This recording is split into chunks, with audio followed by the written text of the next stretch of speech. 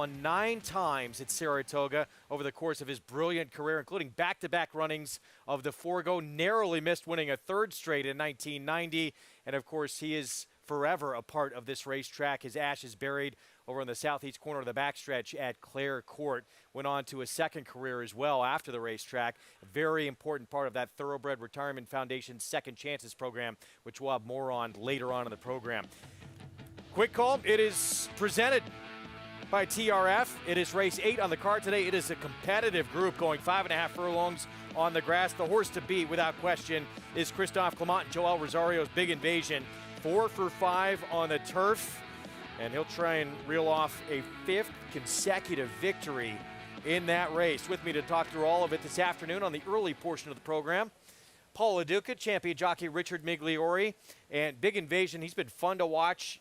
Adversity, it has not mattered. He's overcome it, and when he breaks clean, he's been very sharp. And he's a horse that's really shown another dimension now, being able to rate under Joel Rosario's made him, I think, even more effective. He's got to have his hands full with the 7, Asymmetric, who he outran going 7 furlongs last time when Asymmetric was a flat runaway. Going 5.5, he might have a hard time reeling him in, Paul. Yeah, you got to give Big Invasion a really ton of credit because he's won from 5 furlongs all the way up to 7 furlongs. And, you know, when a horse has won 4 in a row, and Greg, you can attest to this, when they're on the turf sprinting in their open lengths each race. We'll get to Paul in a moment. Asymmetric, as we look at today's races, presented by Claiborne Farm. That quick call will be part of that late pick 5. He was a runoff, Mig, in that race, but Wesley Ward says today that's not the plan. They want him to get back to what he did over in Europe, where he can sit, rate, and not be that horse we saw last time out. Well, he gets European champion rider and Jamie Spencer aboard. And, you know, a lot of times they'll employ a strategy in Europe where they actually kind of stop horses a little bit the first step to get them covered up. So it'll be interesting to see if the European style is employed and if it works. You can play all the action today with Naira Bets. Get signed up, started. New members, that's the code you use right there to play Toga 200. And you get that $200 deposit sign-up bonus. Go to nairabets.com or download the app to get involved. Right off the bat, it's our 2-year-old race of the day, brought to you by Spendthrift Farm, home of North America's 3-time reigning champion General Sire Into Mischief. New York bred maiden special weight at 5.5 furlongs. Let's welcome in Maggie Wolfendale. We'll take a look at the first-time starters. Well, Miracle Mike, he is a deserved favorite in here, running well behind Andiamo a Firenze last time out, and does get a dry track to do so with a little bit more ground to work with. We'll take a look at number 4 starting off here. That's Light Man. Now, he is a half to Absolutely, a multiple New York bred stakes winner, as well as Quest for Fire. While his career didn't go quite as planned, he did open it up with a 92 Beyer speed figure first time out, winning as an older horse. Now, all these horses bred by Newman Racing and owned by Newman Racing, I kind of take it as a little bit of a negative that they sold this horse and let him go for just $30,000. He does make a decent impression, though, in the preliminary so far before this debut race. Very calm, professional, has a lot of size and substance to him. A lot like his half-sister in Absolutely. I think he'll need a race for the fitness standpoint of things, but an interesting runner to boot. Now, the main competition, obviously, for Miracle Mike comes in the presence of Con Man in here, son of Constitution. They paid $300,000 for him up here as a yearling. Now, the bottom side of the pedigree isn't much, but he looks all right. This horse has a lot of physical maturity to him and a lot of poise and intensity too, indicating to me that he's one that kind of already knows his job. At least that's the impression he's giving off here. I like what I'm seeing from this horse. He has done every single thing right prior to this start for trainer Mark Casse. As we'll also take a look at the outside runner number 9, Pete and Billy, another son of Central Banker in here. The dam wasn't much while running on the turf. The half did win first time out as a 2-year-old sprinting on the dirt. So that's a good sign. He's a little bit shorter in stature, but kind of has a longer frame. So he doesn't present himself as the most athletic type, but he has been well prepared. I liked his warm-up on the racetrack. He did get a brisk one from Luis Saez, and we'll see how he does here. But, Greg, definitely liking what I'm seeing from Conman. I think he's one that could win at first asking. All right, Maggie, thank you. 3-1 Conman, but all that money on the horse, the only horse with experience in the race. Miracle Mike, the 8 at 4-5 on the board, making start number 2 for Todd Pletcher. Well, this horse ran behind a good horse in Diami Firenze, who ran third yesterday in a nice little race. So I understand why the horse is 4-5, but a lot of these horses are taking money. I will mention the 2 Army Mule. That sire has been very precocious. So at 15-1 with Trevor McCarthy, I thought that's a horse you could use maybe underneath, Meg. Yeah, he was acting a bit green, Paul. Wasn't really used to the pony. He looked like he settled down nicely when he got on the racetrack. I landed on the 4 Lightman because of the pedigree. The mares had 4 starters, all winners, a debut winner. She was a debut winner and a stakes winner in her second start. And her former trainer, the dam, so-and-so, her trainer, Tom Bush, who has retired, was here to see this horse run.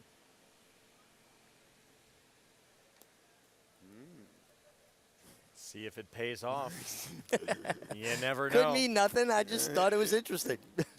We need to know was he wearing a suit? That's always important. He was not, but it is a hot day. Do you take this as a negative, Greg? Because Miracle Mike was even money on the line. Did you think this horse was going to be 3-5, or did you think 4-5 is about right? It's just hard to gauge, right? Tough. Considering it was against Andiamo Firenze as well, yeah, I could have seen the horse going a little bit low. But odds on, probably fair, right? Yeah, okay.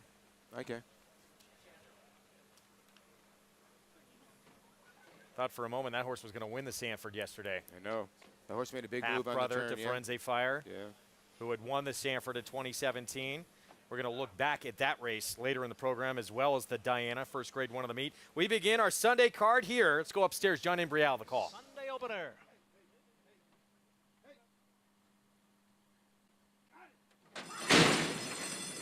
And they're off. And there goes Lightman out for the early lead. Curly, Larry, and Mo running in second. On the outside is Pete and Billy next in third. And then comes Barry the Builder running in fourth, followed by Conman in fifth. It's 3 lengths back to the favorite, Miracle Mike, who is already 10 lengths from the front. And then comes Sorpresso and Burn Jakey Burn. Up front, it's Lightman and Curly, Larry, and Mo. They're heads apart through a quarter in 22 and 2/5 seconds. The front 2 have a length and a half on Pete and Billy, who sits just behind them in third. A half dozen lengths back to Conman in fourth, and another big break back to Barry the Builder and Miracle Mike. The field is in the stretch, and it is Lightman who has the lead here. Curly, Larry, and Mo all out on the outside. Lightman the leader. Curly, Larry, and Mo in second. And Pete and Billy is next in third. They're coming for the finish, and it's going to be one of the many first-time starters in this opener. Lightman to win. First time out, won by almost 4 lengths. Curly, Larry, and Mo was second. Pete and Billy finished third. An upset to begin our Sunday card here on opening weekend. Lightman, Bruce Levine, son of Central Banker, with Jose Ortiz. Just broke sharp, had good speed. You knew when he left the gate with run on his mind that he was well meant first time. Bruce Levine used to win with first-time starters all the time, kind of got away from that. And this horse's, siblings, his dam, they all ran well first time out, and precocity runs in families. When they show that ability early, it usually carries on to the siblings. Good call by you. I mean, I know you like this horse a little bit. You're going to get it priced underneath the 5. Curly, Larry, and Mo, another first-time starter by Motown.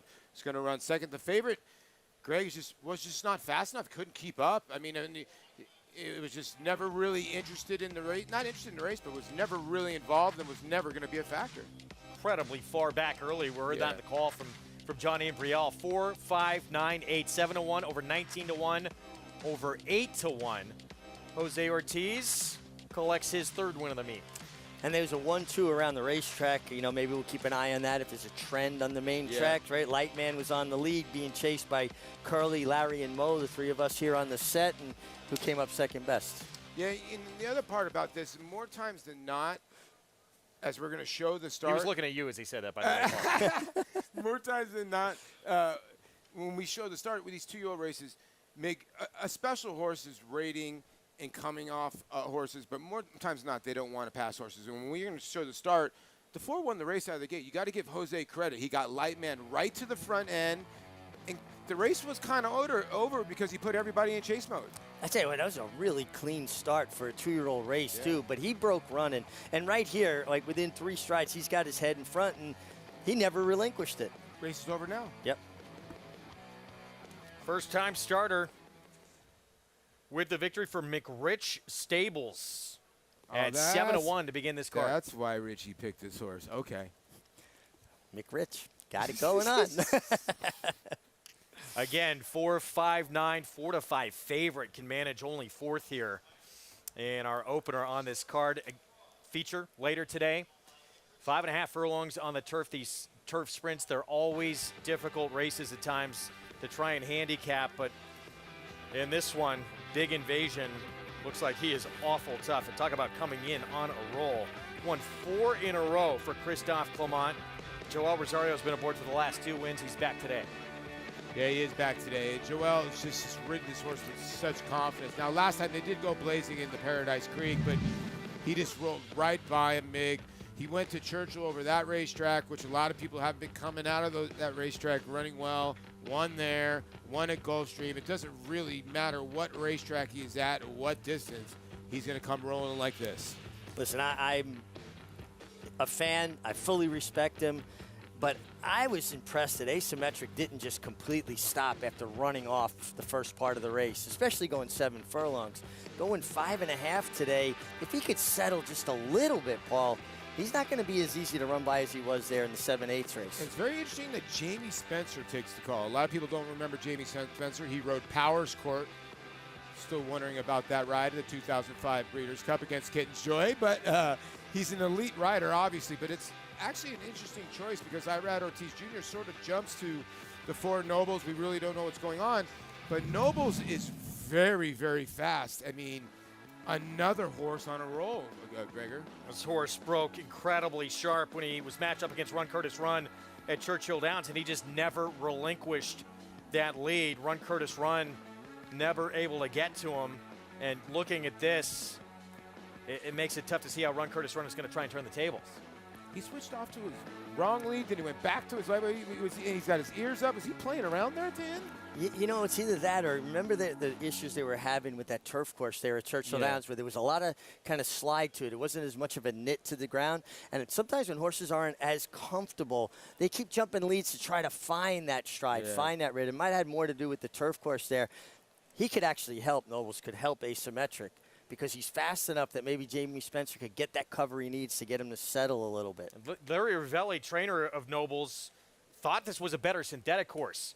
He's now rethinking that after that performance we just saw. Well, if you look at the one race, the horse has been monstrous on the synthetic.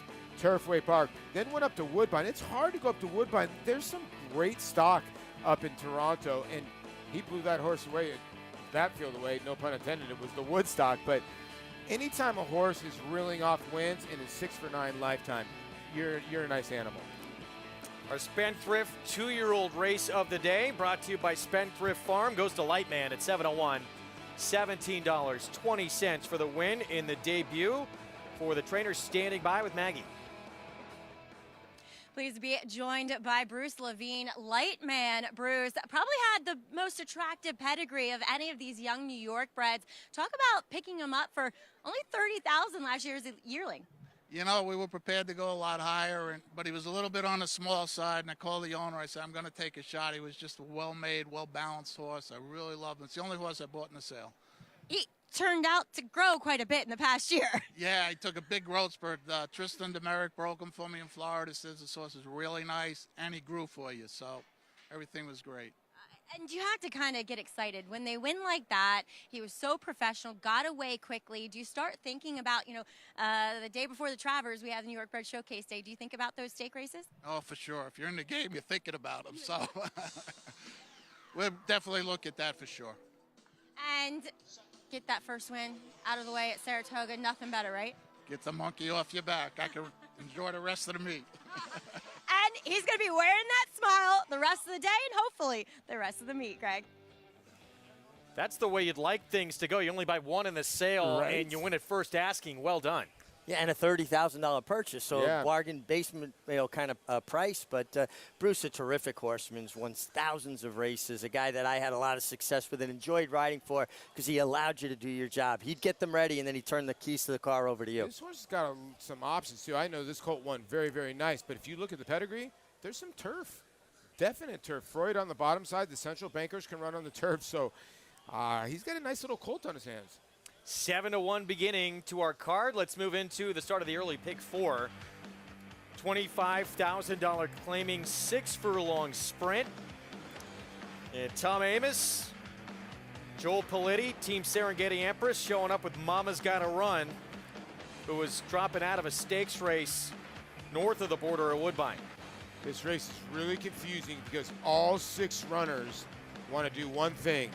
They all want to go. It's going to be very interesting how this plays out because there looks like there's a lot of speed on paper. We're going to take a timeout, and it was indeed a record-breaking Diana. Probably not from the one we expected, but it's Chad Brown once again. We'll have a recap when we come back.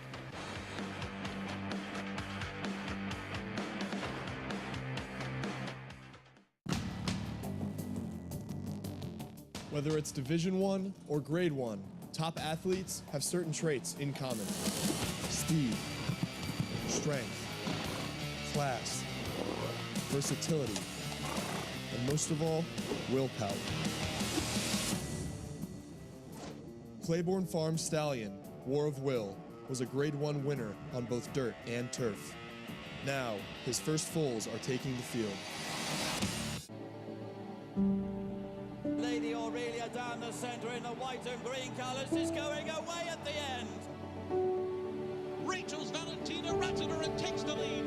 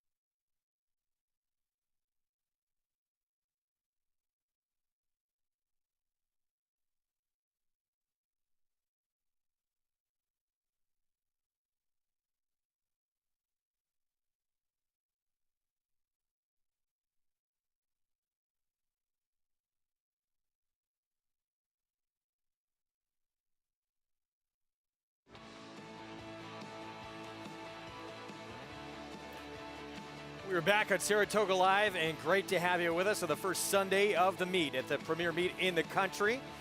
You can play, of course, with Naira Bets. If you're not already signed up, head to nairabets.com or download that app, Toga200, that code to use at sign up to play with us all summer long and beyond. You can also get involved with the Showdown contest. It's free to enter, and you're competing for real prizes as well, not to mention bragging rights, which we'll post at the end of the show. Go to naira.com/showdown to put in your selections and get involved. Our first Grade 1 of the meet, it was the Diana, mile and an eighth on the turf, one of the most prestigious filly and mare turf races in the entire country all year long. Chad Brown, seems like he took it personally. His 5-race win streak came to an end in this race last year. 4 of the 6 entered were from the Chad Brown barn.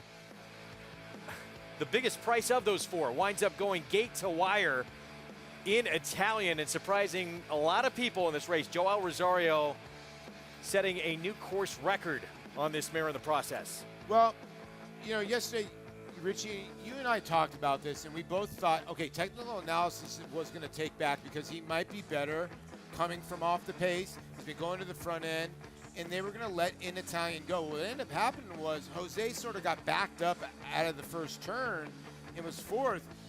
But you cannot take anything away from In Italian when you go 109 and change, and she just decided to say night-night and broke the course record. I mean, where are you going? I mean, she ran fast early. She ran fast in the middle. Wow. She ran fast late. And I had made a comment about I like Joel Rosario getting aboard. He's a rider that can get a horse to run into his hands and get them so balanced that they're able to go fast and get so efficient that they can continue. This is a perfect example, Greg, of when I say it's not how fast you're going, it's how you're going fast. Her owner, Peter Brandt, was asked what he thought when he saw those early fractions, and his response was no chance. I thought a lot of people thought that. You know what? After my shift yesterday, I stayed and I watched. She came back in the paddock. There was not a bead of sweat on her. It was like she just did it so easily. And it was unreal. She'd been battling, obviously, the one Chad Brown from the same barn, who believes she's the best and leader of this division, Regal Glory, in the afternoon, also in the mornings, and really going toe-to-toe with her. So Chad Brown actually felt some confidence with her going in. Knows how gritty she was. Mile and an eighth was a question, but she answered it. And what a luxury to have the ability to work such good horses with each other. And they're not trying to beat each other in the morning. Think more like sparring, right? Trying to get something out of it. Chad, not only did he win his 7th Diana, he finished 1, 2, 3, 4. No, that is true. He did finish 1, 2, 3, 4. The French Philly Rogier rounded it out, basically. I thought Bleecker Street just too far back. I mean, In Italian just ran so fast, and I think, you know, technical analysis was trying to chase and was chasing hard, but Bleecker Street In Italian just ran her off her feet, and she just couldn't make up that much ground, Greg. She just couldn't. Incredible how loaded, specifically in that division, Chad Brown is year after year. Meanwhile, 2-year-olds got their chance in the Sanford Stakes, first graded stake of the meet for the boys. And Todd Pletcher came into this race seeking a 9th Sanford victory with Forte. He turned out to be a non-factor. In the end, Mo Strike for Brad Cox, son of Uncle Mo. It's now 2 for 2. Well, Mo Strike, he was like basically the last man standing after a barroom brawl, right? He was involved with that pace, he was up, and then he shrugged off challenges from Andiamo e Firenze. Good run from the Jersey bred that came running on, but this was a strong performance for son of Uncle Mo, who looks like he'd appreciate from a physical perspective going further. Yeah, if you really watch the end of this race, I always try to focus on the ears, and I'm with you. Great navigator. Yaro Rendon gave the horse a great ride, wheeled out. I thought ran a great second, but look at the ears on the 6. Look how physically bigger he is than the 9. But watch Mo Strike's ears when he hits the front and he goes to the wire. He wants more, and it's right there. And when he won first time out, Greg, he had a kind of a wide trip. I got a little bit confused because I thought Curly Jack's race was a little bit better. And Curly Jack I thought ran well, but Mo Strike just kept on going. I'm along with Mig. He wants more distance. This could be a dangerous colt. Brad Cox not totally committed, but sounds like he does want to go to the hopeful next, and that was a nice little birthday present, Maggie, for Florent Giroux. Yeah, nice birthday gift. As Florent said, I'm going to celebrate with some champagne later. Rightfully so. And, you know, mentioning the champagne, you would have to think that that race is also hopefully in Mo Strike's future, as he is a horse that Richie said that I thought too. And watching him win that race, looking at him physically and considering the way that he did not seem phased or that tired immediately after the race, as I rode up next to him. Very classy individual, improved his buyer speed figure to an 85 yesterday, which is quite fast for a young 2-year-old. So I do think that Brad Cox has a very promising horse on his hands. And let's give a little love to Forte. I know it was not the performance that many were expecting, but the pace held together, relatively speaking, and he was the only one making up significant ground late. So 2, as those distances get further in this 2-year-old male series, he could relish the added ground. Greg. So fun with this series, both for the fillies and for the boys, these 3 graded stakes over the course of the meet, to see who develops over the course of the meeting. And I just like how comprehensive a series it is. Each stepping up a 16th of a mile each time kind of builds these young horses into that incrementally. Yeah, and I think we're going to see most of these horses back. I thought it was a very well-run race, and you talked about the break. Everybody got a fair break, and I think there's going to be some new shooters that will come in as well. It's going to be very interesting, and then when the colts start get going, that's going to be real fun. Pick 4 begins here in the second from Saratoga. We'll get to the post parade when we come back. Stay with us.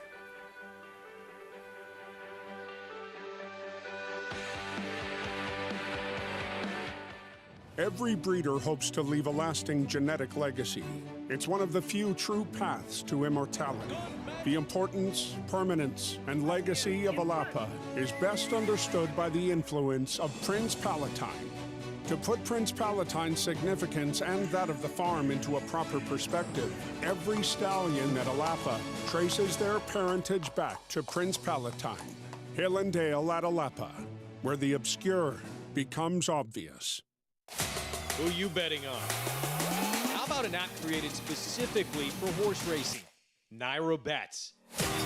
We specialize in thundering hooves, fist pumping, and boosting your bankroll with robust weekly promotions.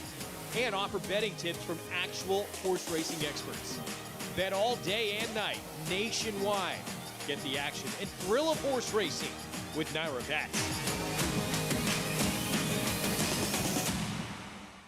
The momentum continues for War Dancer, following a triumphant Saratoga meet as the #1 second crop sire. His progeny have posted 23 more wins in 2022, like Busy Morning. Busy Morning, she is drawing away here. You Should Be Dancing. On the outside, You Should Be Dancing the winner. And Dancing Buck. No threat to Dancing Buck. Now with $3.5 million in progeny earnings on dirt and turf, going long and short, War Dancer is a sire on fire. Join the momentum today at wardancerstud.com.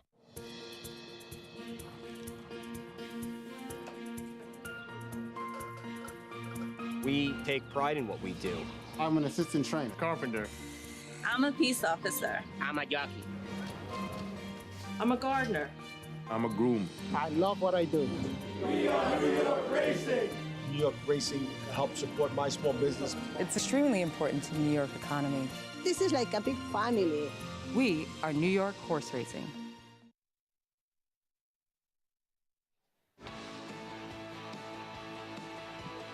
Welcome back. You're watching Saratoga Live as we are proudly brought to you by Run Happy.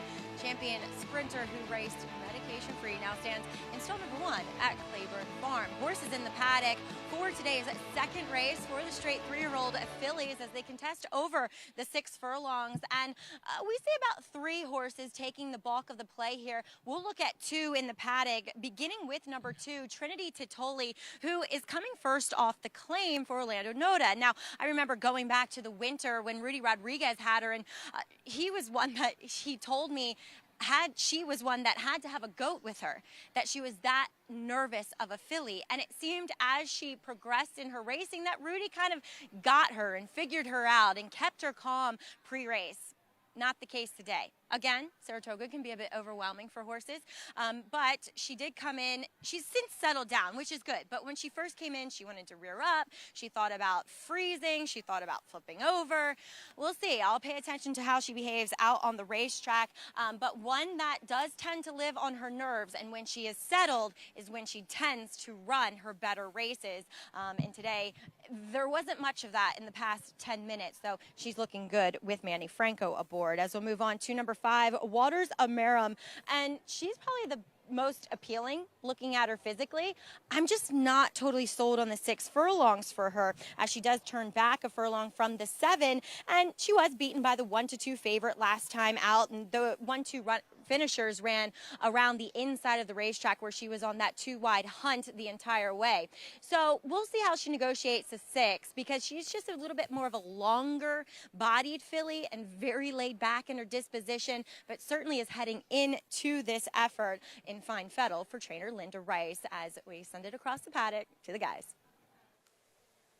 Maggie, thank you. Pick 4 pool closing in on $200,000 here. I want to remind everyone you can follow along, get all the stats on the horses, trainers, jockeys in today's action with free Equibase past performances. Go to NYRA.com/TV schedule and download your free past performances on all the races on today's program.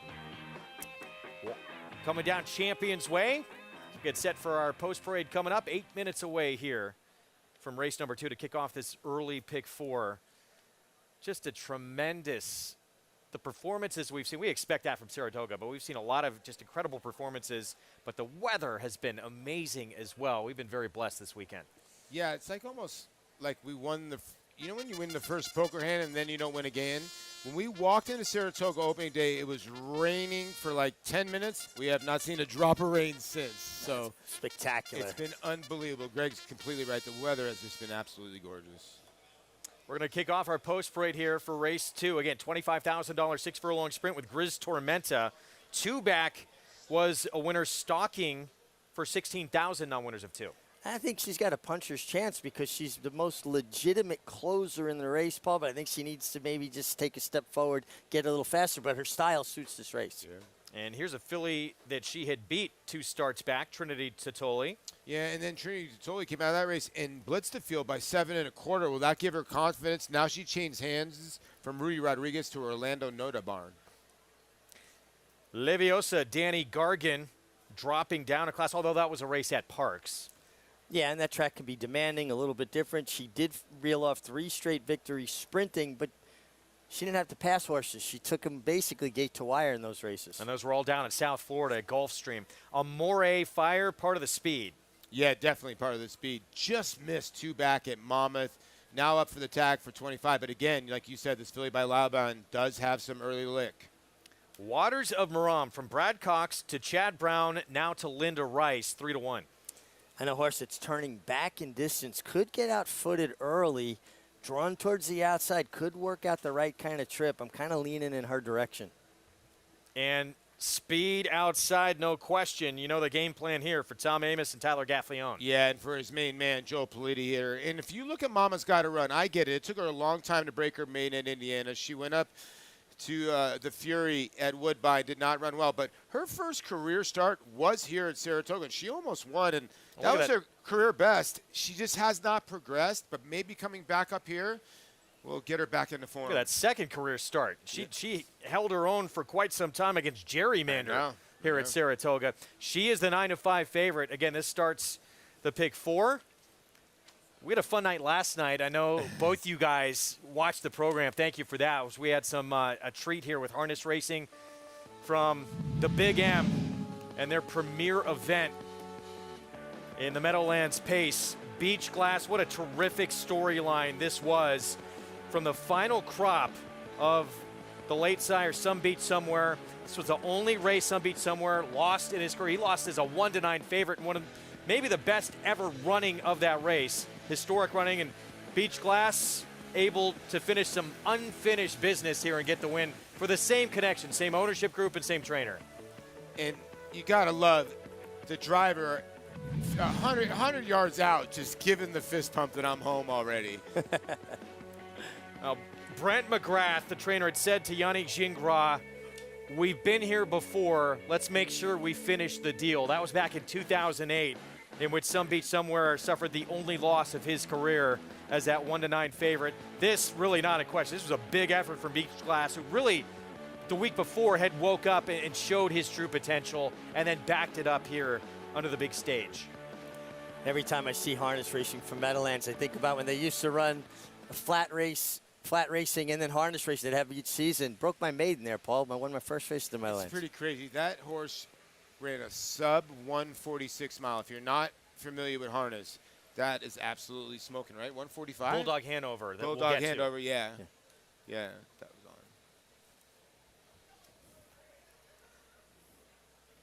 So here's Trinity Totoli. Manny Franco was just off, right? And then I guess got remounted with the 2. I don't know what was going on, but this was the last race. Got everything her own way, but she handled business. And so when you win by open lengths here, do you get the confidence? Because this is by far her best race. Is she a bounce candidate? Yeah, good question. Or Is she just getting good? But that big effort from a different barn now moves on. That was back on July 4th. What do you think, Mig?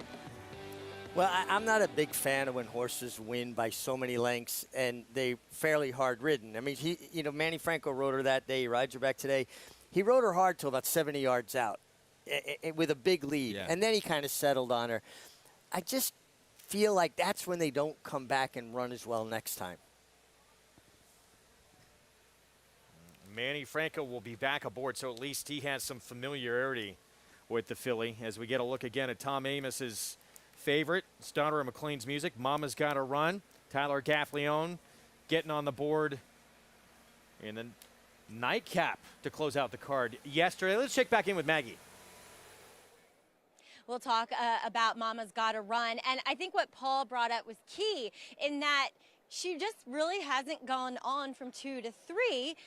And I see that with her physically as well, because as a 2-year-old, looking back through my notes, I wrote big, good looking, strong, physically mature. And she looks exactly the same as she did last year. So thinking about that, though, this is the right level for her to participate in. And she is sharp, which is always good for a speed type of horse. And she's actually moving better than what I had observed from her when she was up here last year. Do want to check back in with Trinity Titoli, as she is one that I mentioned was acting up in the paddock, but she's since calmed down out on the racetrack, which is always a good sign. I'm going with Waters of Miram, though, as Meg was saying, hopefully she can get the right setup. Mig agrees. There she is, 5-2, second choice on the board, and should be able to sit and be in a nice stalking position today. Yeah, I think especially turning back in distance, I do think she'll get outfooted a little bit early. I think there will be a bit of a scrum, Paul. My question for you is now you picked Trinity Titoli and Titoli off of a big effort. Yeah. But Grease Tormenta beat her 2 starts ago, and she's got more of a style for the race, and you're getting a better price. Do you think there's a lot that separates them? No, there isn't. And you made a good point to me earlier. Trinity Titoli, I wish, was on the outside, because then I think she would have been able to rate like she did last time for Rudy Rod, and then maybe be able to put these horses away. But I do think the one has a chance, because listen, Tom Amos is our colleague, one of our best friends, but you can knock a lot of holes into Mama's Got Run. She's lost at 1-9. She's lost at 70 cents on the dollar. When she won, she was 2-5 at Indiana. They threw her in maybe in an impossible spot, but maybe she fits here. But you look at those races at Saratoga, are they fooling you a little bit? Because she has not progressed. So you can poke some holes in a lot of these runners. The 5's top that he's ever run, that she's ever run, last time out. The 2's top that she ever run, last time out. So these horses could react, and something crazy could happen here. And I could see the one, Gris Tormenta, picking up the pieces. This is a confusing race. It really is. Yeah, I mean, you go back, Gris Tormenta, Trinity Titoli, the 1 and the 2. Gris Tormenta, it's just tough. And that is a big disparity, but she really went backwards last time out. And we'll see if this new barn can wake her up a little bit. But seems like, at least from that last effort, potentially going in the wrong direction. Maybe we'll like it here at Saratoga. Are we forgetting kind of the 3, Greg? Horse that is 3 for 8 lifetime, and if can get to the front end of this field on the drop for Danny Gargan with Irad, or is that dead money because Irad usually takes a ton of money? I think no matter who's on anywhere here, I think it's tough to have a lot of confidence in anyone. Yeah, right. I just think there's potential here for a contested early pace. And then maybe it does fall into the lap of, we've seen some big long shots this opening weekend here. Yeah. And trips that kind of lent themselves to let those horses win at big prices. Yeah. It's true. I would think the 2's got to go. We talk about Leviosa, who's on the drop, another horse with some speed. Amore Fire has really got one way to go. Now, Waters and Miram, the 5, is a horse that can rate and stay off the pace, and the 6 is a horse that's got to go. Gris Tormenta will be dead last. You just got to hope it really collapses. And she's shown before that she's got it done a couple times. There's Dylan Davis looking for his first winner of the meet. He's got some good mounts today, including a big one on the turf. for Christophe Clement, where he may be favored in that race later today, part of that late pick 5.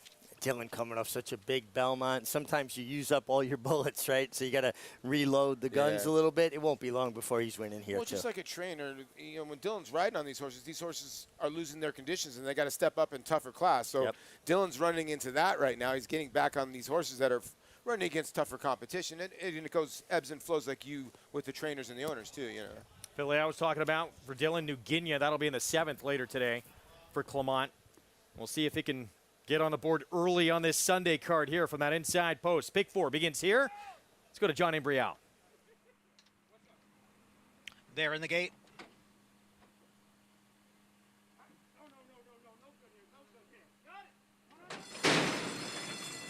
And they're off. Leviosa going out for the early lead. Trinity Titoli down at the rail, runs in second. Mama's Got a Run came away in third here in the early going. And then it's almost 3 lengths to the trio of Waters of Miram.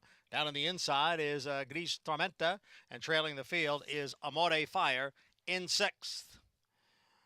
The leader here is Leviosa by a neck. The quarter went in 22 and 4. Mama's Got a Run runs at her now on the outside. So it is Leviosa and Mama's Got a Run. They are heads apart, and they've got 2 lengths on Trinity Titoli, who is racing in third. And then it's another 3 lengths back to Waters of Miram. 4 more to Gris Tormenta, and Amore Fire is the trailer. Mama's Got a Run has the lead at the top of the stretch. Trinity Titoli drives up now on the outside. So it is Trinity Titoli and Mama's Got a Run. They are heads apart for the lead. Waters of Miram has now moved into third as they move past the 8th pole. And Trinity Titoli is now in front, and Trinity Titoli is opening up on the field here. Trinity Titoli drawing away at the end to win by almost 5 lengths. Mama's Got a Run was second. Then Waters of Miram and Gris Tormenta. Trinity Titoli backs up that effort at 7/8 back on July 4th. Has now won back-to-back starts. Manny Franco did a great job because we were talking about this race. We were worried, okay, is Trinity Titoli going to get caught on the inside in a speed duel? Well, some other horses went, and he was able to get that separation and get the 2 outside, Richie. A real nice ride. Like you said, getting that separation, being able to ease out in the clear so she didn't get inundated and kicked back. And maybe this filly's just really found her form. Good call, Paul. Trinity Titoli gets it done. So we give out the early double. Yeah, nothing wrong with that. I don't know why Greg's on this show. Oh, hey, Greg. Just to support you guys. 2651. Thanks, friend. How about Manny Franco? Nice start to this meet. 4th win for him.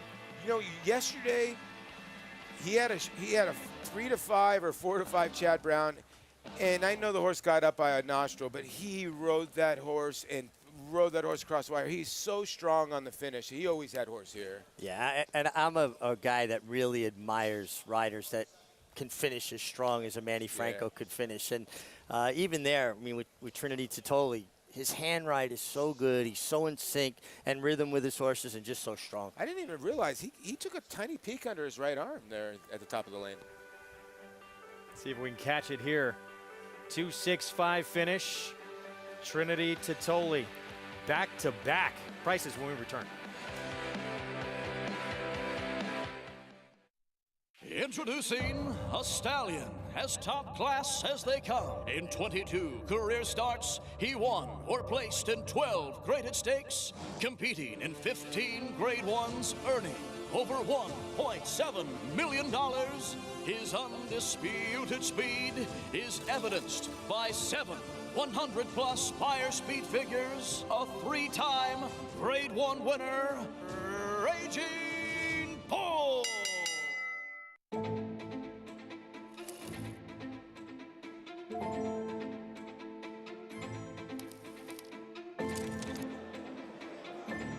Good morning, ladies and gentlemen, and welcome to the Keeneland September Yearling Sale. A terrific maternal pedigree, grade 1 winners, and champions across the page. Life is good. Next go, Go to the back. Good luck.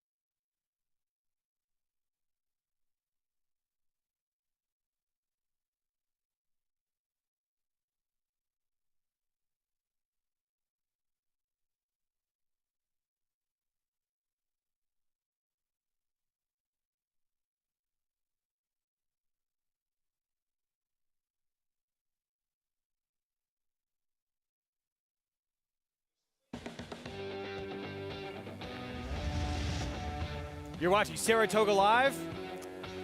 Our program brought to you in part by Hill and Dale at Alapa. As we continue with opening weekend at the most competitive meet there is in this country. Pick 4 is underway. Trinity Titoli moving to a new barn after a career best performance. And it does not matter. She backs it up and wins for the Orlando Nota barn. Manny Franco aboard. Congratulations to the connection. This is a filly by Lord Nelson, who is a very, very good sprinter for Bob Baffert. Sort of an overachiever, and a lot of his horses have sort of been like that. They are nice little closing sprinters. I have a Birdstone mare, Manny Franco, playing the field racing. Congratulations. And you're right, Mick. This horse now with 2 open link wins back-to-back. I saw the little peek back from Manny see Franco that? you Yeah. talking about. And when riders take that little look back, they usually have horse underneath them. So people watch it. When you see a rider kind of, they're not checking if their deodorant failed. They're checking on their shoulder if there's any competition. Yeah. Still, you never want to let them see you sweat, Mick. No, not when you're a jockey or a pilot. $10.20 for the win. Again, 265 finish there. And Manny Franco, very nice beginning again to this meet. Third race coming up next. We'll set the stage for this New York bred $25,000 maiden claiming event. 6 furlong sprint. And favoritism right now going outside to crosstalk. David Duggan, trainer of this filly, will add blinkers today. Dave Duggan, a terrific horseman. He and his wife Lara do a great job. He's winning it better than 27% on the year. Small stable, but only runs them when they're well spotted. And he even talked about not shipping up here because he stayed at his Belmont Park base unless he felt like he had legitimate chances to win. And I think the public's got it right now. Big Bean, Christine, I thought was the other horse in here. A filly by point of entry, you would think would love the turf. The 2 turf starts by this filly have just not been good, but has shown a little bit of life on the dirt. It has some decent races and launches from way out. It's my one worry, but you do get Louis Saez aboard, so I'm hoping Louis will keep this filly up close. We're going to take a timeout. We'll have more on this third when we return. When we come back, we'll have a story of second chances in our feature race today. Horse was part of that program since 2001. Quick call.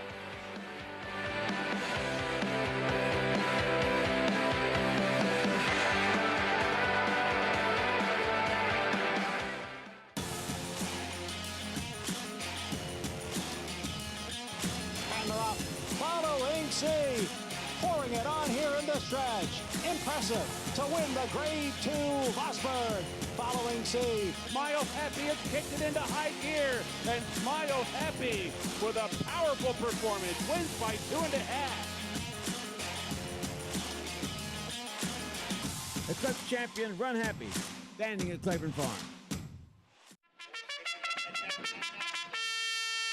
The Jersey Shore's biggest race is the TVG.com Haskell Stakes, Saturday, July 23rd. Join us at Monmouth Park or watch and wager nationwide as the country's top 3-year-olds battle it out in the race where champions prove their greatness. Play our $400,000 guaranteed pick 4, $200,000 guaranteed pick 5. It's all TVG.com Haskell Day, Saturday, July 23rd, Monmouth Park Racetrack. On the outside to take the lead. Audible by 3. Audible, no doubt about it. Audible on the inside, no confrontation at all. It's Audible to win the Holy Bull with style. Audible on the outside races to the lead. Audible wins by 2.5.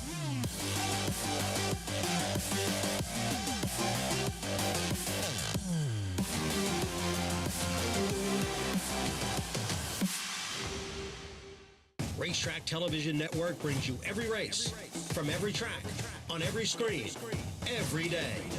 With monthly packages starting as low as $5, RTN gives you great value and access to more live HD streaming and race replays than anyone. Visit RTN.tv today to sign up and watch on almost any device, including Roku and Amazon Fire. RTN has packages that start at $5 per month.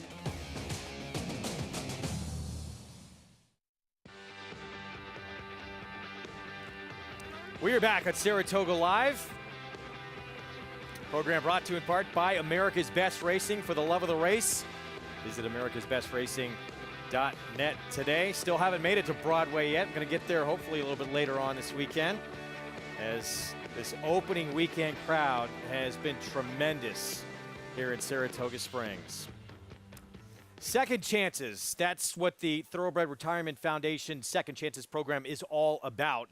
For the Thoroughbreds, it's a second chance once their careers on the racetrack are over. And for the incarcerated individuals who care for them, it's a second chance to develop some vocational opportunities and life skills and caring for the horses as well.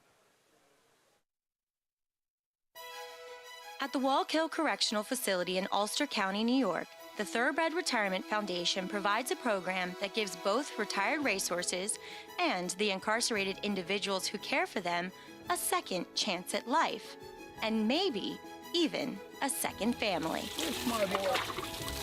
It's my boy. I wasn't aware that the program even existed. I had never worked with horses before. I was petrified at first, and I'm not really scared of many things, but when you're next to one of them and they're humongous like that, it's definitely a challenge. Once they hear me, they coming. They just look, you see the ears come out, they look. Once they see it's me, they coming. They all coming. And it's like, oh man, it's like babies, you know. It's beautiful, you know. They're locked in most of the time when they're not out with us from 8:30 to 2:30 every day. So those other times when they're inside, they're not themselves. But when they step foot out here at 8:30 in the morning, they change. They're totally different people. I didn't know it was going to be such an emotional thing. And you really do kind of bond with the animals, and they look for you to be there for them. It's more love out here. It's more peace, tranquility, solace, anything you want to call it, the epitome of peace to me. It's definitely a game changer for being someone who's incarcerated and always being around grown men, different behaviors, and not being able to actually express your feelings to them. You come out here, you can do that with the animals. I need that. Whatever it takes to get home to my family, I'm gonna try it. But then I got out here and I met a whole new family. How's the family? Yeah. Like you said, this is a family. This is a family between the horses, us, like, you know, we bond a lot here. I didn't even know I could drive a tractor. I didn't know I could mow a lawn. Anything to make this place look better, to make it better for the horses. At the end of the day, it's all for the horses. All for the horses. It doesn't feel like work. It feels like you're home. Come on, girls. To be able to say to somebody, I have a certificate, like I was successful while I was incarcerated. I may have made a mistake, but I was able to get that second chance while I was here as well. I did get a letter of assurance saying that some people were interested in employing me, so like that's just everything I'm hoping for right now. I talk to them, I speak to them about things that I don't speak to people about in there. I can feel like they actually relate to me, and the same second chance that they're given, I feel like I'm getting.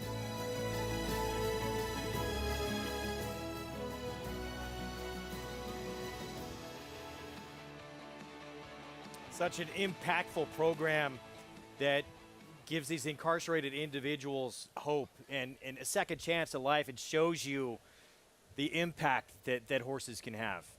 Just incredible. I mean, I touched, moved by that piece. And, you know, horses don't judge you. Horses, you know, reacts to how you react to them. Treat a horse with kindness and respect. They'll treat you with kindness and respect. And the skill set that these, you know, people are learning that are going to help them so much when they get an opportunity to get out. I really moved. Great job by Maggie in that. Yeah, I think when you sort of get out into real life, you have that nervous energy, you have that anxiety. I think those horses feel that, and so I think some of the inmates, the horses take that anxiety away from them, you know what I mean? Because they start realizing it, start caring for it. It's just an unbelievable and an awesome program. It really is. Maggie, I know you're close with this program. Of course, you've had a chance to see it up close and in person. Tell us your thoughts. Well, just a dramatic change. So Kelsey Kober, who you saw in that piece there, she started that role 4.5 years ago, and I was out there 4 years ago. And the impact that she has made, not only on the men, but the care that the horses get is quite noticeable. I mean, she went so far as to take soil samples from the 80-acre farm there, have it evaluated, find out what nutrients and minerals and vitamins she needed to implement in the horse's grain to complement the grass, to make them look better, to make them healthier. And two, what she was talking about with that certificate that the men would get, it's from the Groom Elite program that many of the Second Chances programs offer these men. So they have the hands-on experience, and they also have a manual that they get to apply those things that they're taught to these horses in real time and hands-on. And so once they take a test and they have the opportunity to take it twice, they have that certificate to leave being incarcerated and go and find a job that proves to horse people that they are qualified. So it's really a tremendous program, and it just helps the people just as much as the horses, Greg. It's a great program, and Quick Call, that's our feature race later today, named after that Saratoga fan favorite. He was a big part of this program for many, many years. Began back in 2001, and Miggy, you had a chance to go head-to-head with him quite a few times on the racetrack. Chased him a bunch of times, wasn't too successful catching him, but got to catch up with him at Wallkill, where he was, a favorite with everybody there. And by that time, he was so old, he really didn't have any teeth anymore, so I had to feed him mashes. He liked donuts. And one of the first horses ever in the program was a horse named Creme de la Fête, another big fan favorite in New York, who I had won 16 races on from the time I was an apprentice until 5 years later as a seasoned journeyman. It's a great program. That's awesome stuff. And we're looking forward to that edition of the Quick Call later on in the program this afternoon, as I mentioned at the top of the show. And that was just last year that happened. They buried the ashes of Quick Call back on Clare Court. He's back there with Four-Star Dave, A Phenomenon, and Morjane. Pretty good group of horses back at Clare Court there. Special part of the grounds here. Too. Yeah. We're getting more live action coming up. Third from Saratoga, approaching the 15-minute mark to post. 6 furlong sprint, again, New York breds in this $25,000 maiden claiming group. And Paul, one that you had talked about, we're looking at now, Big Bean Christine. This is opportunity number 10 to try and get that first win. Yeah, it is. And Louis Saez gets aboard, and nothing against the riders before, but nobody experiences Louis. Bruce Grossman, he's a good conditioner. I think this horse can be kind of tactical. This horse has come from off the pace. They've tried to take the horse forward a little bit, but I thought was in decent form. But the race is probably, Richie, got to run through crosstalk to 10 on the outside. He's the lowest in the picks, and David Duggan is an underrated conditioner. Absolutely, and this horse ran once on dirt. Race was pretty good, showed speed, got a little tired in a maiden special at Tampa. Now shows up here for maiden 25 on dirt. And I agree with you about this, Big Bean Christine. With Louis Saez, you can count on her being in a position to win the race from. That's Louis, one of his strengths as a rider, putting a horse in the game. So we'll get to our post parade here coming up in a moment. We got some big news with a decision made for trainer Chad Brown. It's got a feel for the poor man. Got to try and split up all these talented 3-year-olds. And early voting after a work the other day at Belmont Park. His Preakness winner, he has decided, is going to be coming here to Saratoga July 30th to prep for the Travers and the Jim Dandy. Good for us as fans, Paul. See the Preakness winner here prepping for the Midsummer Derby, the Run Happy Travers. And what this horse has done in a short period of time has been extremely impressive.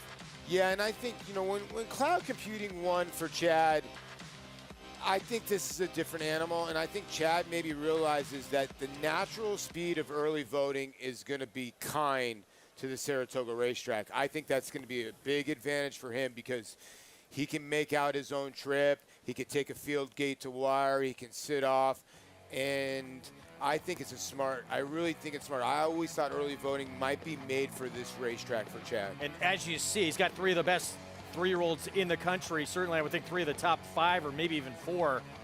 Either way he went, Haskell or Jim Dandy, he was going to have to face one of his stablemates. Well, who goes off favorite, Zandon or early voting in the Jim Dandy? Honestly, I think early voting. I do too, but I think you also have to their their styles complement each other. Excuse me, early voting speed type. Yeah. Zandon's closing type. We'll see how much speed is signed on for the Jim Dandy first. Well, early voting arrived here today at Chad Brown's barn. As for Jack Christopher, he will go to the Haskell Taba will be returning in that race as well among a loaded field, but this horse has just continued to show how talented he is since he's come back from injury. Guy, Miggy hit the nail on the head. There's nothing better than that big white blaze. I tell you what, he's a pretty mover. He does everything very, very effortlessly. He's never really fighting the rider. He seems like he does everything on his own. He's got to be a joy to ride. He looks like a jockey's dream to ride. Yeah. He's fast, but he waits on you to ask him to do more. And then when you ask him to do more, he finds another gear, and then he settles on him. He comes back. Man, he honestly, I'd give anything to sit on that. We'll wait and see what he can do, with the longer distances. Obviously, the goal is the Travers, but right now I think a lot of people believe Jack Christopher is the best 3-year-old in the country right now. Yeah, that's crazy to me. Zandon was a length and a half from winning the Derby, early voting won the Preakness, and people are still thinking that Jack Christopher might be better than both of them. That's actually pretty crazy. I'm one of those people. What a hand to come into the Travers with. Obviously, he hopes they all get there, but they're going to prep either Haskell or Jim Dandy to get there. But, oh, wow. I mean, you throw Epicenter in that group, but that's probably your top 4 right now. I would think so, yeah. Now with Mo Donegal unfortunately being out, yes, 100%, yeah. 11 minutes away here from this third at Saratoga. Let's get back to Maggie.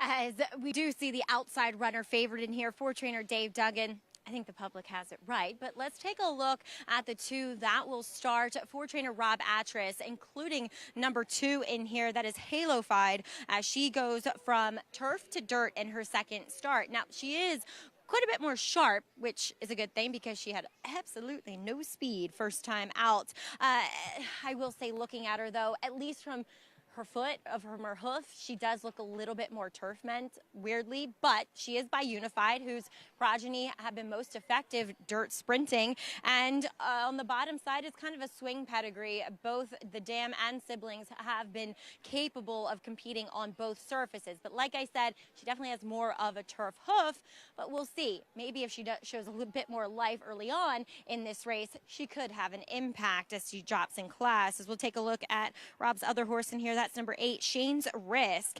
And she's one that is second off of a layoff, looks incredibly fit. But my problem with her, though, is that she has still yet to develop any sort of hind end. She just looks very weak behind the saddle, and it just gives me the impression that she lacks a bit of constitution. As you can see that she has trouble finishing her races. Maybe we'll see an improved effort as she does take the precipitous drop, though, in class, and at least has that fitness, that svelte look to her for this second start off. Now, number 10 is Crosstalk, switching to the dirt. I'm okay with that. She has kind of a versatile look to her, to be quite honest, and physically, from the overall perspective, is just a standout in here as Dave does apply a pair of shortcut cheater blinkers for this effort here. I think, guys, the public has it right at 2-1. 9 minutes to post. Thank you, Maggie, for this third here coming up. We'll get to the post parade in a moment. So your favorite right there, Crosstalk, David Duggan, Jose Ortiz, who took the opener on our Sunday card. Yeah, and this horse is really low in the picks. And I think the other horse that's second in the pick 3s is the 8 in here, Mig. And I think he's the wild card, or she's the wild card, because she's just making the biggest drop in racing, but she just has not done much running. So is the $25,000 drop going to help her? I would think so, because she does have some speed, but I don't know how far she's going to keep on going, Yeah, I mean, it is a significant drop in class, though, right? Maiden allowance to maiden 25. Yeah. So, you know why she's going to get some attention. Big Bean Christina clear-cut second choice at this point. Yeah. Again, start number 10 for Big Bean Christine. As we get a look at the 8, there's Shane's Risk, and that is, you talk about the drop and the fact she showed speed. The thinking is that speed against better, when you drop to face easier, that speed's going to last a little bit longer. Who else pressures Shane's Risk, though, early on? The 8.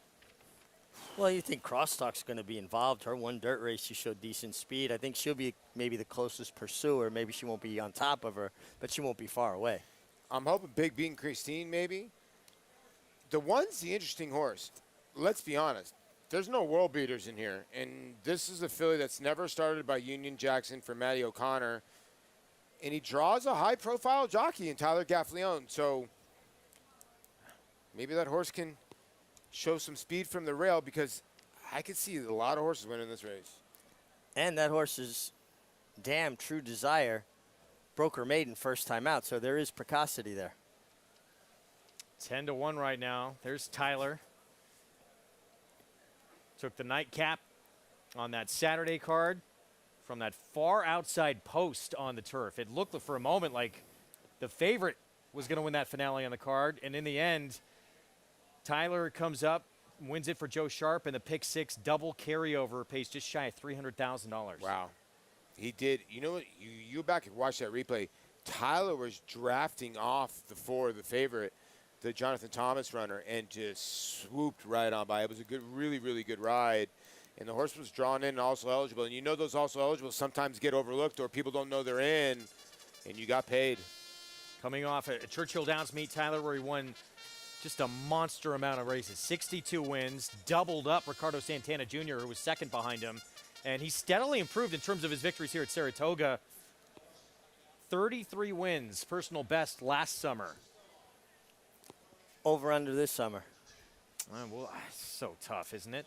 That's a lot of wins. Listen, this is a deep, deep jockey column. It is. Well, we'll see. 1 and counting as Tyler on board this first-time starter, daughter of Union Jackson. Yeah, like the steady work tab down at Palm Meadows, ships in from South Florida. Halo-fied Rob Atris, second-time starter, gets on dirt for the first time. Yeah, they paid $55,000 for this 3-year-old filly, and Kendrick Carmouche gets aboard, so maybe they're going to try to push if they can get out of the gate a little bit better today. 3-1, Big Bean Christine with Luis Saez. Yeah, gets Luis Saez. You attract a leading rider like him, reigning champion at the Saratoga meeting. Expect her to be forwardly placed. Cut back in distance for Roz with Dylan Davis. You know, we haven't talked much about this horse, but Mike Maselli is 33% off the claim. And listen, him and Dylan, they've been a team for a long time. Secret Hideout, lowest level she's run at yet, blinkers on. Yeah, Jackie Davis for her brother Eddie. Her sprint two-back wasn't bad race. He was at least in position, gets back to the 6 furlong distance and drops in class. Nick Zito showing up with a long shot here, who's 0 for 9, my daddy's trainer. By dialed in for Nick. Eric Cancel will be in the irons. This horse needs to improve, although did run a decent little race at Finger Lakes last time out. 6 career starts for Escape with Friends, who I believe we're going to see last. But we'll be getting on the dirt for the first time. The 7 horse, who we'll circle back to in a moment. Shane's Risk, Rob Atris speed against better, drop down in class. I would think the horse to catch. Now, she's been stopping very, very badly, but maybe against this group she might keep going. To the tune, blinkers come off for Anthony Margata. Horse threw in a bad race last time. Has races would be good enough. Goes to apprentice Jose Gomez, who won with his very first Saratoga mount. I think that horse is interesting. Every single race, 5 of them on dirt, have all been on off tracks. It's a fast track for the first time today. And then crosstalk on the outside, blinkers on, Jose Ortiz rides. Yeah, and this is a horse that, if you look first time out, actually ran well on the dirt. The thing I like about crosstalk, a couple of things. David Duggan, again, a good trainer. Blinkers go on. But this horse has been in 12-horse, 12-horse, 12-horse, and 11-horse fields. So a lot of these other horses have been in, smaller 6, 7-horse fields like Shane's Risk. So I think that could be an advantage for the 10. So that's your 2-1 favorite. And there's the 7, Escape with Friends, who we mentioned getting on dirt for the first time in career start number 7. Yeah, I'm not seeing a tremendous amount of dirt pedigree here, but maybe it's the hunch bet, because being on the desk with you guys is like an Escape with Friends. Yeah. That's what we got the weekends for here at Saratoga, Mondays and Tuesdays. 2-1 favorite. Crosstalk for trainer David Duggan. Let's go to Maggie for more. Always great to catch up with good friend Dave Duggan. And Dave, cross-talking here, switching to the dirt after 3 turf tries. She definitely has a pedigree to say she could handle it. Also got a little pedigree boost the other day. Yeah, I mean, listen to me, the turf didn't really work out. I mean, she ran respectable, but just not quite where you want to be. So you go back to being realistic, and, numbers kind of dictate that you come in this spot, and hence that's why we're here. Obviously, we put the blinkers on just for a shade of, I wouldn't say confidence, but, we trained her in her, and she did well with it, and, it didn't kind of alter her temperament. So it was kind of just a little add-on. And I mentioned because Todd had her half-brother win first time out as a 4-year-old the last week at Belmont. But Dave, you know, we were talking that you have all your horses down at Belmont still. What are the advantages / disadvantages of doing that? More money in your pocket. No, it just made more sense for the amount of runners that we have here. It just doesn't justify the investment to come up here. We'd love to be here, you know, but still, it does well. Once the horses ship well and they do well, you're always cautious when they ship, how they do it and stuff like that. But she's done everything right, so, and I think we're in the right spot. Well, it's not like going over to Aqueduct. This is a 3 to 4 hour van ride. When do you ship them, and do you find it makes any kind of difference? They ship the morning before, and generally, like I said, you knowing your horses, they usually kind of, you know, you'll know how they're going to handle it. And if they were a little questionable, you'd ship in the morning of or something like that. You'd alter it around. But she's pretty cool. She looks the part. Best of luck, and thank you for your time. Thank you very much. All right, Dave Duggan with the favorite shipping up here from Belmont and Crosstalk. Greg? All right, Maggie, thank you. 2 minutes to post coming up. Crosstalk still the 2-1 favorite from that outside post. David Duggan, now 8-5. David Duggan, one of my favorite trainers. He trained one of my favorite horses of all time, Stud Muffin. I mean, Stud Muffin was awesome. I think he won. I want to say he won the New York Breeders' Race that one year as a New York bred. But yeah, he's a very, very good trainer, David. You had mentioned to me, like, listen, when you're at Belmont, like David, and you got a small stable, if he's shipping up here, he's shipping up here with intent. He just basically told you, money in my pocket. He was being dead honest. Sure. Yeah, you know what I mean? He doesn't have a lot of horses. Gets the most out of the horses he has, and he's a guy that I worked closely with when he was assistant trainer to John Kimmel. His wife Larry galloped horses there. Really good horse people. And I would think, you know, we talked about Shane's Risk dropping a class. It's an even bigger drop in class in terms of the sole dirt start for Crosstalk. She was in a straight maiden race, Open Company at Tampa, and she showed good speed in that debut. She's been on turf ever since, but she looks like she's probably going to be the quickest horse in this race. I agree with you. You're right. It was 11 horses in that race. She basically had the lead at the top of the lane in that race in her debut. So, yeah, maybe she's just going to love the dirt, because if she runs back to that race, she might blitz this field. I agree. Yeah. Could be the speed of the speed. Showed speed against better than anyone has in this group. And we just haven't seen her on dirt since that debut. It's been 3 consecutive starts on turf. We know that she's shown speed on turf too, and turf speed usually always translates to dirt speed, not always the other way around. And being outside too, though, if someone wants it and they want to go crazy, she can stalk just off the pace from the outside without being under pressure, not having to get kicked back. I just think she's very well drawn in a race that honestly looks a little bit hungry. Yeah, and I think that's where the 3 and the 4 in here, Big Bean, Christine, and Roz, I think those two sit the trip maybe, and they're going to have to pass horses. So 8-5 favorite. Crosstalk from that outside slot for trainer David Duggan, who you just heard from. Jose Ortiz looking for his second winner of this Sunday card. We'll see how quick she is early out of the gate, but as Mig mentioned, she has options as well, even if she's not the one in front early, although she could be. Let's go upstairs. John Imbrial, the call. Secret Hideout and Crosstalk.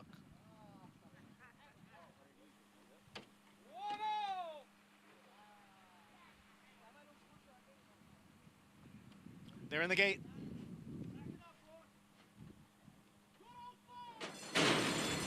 And they're off.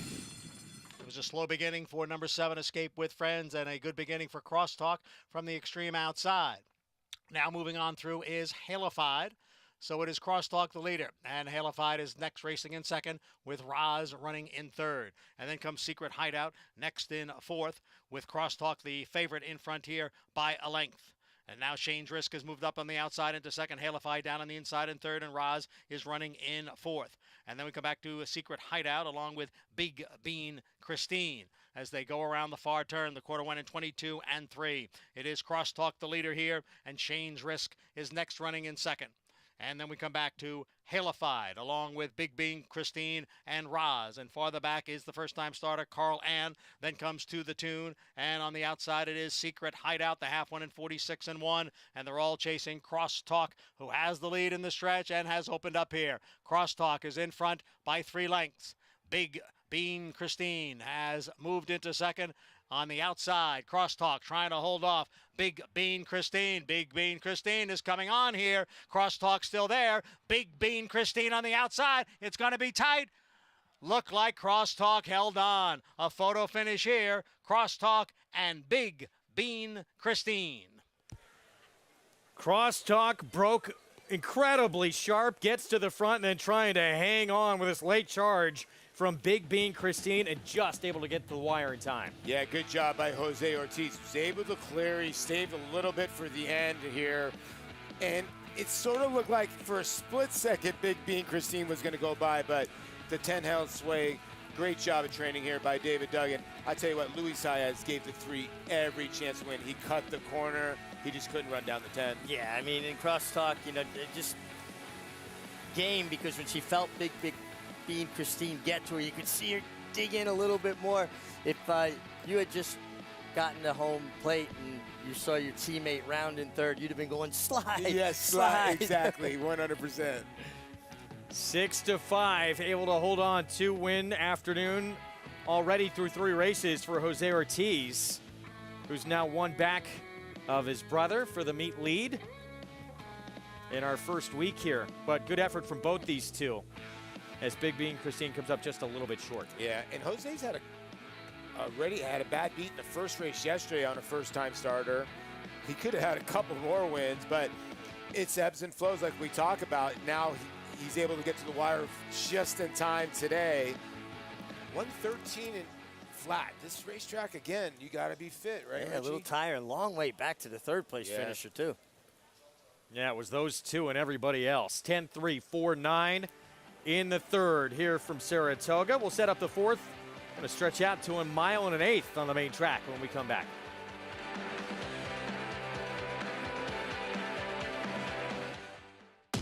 Speightstown, Munning, Echo Town. It's Echo Town for Joe Talamo, and Echo Town raced away.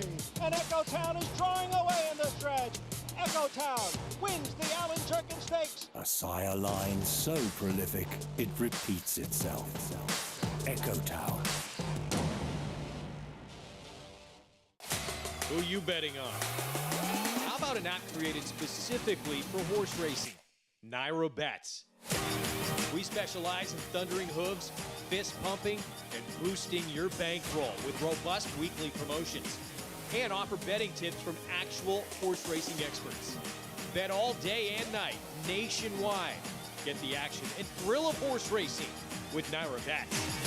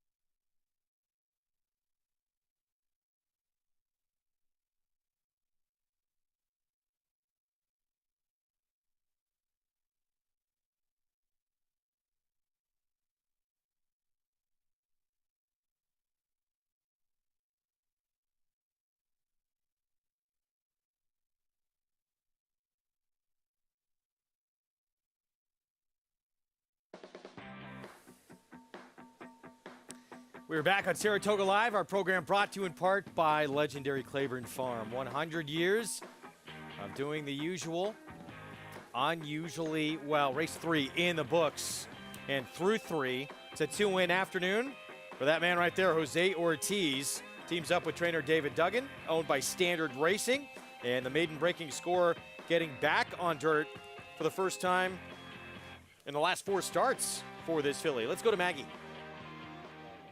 And he's definitely getting his 15 minutes of fame today here, Dave Duggan. I said, why not get you again? As she went to the lead, and I was holding my breath. But as you had said, it's been 4 or 5 years since you set foot in this winner's circle. So how good does it feel to be back? It's great. I mean, listen to me, you get precious moments that are allowing you to come in here and you take a full advantage of them. Listen to me, it's hard to get in there, as you know. And, you know, like I said, we were in the right spot today. She ran well. You know, I have no regrets, so delighted. She was claimed, but that's what you say. When you're in the right spot, this is what's supposed to happen. Yeah, I mean, listen, there was no major move forward with the blinkers. It just gave her that added bit of concentration. But she's, you know, her dirt numbers dictated where I should go, and granted the entry box, this is where she ended up, and she proved it. So we also saw retired trainer Tom Bush in the winner's circle. I think he's the breeder. He's in on it. So he's I just told him, I said he understands the pressure that we're under sometimes. So it's always nice to kind of take a deep breath afterwards. So, but there's no champagne for this one, so I'll have to go and buy my own. Yeah, you'll have to like stop at the liquor store down the street. But congratulations, Dave, and safe trip back to Belmont. Thank you very much. All right, Dave Duggan getting the win here with Cross Talk, and it's always fun to catch up with Dave. Well, tried her on the grass 4 consecutive starts in a row, but turned out to be a drop. Back on dirt was what she needed. Yeah, blinkers went on for a filly by Temple City out of a successful Peel mare. Not a peep. Jose Ortiz has gotten off to a good start to this meet, and I think the blinkers going on helped her focus a little more. She was able to hold off Big Bean Christine. I think David Duggan's very happy that was not 6.5 furlongs. Yes, I would think so, right? He was happy it wasn't 6 furlongs and 2 jumps. 4th race, 1 1/8 on the main track, $50,000 claiming race. Zoomer showing up here for Linda Rice. Flavian Pratt will be aboard, the 10-time winner from 36 career starts. We'll go through this field in more depth when we return, and we'll have a story of a brand new initiative here that you can take advantage of each and every Friday at the meet, the Breakfast and Breeding Farm Tour. We'll be back.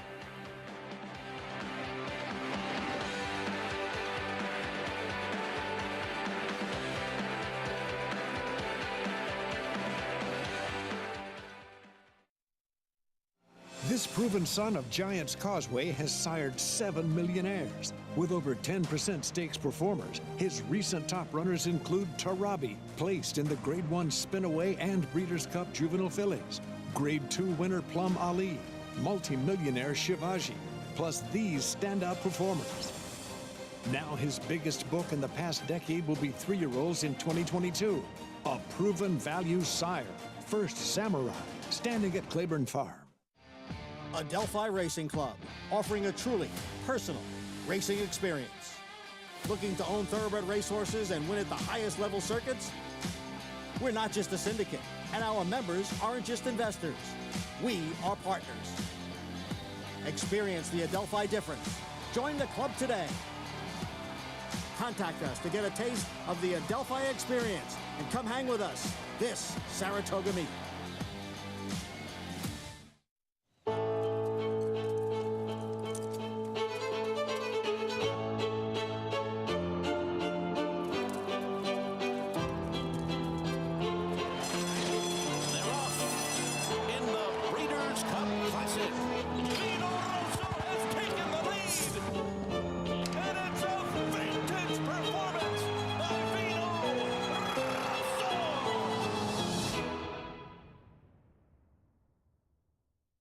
It's America's original sport, and no one covers it better than America'sBestRacing.net. From the sport to the lifestyle, the best races, horses, and destination venues, cocktails, gambling, fashion, and more. America'sBestRacing.net is a sport for you. Live it, love it, bet it.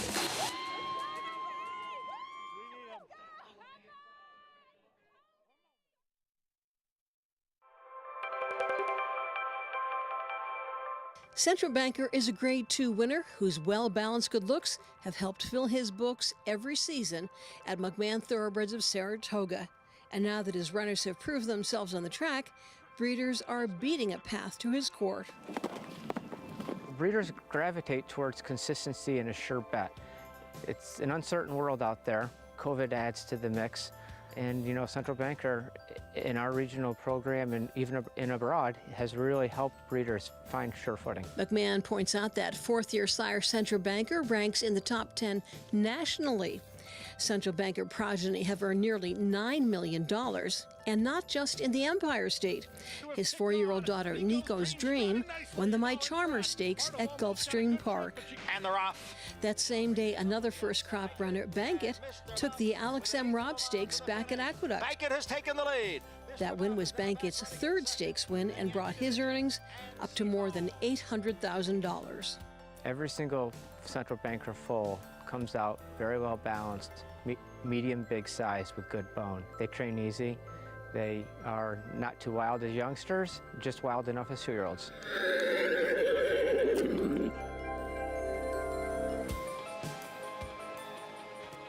Pays to be a New York bred. You can find out more on the New York Thoroughbred Breeding and Development Fund by going to nybreds.com. What an impact Central Banker made really right from the start this year in our opener here, or I should say today in our opener at Saratoga. 40th winner this year for Central Banker. Yeah, just a really strong stallion here for the New York State program. He stands basically within calling distance, Paul, of Saratoga Racecourse. And here, nice precocious runner in Lightman, winning first time out, going gate to wire. Yeah, did it nicely. $30,000 purchase.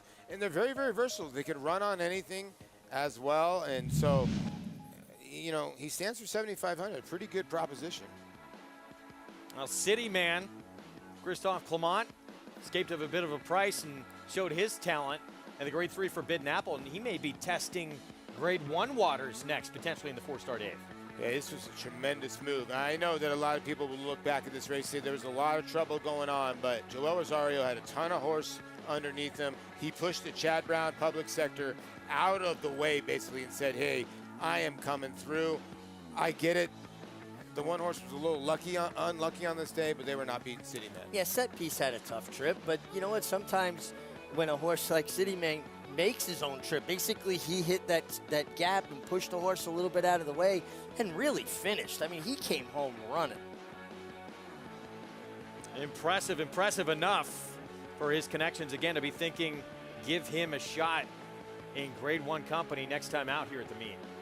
I would think so, because he had some numbers that to come back to, and he ran back to his numbers. He just had a tiny little bit of a slump.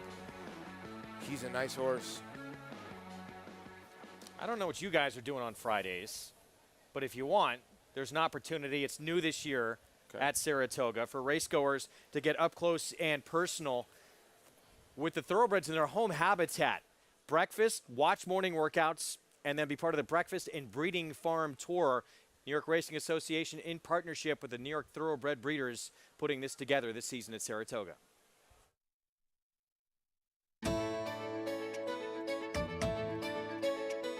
It's a pretty comprehensive day, starting with breakfast, which begins right here on track at 7 o'clock. You're getting the same high-quality buffet, the opportunity to witness horses in training on the main track.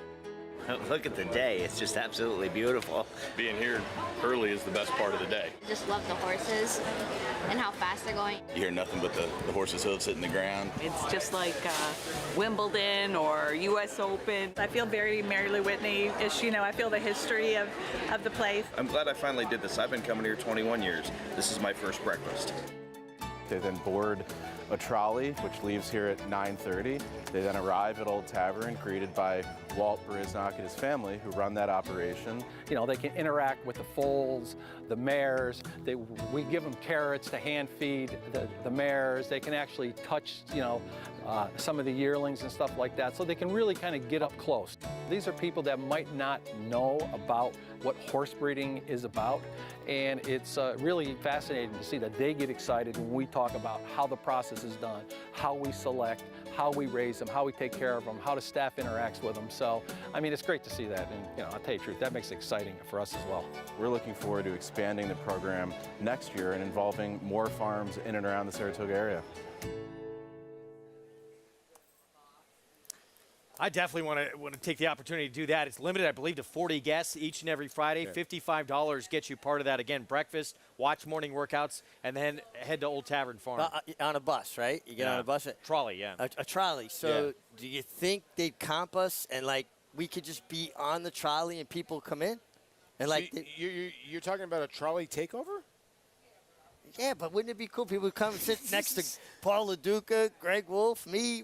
Well, first of all, I've been on a tour with this man over here, and I'm sure you could provide plenty on the way to the farm to keep everybody entertained. Tell them where things happening. Your chance again each and every Friday at the meet. And those are going to sell out fast. So if you do want to be part of that, make sure and book your tickets early on. It's a really neat thing they're doing this year. Always making changes at this historic racetrack. Up next, who will last the 1 1/8 2 turns in this $50,000 claiming race? We'll be back.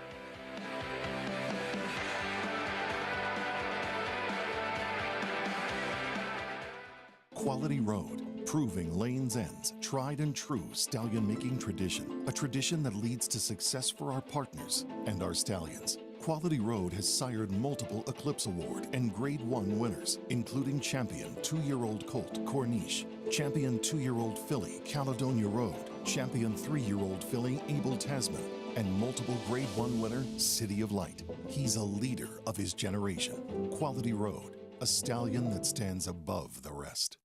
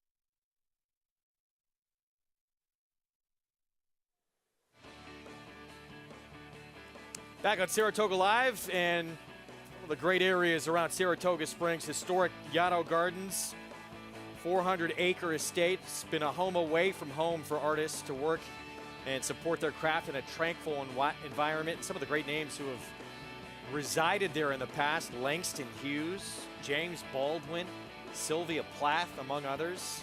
Crazy. It's beautiful. No, beautiful land there. I'm not lying. Listen, whenever you come up to upstate New York, you just absolutely sleep better because of serenity. You walk into that place, and it's just something. I remember when I went in there, I was like, wow, just peace comes. It's just, like I said, I don't mean to repeat again, but the serenity you get when you go in there, it's just absolutely stunning. Yeah, it is a beautiful grounds. Yeah. And there is that Zen kind of feeling to it. Yeah, it's pretty cool. Fourth race. Again, mile and an eighth, 2 turns coming up. We're 12 minutes to post. Let's go to Maggie. We'll take a look at a horse that's returning to the Naira circuit. This time around, though, for Rob Falcone. That's number 1 in here, War Stopper. If you want the horse that just my attention was immediately drawn to, it's him. He has done very well since the last time I have seen him, in that he's filled out, he's turned into this big, burly, strong horse, which you like to see as they get older. And he definitely has a good presence about him, good energy. The thing is while he ran very well last time, considering that the pace kind of evaporated a bit and he was one of the ones close to it that was closer to the top few finishers in that race at Keeneland, you do kind of get the impression, is 9 furlongs a touch too far for him? That would be my only concern. But physically, my other one concern too is that he is wearing front wraps as well for this first effort for the Falcone barn, but certainly looks the part here amongst these. Now, let's check in with your current 2-1 favorite. That is the venerable Zoomer. 10 for 36, shows up pretty much every time he is led over to the racetrack. And Linda is funny. Obviously, I'm familiar with this horse, my husband having claimed him 2 times and been in the barn twice before. He does have compromised feet. He's a chestnut horse with white stockings, white feet. And if you ever watch Casey's Shadow, I recommend you do. You'll know that 4 white feet are never the greatest thing when it comes to racehorses, so you have to take care of them. And I've noticed, other trainers playing around with his shoeing, and he ran well for us when he wore 4 glue-on shoes. Linda said, Maggie, he's got his 4 glue-on shoes on today. I said, that's good, Linda, and otherwise he looks great. So I have the most respect for him, and he's a deserved favorite. But what 235 do we get this time around? Huge effort last time, first off the claim for the Cantor Mossy barn, in which it was a huge pace that kind of evaporated, a quick pace I should say, and he was the one making the first move that lasted. He was so game that day, and he's a horse that I'm fairly familiar with, and when he is calm, relaxed, focused, he does his best running, and he also gets away from the gate cleanly. He looks fantastic here for the Cantor Mossy barn, a barn that typically leads their horses over looking really well physically conditioned, but I think he might be able to not quite run that fast with a 99 buyer, but still recreate and put in a good effort, Greg. Maggie, thank you. Post parade coming up. These, Mig, you know better than anybody, having ridden so many of them, these mile and an eighth 2-turn races on the dirt here at Saratoga just can be a war of attrition. Who can last? They can be grinding and grueling. Particularly what we've seen early in this Saratoga meeting, that the track's demanding. Horses are getting tired. And a mile and an eight's a tough distance here, particularly if speed shows up, but where's the speed coming from? That's my question. We'll go through it in a minute. Quick reminder there, new members, Toga 200, that sign-up bonus to use to play all the action with Naira Bets. Download the app or go to nairabets.com. Certainly think you're going to get some pace from the 3 Indemage in here. Blinkers are going on Crafty Daddy outside, but never a horse who's super on the engine, but maybe it'll be a little bit closer today. Yeah, I think now not your favorite, but the 235 does have some tactical speed, but Zoomer's been coming out of very, very fast one-turn races. I know those are one-turn mile and 16s at Belmont, but more traditional one-turn without the hook. He's been coming out of faster races. So it's going to be interesting as Zoomer's going to be in front of 235 to 6 early. Call to post. 8 minutes away from this 4th race coming up. And then in the next race, we're going to kick off a pick 6. We're going to start all over. Again, we mentioned earlier on in the program, hit yesterday that double pick 6 carryover hit for just shy of $300,000. Here's War Stopper, moving barns from Todd Pletcher to Rob Falcone. Yeah, gets it inside post, has shown a bit of speed at times. I wonder if Ricardo Santana won't use his speed to hold position. Yeah, when gate to wire to mile at Gulfstream back in December 2020. Locally owned, Tom Morley, Dylan Davis. I thought a dangerous horse. And the only reason why I get it, the last race is confusing, but this horse has substance where the mile and an eighth is not going to be an issue, where you could argue some of these we'll have the issue with the 1.8 In Damage, you would think would want to be part of this pace as well. Robertino Diodoro. Yeah, I think the most likely pacemaker here. Is he good enough? I thought his last couple races were a little bit lean. The favorite, here he is, Zoomer, Linda Rice, Flavien Prat. Big fan of this horse, has won at the distance. I'm not convinced he's not better around one turn where he gets pace and it helps him kind of set up a closing kick. 235 comes in off back-to-back wins and one off the claim for the new barn, Mertan Cantermasi. Yeah, and exploded. And at age 8, can he repeat that effort? I think that's the worry because it's his lifetime top, and I think a lot of bettors are wondering, okay, is he going to repeat that at age 8? I thought he was a horse that's going to lay in a good spot. And at 5-2, you're getting your price. Yeah, Crafty Daddy, Tyler Gaffalione, Jason Barkley, one of the new faces here at Saratoga. Just claimed this horse off of Kenny McPeak at Churchill. Yeah, and he was able to lay up fairly close going a one-turn mile there. Adds blinkers. Maybe he puts himself more in the game. So 235, we're going to take a closer look at. These are really sharp connections. Cantermasi's, they team up with owner Robert Amendola a lot. He was the owner who gave them a shot early on, and they are very sharp. Paulie, you mentioned that last start. I mean, absolutely the career best he has ever come up with as an 8-year-old.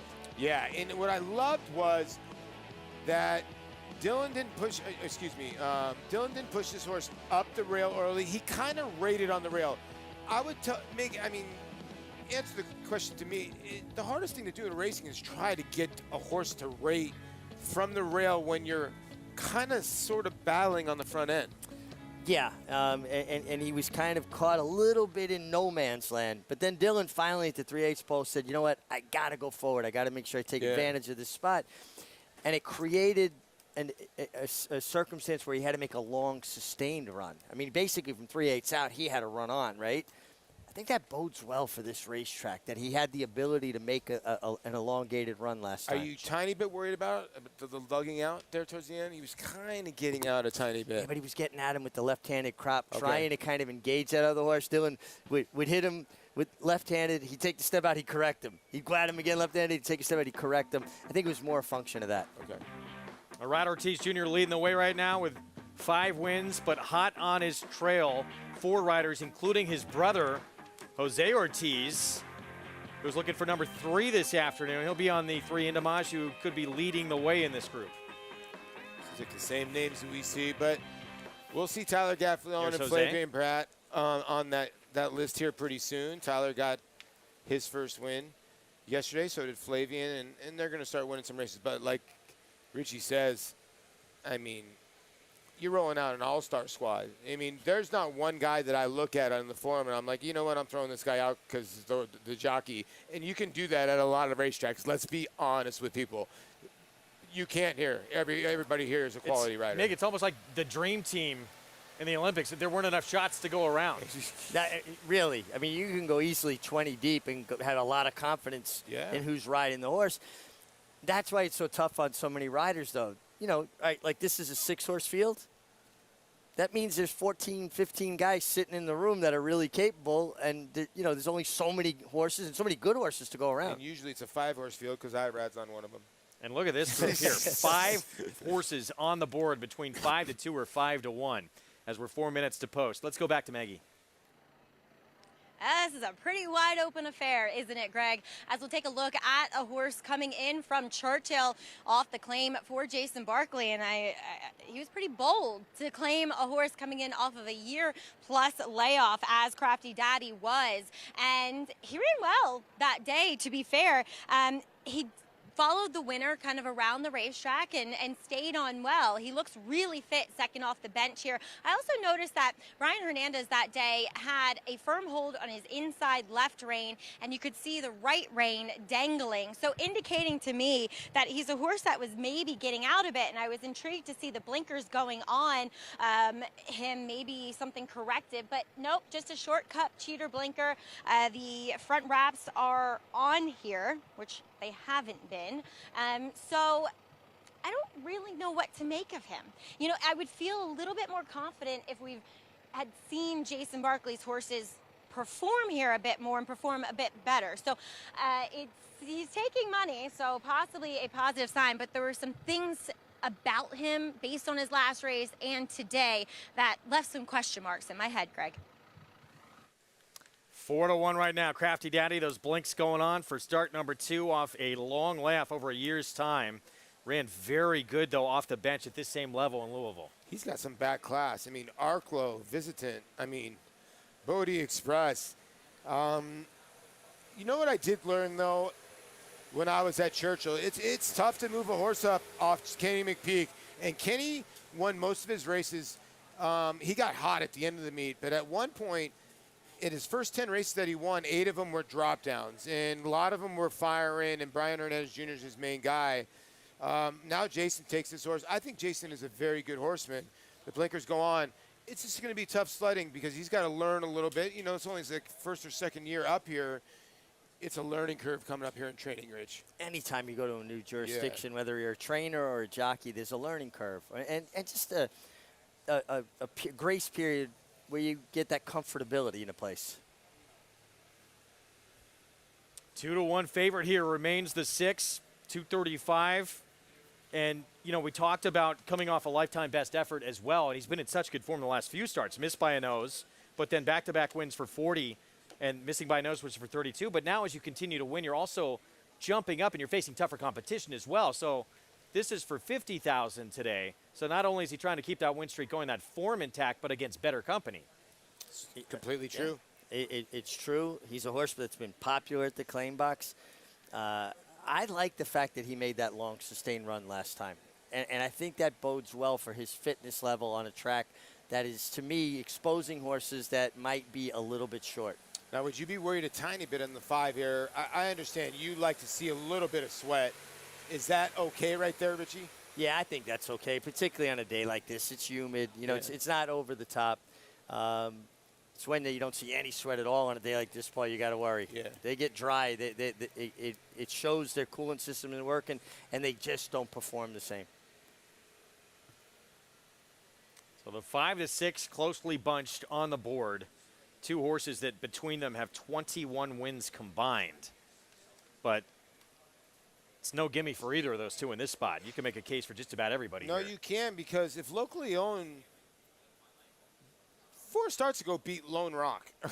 Okay? Yeah. So, and now obviously the 2 has thrown in a lot of clunkers since, but if he decides, you know what, I want to pretend like everybody else is Lone Rock, he could win this race by many. So you make a good point, Greg. There's all 6 of them have a shot. Well, he beat Lone Rock playing Lone Rock's game. I'll say this, though, because I was there covering the track that day. That was a completely biased racetrack that day that Lone Rock really didn't have a chance.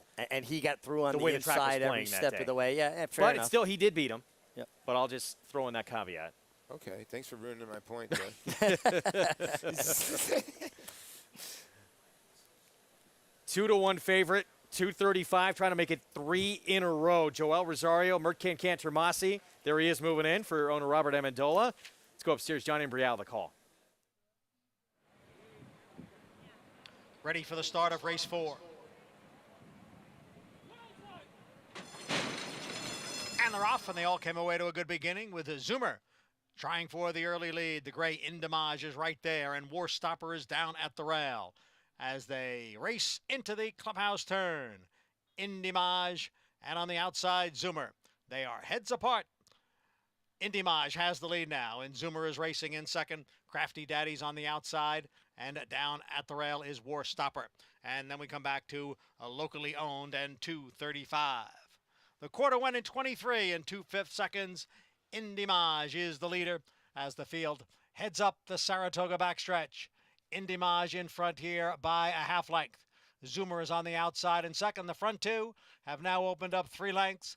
War Stopper is at the rail. On the outside is Crafty Daddy. And then comes a 235. And locally owned is the trailer in 6th. Half mile, 47 and 2. Indamage and Zoomer, they remain 1-2.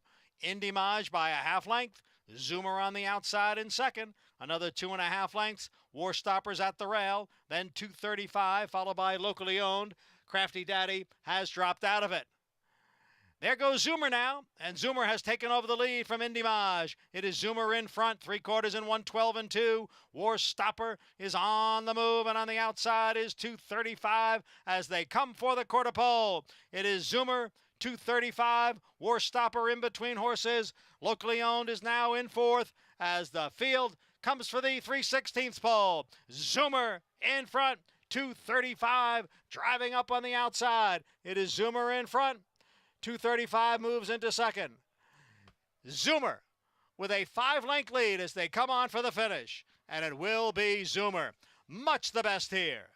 235 was second. War Stopper finished third, and farther back, Locally Owned in fourth. Zoomer, 11th win of this 6-year-old son of Curlin's career. Linda Rice, Flavian Pratt. Yeah, and you know, Richie right out of the gate said, hey, they put Zoomer right into this race. And you look at the form. He had been coming out of the faster races. Flavian was able to settle a little bit behind the speed and then let, you know, the favorite try to play catch up, which was the 6 who ended up your favorite. Yeah, Zoomer, hard knocking, honest, 11th career victory. He came out of the gate. Flavian Pratt did just the right thing. Put him right into the game. Yeah. He got great position and was able to continue on one with something left, too, with his ears flicking back and forth. And, oh, wasn't there a song like, I want to zoom, I want to zoom, I want to zoom, zoom, zoom? I know the Zoom, Zoom, Zoom song. I think I had that single, actually. Two of these mile and eighth races, this horse, Curlin, out of an AP Indy mare, tells you there's going to be plenty of, or I guess I should say no distance limitations. But again, I love, my biggest thing is focusing on a horse. Look at the ears. Miggs makes a great point. She's asking and waiting for a command.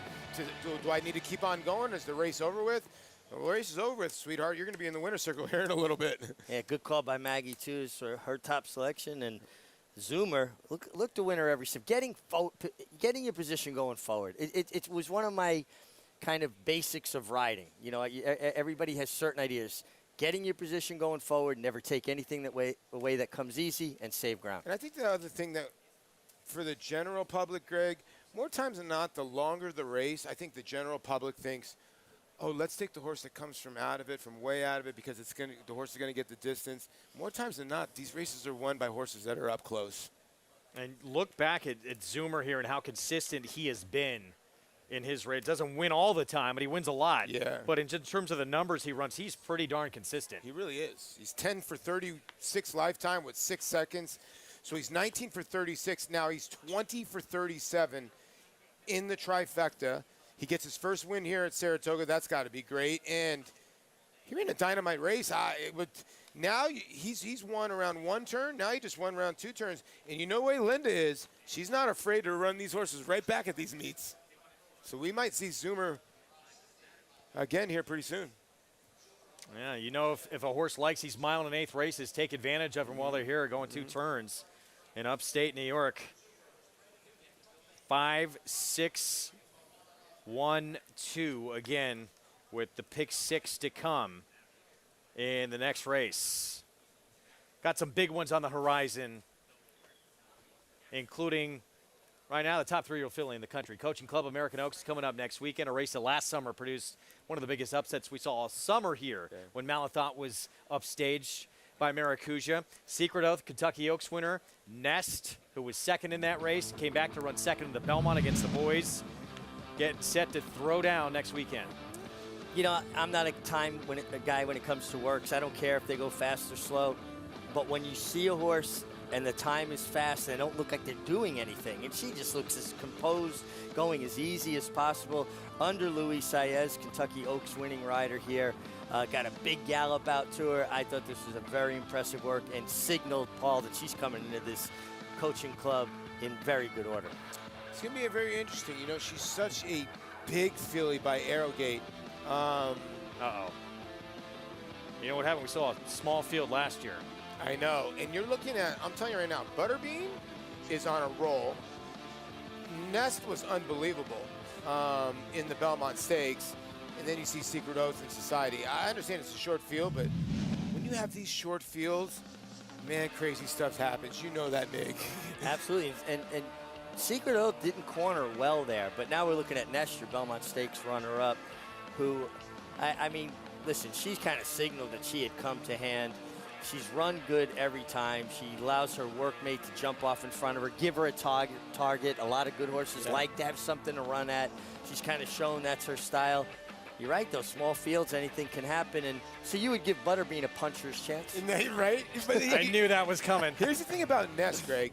She's not that big of a filly. I remember when I saw her, I was like, you know, going a mile and a half, she's really not that big of a filly. You look at her, the workmate on the inside is way bigger than her, but like, she might really love these turns being that kind of a handy of a filly. Well, and we saw, and look, Todd Pletcher thought this with her too. The longer, the better for her.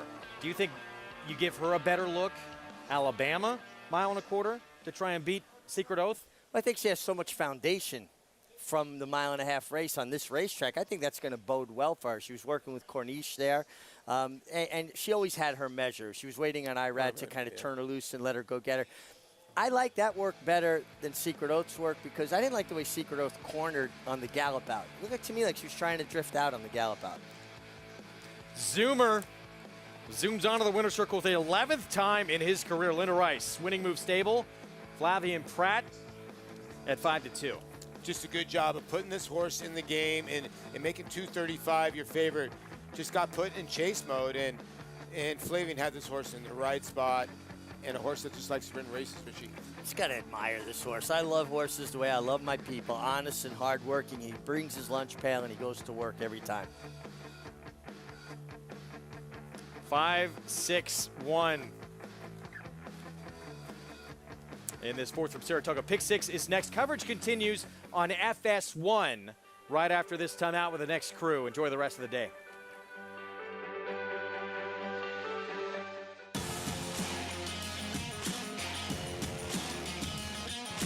And they're off. Following C. Pouring it on here in the stretch. Impressive to win the Grade 2 Vosburg. Following C.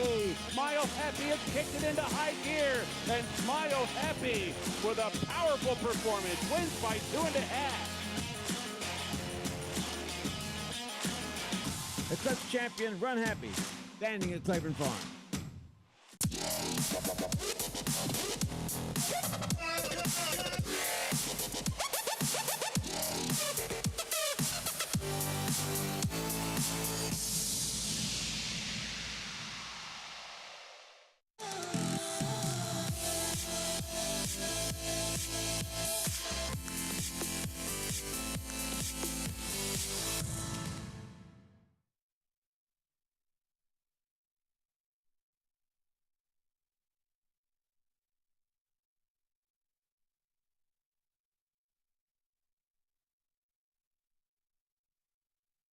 Utility is evidenced by winners on all surfaces across the globe, and his offspring are lighting up the sales ring. With his biggest and best quality of books in the pipeline, the sun shines bright on this value sire. Caraconti, standing at Gainesway. Racetrack Television Network brings you every race, from every track, on every screen, every day. With monthly packages starting as low as $5, RTN gives you great value and access to more live HD streaming and race replays than anyone. Visit RTN.tv today to sign up and watch on almost any device, including Roku and Amazon Fire.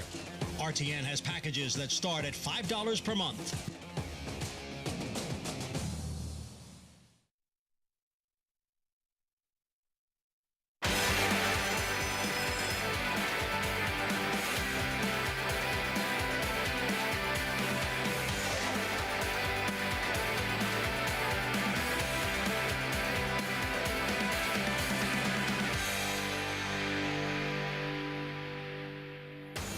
It's been a wild opening week.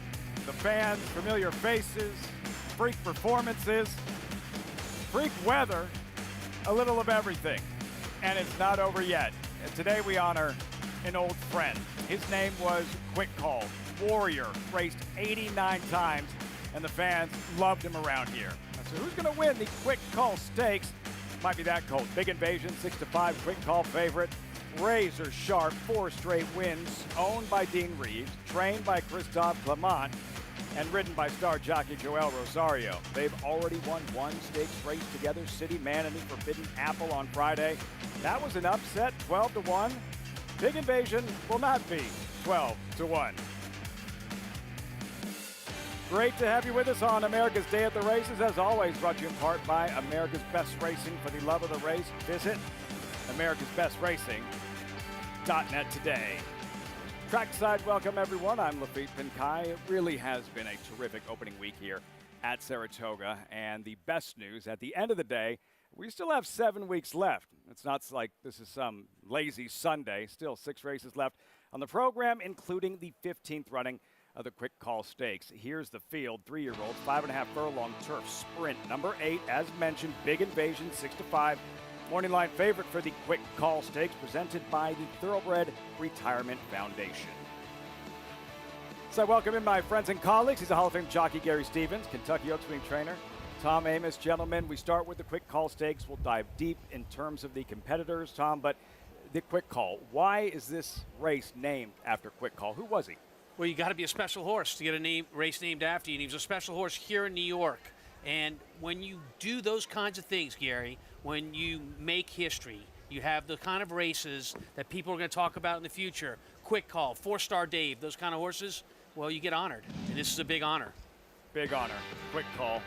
And all the damage that he did here over the years at Saratoga. As I mentioned, an absolute warrior. 89 career starts. You don't get a chance to see that often. And for some of the more popular horses, you know, races named after horses, legends like Forgo and Sword Dancer, etc. Others named after horses that meant the world to the fans. 4-Star Dave and Quick Call, the two that come to mind. Gary, an absolute rock star, won this race last year. Golden Pal, Breeders' Cup winner, top class turf sprinter. Why is Big Invasion such an overwhelming favorite? Look, he's run 5 times. He lost his first out, but he hasn't lost since his first out. But ever since Joel Rosario has climbed aboard this horse, he's been a little more patient with him. He showed a new dimension, and his finish, his final kick, has been explosive in his last 2 races. 4 straight wins by 12.5 lengths. On grass, that is dominating. Trainer Christophe Clement says he is, quote, top class, Gary. Joel Rosario, his jockey, there he is with Big Invasion, considered the best turf sprint rider in the game. Like, why? What's that all about? His timing. It's all about his timing. He's got immaculate timing, his hands, but he finishes so powerful, and he brings that over to the horse. Relies on them. It's almost like he's got a fuel gauge that he can see in front of him, knowing when he wants to push the button to use that final piece of fuel. And he's going to need that timing today. You're watching the Paradise Creek at Belmont, which was a 7/8 race. He's shorting up to 5.5 furlongs. A furlong's an eighth of a mile, as we all know. And so that shortening up and the timing, because he's going to come from off the pace, it's going to have to be just right. But no better man to do it than Joel Rosario. 6 stakes races, Saratoga thus far. 1 favorite has won. Will Big Invasion become the second? Find out this evening here at Saratoga. Today's race is brought to you by Claiborne Farm. You'll see races 5 through 10. Late pick 5 starts in the 6. Featured Quick Call race 8. Programming note, coverage moves from FS1 to FS2 just before 5 o'clock. And as fun as it is to watch this great racing, Saratoga, that much more fun to watch and wager. Join Naira Bets today while earning up to a $200 deposit match bonus. Sign up with promo code TOGA200. Earn up to a $200 deposit match after your first deposit. Bet any track, anywhere, anytime. Join now at NairaBets.com to earn your $200 deposit match. Field for the upcoming 5th race. Pick 6 starts here. New York Bred's Allowance Turf Sprint. 5.5 furlong dash with a 5-2 favorite in the form of Yarrow, number 5. Joel Rosario could be a very productive second half of the Sunday program for Joel Rosario. Yarrow, the favorite in this upcoming 5th race. Yeah, so in the same connections that we're going to see later in the Quick Call with Big Invasion. You're looking at Christophe Clement, trainer of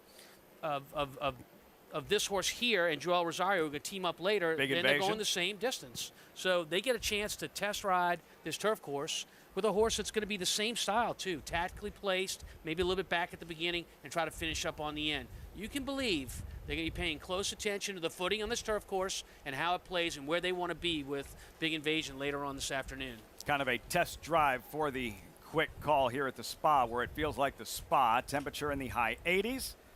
Fans will figure out some way to stay cool. So will we, around 6:30 Eastern, winding down opening week at Saratoga. Also, the Triple Play gets started here in the upcoming next 3 races. The Triple Play here at Saratoga just around the corner. Segue to our handicappers. Andy Serling, Jonathan Kinchen in the paddock. Very happy Sunday afternoon to both of you. Welcome to the show. It is a happy Sunday afternoon. Thank you, Lafitte. I'm here with Jonathan. Somebody called us handicappers, so I'm gonna live with that for a few minutes before we expose ourselves over the next 6 races. I want to warn everyone at home that Andy is in a very good mood.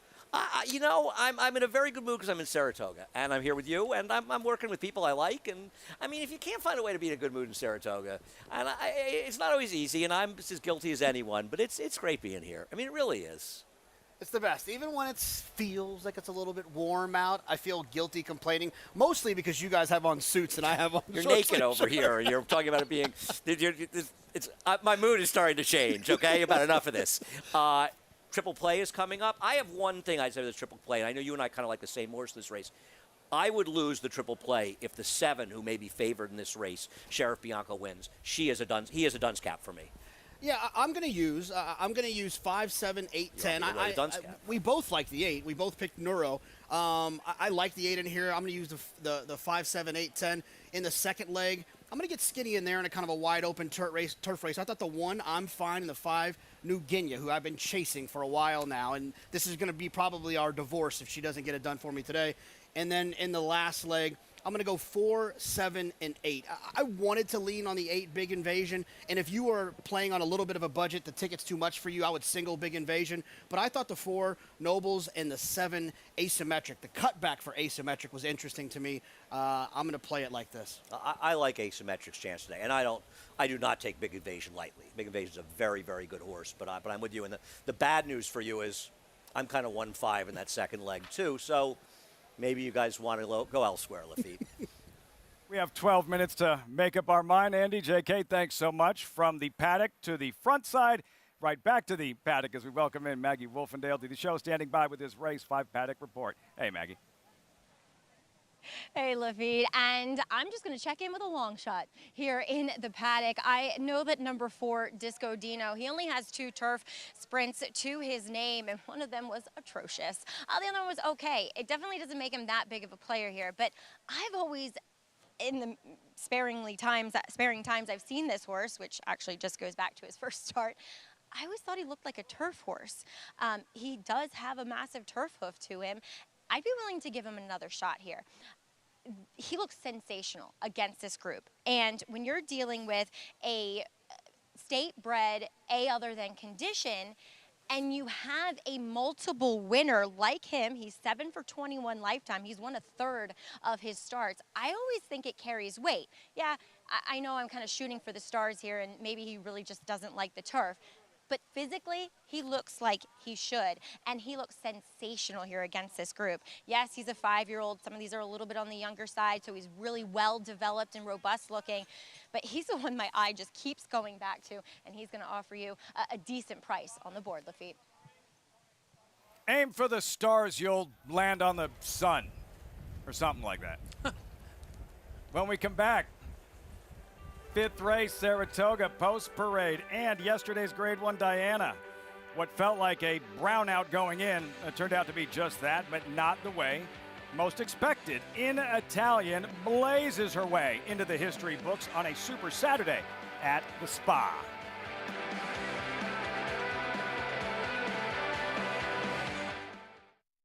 Every breeder hopes to leave a lasting genetic legacy. It's one of the few true paths to immortality. The importance, permanence, and legacy of Alapa is best understood by the influence of Prince Palatine.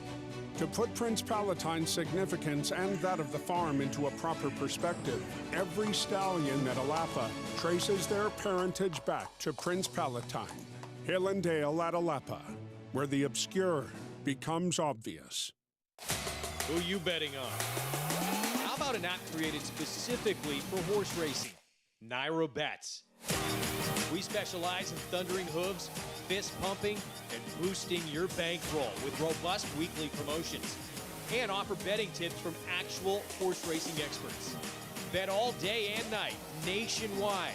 Get the action and thrill of horse racing with Naira Bets.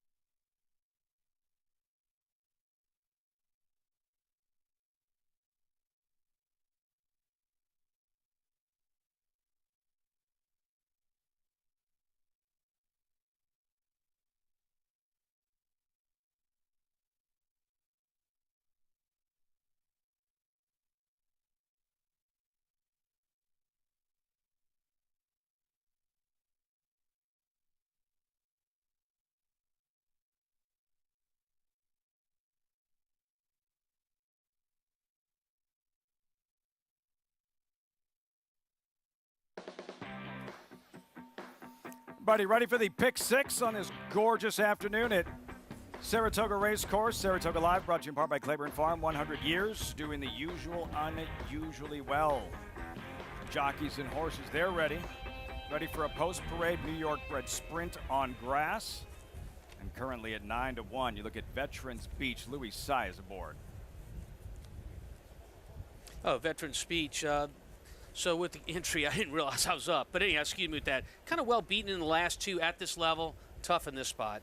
Number 3, Be the Boss. Quick gelding now with Mike Trombetta. Yeah, been on the board with 1 win, 3 out of his 5 races, and getting a little bit of action. 21 on the morning line, 13-1 right now. The gelding Maggies shooting for the stars with Disco Dino pictured. Yeah, you know, this is a horse that is actually only eligible for this race because he's won it before, but the purse was smaller at a different track. Number 5 is the favorite, Yarrow, Mary Legs Farm homebred. We already talked about the connections, and I think that 5-2 is a big price for this horse. He's going to be shorter than that.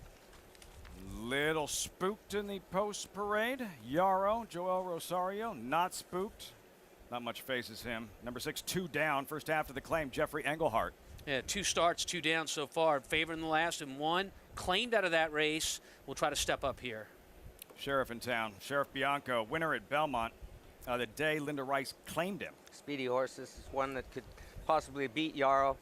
Speed type horse. I like him a little bit there. Names that go hand in hand. Number 8, Yarrow, that you saw here. Those Mark Keller, Bobby Robato, currently 5-1 with the Hall of Famer Javier Castellano. This horse is shortening up, and I think this horse wants to get the 1-turn turf distance, which he'll get today. Long shot, number 9, Saratoga Promise, 6-year-old gelding, turf debut. Yeah, Finger Lake Shipper has been off since September 1st of 2021. And finally, Athenry, an outside post after winning from the rail at Belmont. I think the question mark on the 10-horse Athenry, who's 5-1, is whether or not the 5.5 furlongs is a little too short for this horse. Turf sprinters in the 5th at Saratoga. Start of the pick 6 in about 6 minutes. JK and Andy, about Neuro towards the outside, 5-1 with Javier Castellano. Andy, you pointed this out before we arrived at Saratoga, how well he's been riding, and a 3-win opening day for Castellano on your screen. Nah, he's back into the form of the kind of rider he was, the 1-4 Eclipses. And I haven't talked to Jonathan about why he likes this horse, but I'm going to take a guess. We often think similarly about races, that this is just a horse that's run plenty of races that are fast enough to win here, and with more low-profile connections, he's just a good price. Yeah, and he's run well here going the 5.5. When you're in New York, you got to remember we're downstate at Belmont. We're in Aqueduct. We're running 6 and 7 furlong turf sprints. Up here, we're going 5.5. This horse ran well, going 5.5. The other thing is he's had 8 works in a row every week, so I think he's probably going to be fit enough off the break. And the other thing I'll add is that the last work was only 3/8. If you work your horse and his last start, or his last work 3/8, you think he's fit.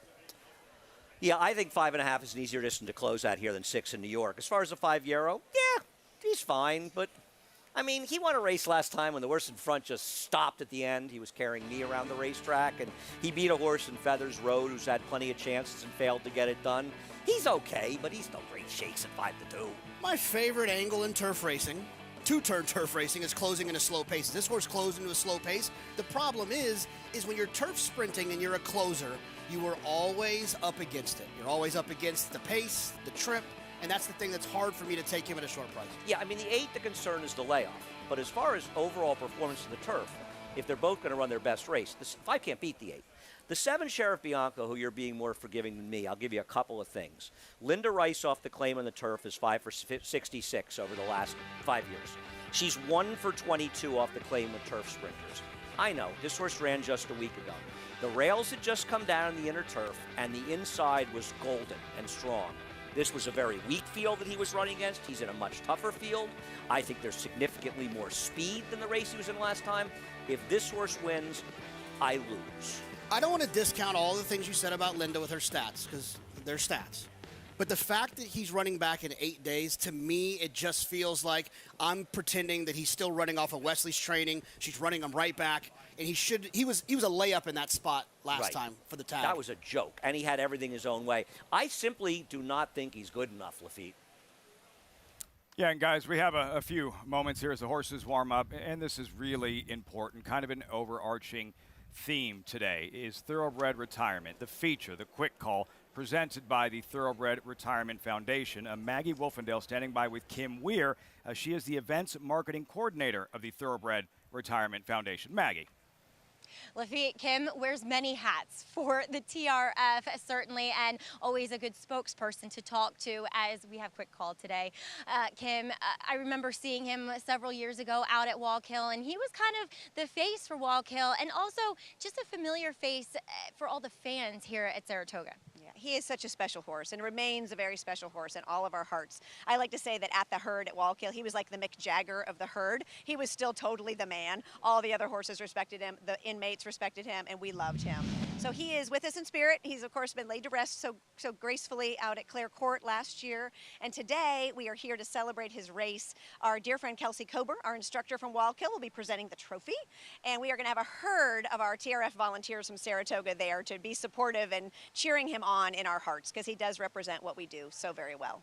I just, every time I talk about him, I get chills. Every single time. But you mentioned the Second Chances program, which he was a part of. It keeps growing. Kim, you opened another Second Chances program in Wyoming County. Tell us about that. Oh my gosh, this has been a very big week. Celebrated today, but on Tuesday, our whole crew was out in Attica, New York, way western New York, or I like to say just about a half hour past Finger Lakes for all racing fans.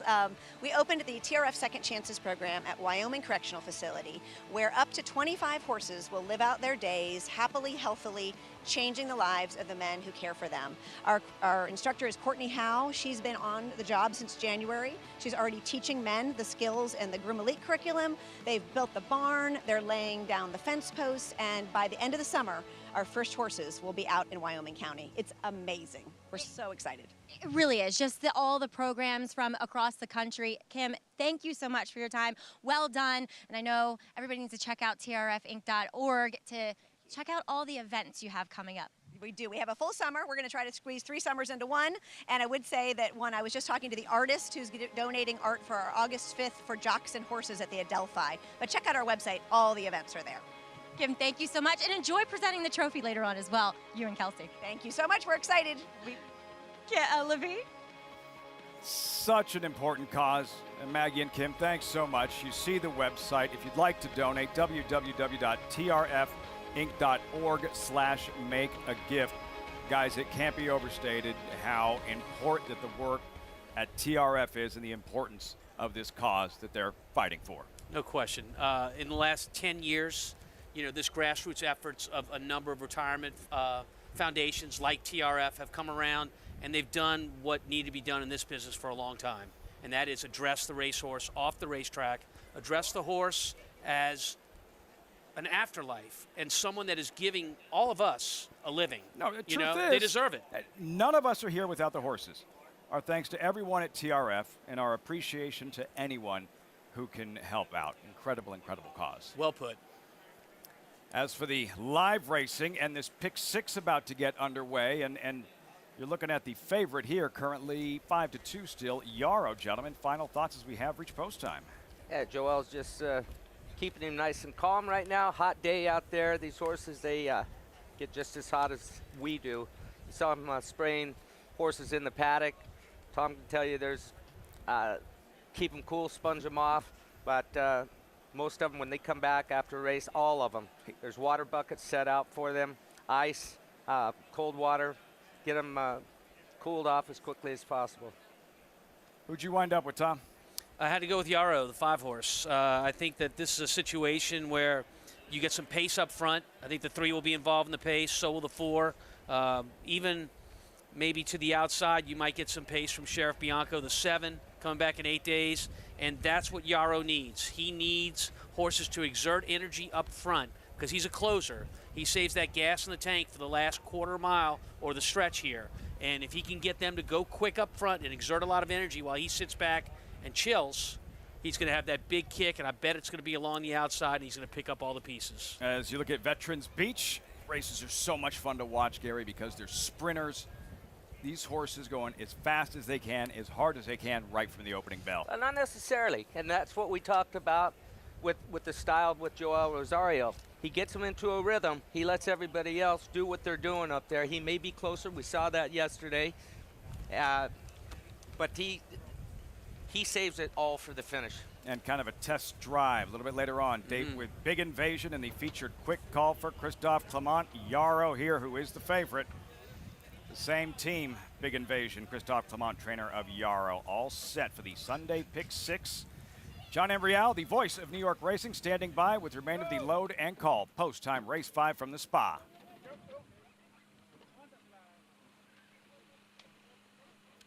They're in the gate.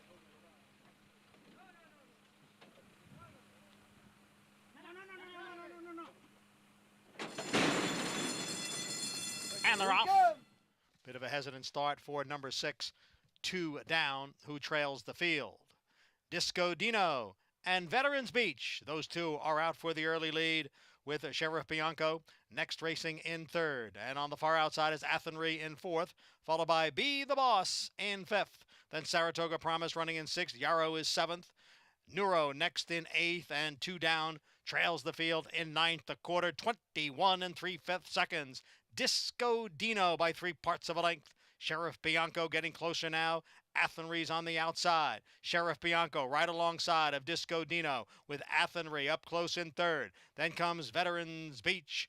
Be the Boss, and on the outside is Saratoga Promise. The field is in the stretch. Here is Sheriff Bianco. On the outside is Athenry, Sheriff Bianco. Veterans Beach switches to the far outside. Yarrow is coming on down towards the rail, and Neuro is kicking in on the outside. It's a wild finish here that goes to Yarrow. Yarrow got through on the inside to narrowly defeat the others. It was a tight finish in race 5 as we begin the Pick 6. That's why he's considered the finest turf sprint rider in North America. Joel Rosario on the inside with Yarrow in this desperate driving finish in the 5th at the Spa. Yeah, when we get the chance, we need the show from about the 3/8 pole. He dissected this whole race. He was sitting down on the fence. Looked like he was going to get trapped, not find a way out. They spread. He got through on the fence. He had to wait again. Like a surgeon, it's fun to watch. I love watching it. You know, it was a pace set up like we thought, but it wasn't all that quick, and they were bunched up. And that's another problem that a horse can have that wants to come from behind, like Yarrow did today, and we're going to see with, later on in the stake race with another one just like him. This is a situation where if it's not going to go your way and they're bunched up tight and you're stuck down the rail, which Yarrow is, you need some help in this kind of race. So if we take it back to midway around the turn, that's Yarrow on the rail in the checkered silks, the 5-horse. He's sitting behind the 2-horse there. He's got 2 horses beat, and he's got nowhere to go. So he finds it there. He does, indeed. It spreads out a little bit here. It looks like Gary's got his opening here. No thanks. He's going to have to move into a different spot, and he just gets the best of Yarrow right here, and Yarrow kicks it home. Look, one thing he does when he's sitting back there, he seems to follow the right horses, and he sees what the body language of what the other riders are doing from behind. He may see a horse tiring, lugging out. Which one's going to stop first? I don't want to be behind that horse. I want the one that can carry me the furthest without interference. Andy, you could show that race to someone who's never watched a horse race in their life, and they'd say, like, okay, now I get it. Yeah, you know, it's funny you said. I remember being here with my mom one day and watching an exciting race like this, and her saying to me, you know, I watched this race with you, and it helps me get it. And you're right, it was a thrilling race, and the turf sprints here are often like that. And we like turf racing. It brings them together. Trainers like it because they can always tell their owners that their horse was good enough to win. It just didn't quite get there.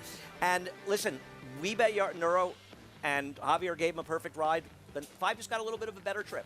Yeah, he did. I mean, if you watch that from the top of the stretch again, this is a great example of the differences in trips. Yarrow saved all the ground on the turn while Neuro had to go outside. And that was the difference at the end of the day. I have no problem with the fact that I picked the 8. Horse was, I don't think he was second best. I think he was probably best, right, arguably. But the 5 ran well, got a great trip. And I will give a little credit to Joel Rosario. That was a pretty darn good ride. He stayed in there, and he just kept at him and kept at him and kept at him, and then he produced that last-minute jump to get there. I saw it last night. He actually gave me a ride home last night. No matter how late I told him to make the turns, he was as cool as a cucumber making those turns. And Joel is an exceptional rider, but they're all riding very well. And I also want to say about Sheriff Bianco, I did not like a lot. You could say I was right because he lost. I was not right. He ran a winning race. There's an argument that he actually ran the best race in this race because, guys, he was the one horse that was there along with Athenry during the race that was there at the finish. Yarrow, test drive, Christophe Clement, Joel Rosario. They'll try to do it all over again with Big Invasion in a featured event, the Quick Call. Just a thriller here to kick off the Pick 6 at Saratoga. Yeah, you know what? Big Invasion's much the best. I don't think he wants to sit on the rail with Big Invasion on that outside post. He's on the outside. He'll sit outside and he'll try to make that run coming around. Little different race shape for the Quick Call in honor of one of the most popular thoroughbreds in Saratoga history. A throwback. He raced 89 times. Part of that Wallkill experiment with all the inmates there. Incredible story. Quick Call buried here at Saratoga, Clare Court.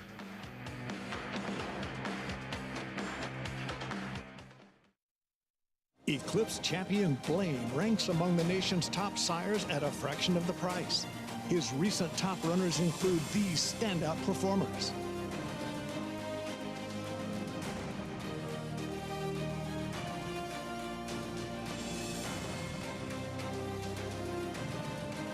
With success on the track and success in the ring, this proven son of Arch annually ranks among America's top value sires. Blaine, standing at Claiborne Farm. Lady Aurelia down the center in the white and green colors is going away at the end. Rachel's Valentina Ratzener and takes the lead.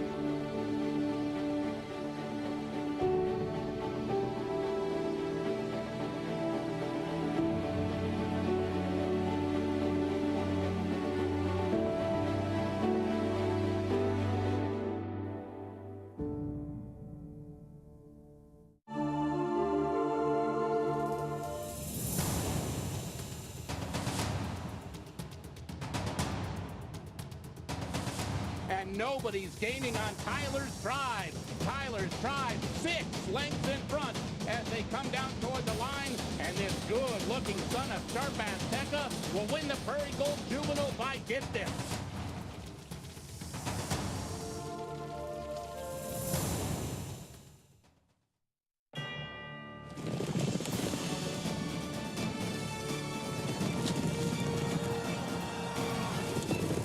Together from every corner of the globe in pursuit of the one reward that sets the special few apart, the title of World Champion. Don't miss racing's ultimate coronation. The Breeders' Cup World Championships at Keeneland. Tickets on sale now. Opening week continues from Saratoga. As always, our coverage on Saratoga Live brought to you in part by Naira Bets. Bet any track, anywhere, anytime with Naira Bets. Get started at nairabets.com today. Great stuff in the picnic area. Lots to do, aside from, just betting on the horses. But if you are betting on the horses, hopefully you're doing so on your Naira Bets account. And hopefully you had Yarrow, the Mary Legs Farm homebred, with Joel Rosario and the decisive move right there, Gary Stevens. Yeah, and when he gets here, you're going to see him hesitate for a little bit. He goes right-handed here, inside, down on the fence. When the jock in the pink silks goes left-handed, or excuse me, the turquoise cap, goes left-handed, he sees it, and instantly this horse accelerates. So a lot of teamwork there between the horse and rider. I got a question for you. Yes, sir. So he wanted to go to the rail. He started to go down to the rail, saw he wasn't going to get there, and then he had to hope that he got an opening. How much of it is luck and how much is just instinct? He put himself in a position to where the horse that was on the fence, had he drifted out, had that rider gone left and the horse drifts out, then he could have got through on the fence. The way it turned out, rider with the red cap, he stays right-handed. Jock that's on the lead right now, he goes left-handed, and the doors open up. How about the horse himself? So it's instinct. Yeah. With an eighth of a mile to go, did you think he had a prayer? I did not. I thought he was beat. And I didn't think the pace set up as well as I thought it was going to on paper. They were bunched up. He was crowded. He had nowhere to go. He had a great kick. One thing that Bobby Frankel taught me years and years ago, he pretty much taught me how to ride the turf. And we're talking about Hall of Fame trainer Bobby Frankel. One of the greatest, if not the greatest in my eyes of all time, on especially turf racing. He wanted you saving ground, saving ground, saving ground. He would rather see you save ground and possibly get stopped and run third, and instead of going around 6 horses mid-stretch, swinging out and running third, because his theory was, if you swing out, you're going to run in the same place you were going to run anyway, but I'm going to have a tired horse that I'm going to have to rest. If you have to eat him, I'll run him back next week. That was his thinking. And around but certain trainers, they don't want that. They won't accept it. And we heard Jose Ortiz won a race the other day that he had got stopped on one the time before, run the horse back, turf race, and he said the trainer has to be willing to let you do that. He said, I didn't get taken off of the horse. I got another chance. I didn't get stopped. So there you go. And they came back on short notice as well. All worked out for Joel Rosario in the 5th race. Again, that date with Big Invasion coming up a little bit later on in the Quick Call, the feature on this first Sunday of the Saratoga meet. Different brand of racing here. A sprint on the main track, 7/8 of a mile, $14,000 claimer. Non-winners 3 lifetime. Big field, 12 deep, wide open. Number 4, Road to Success. 5-2 favorite, 21 minutes out. When we come back, that was a Saturday to remember for Chad Brown, who learned so much from the aforementioned legend Bobby Frankel. 4-win Saratoga, 7th in the prestigious Diana. Even better when you get to celebrate with family and friends. Happiest place on earth, Saratoga Winner's Circle, after a Grade 1 victory.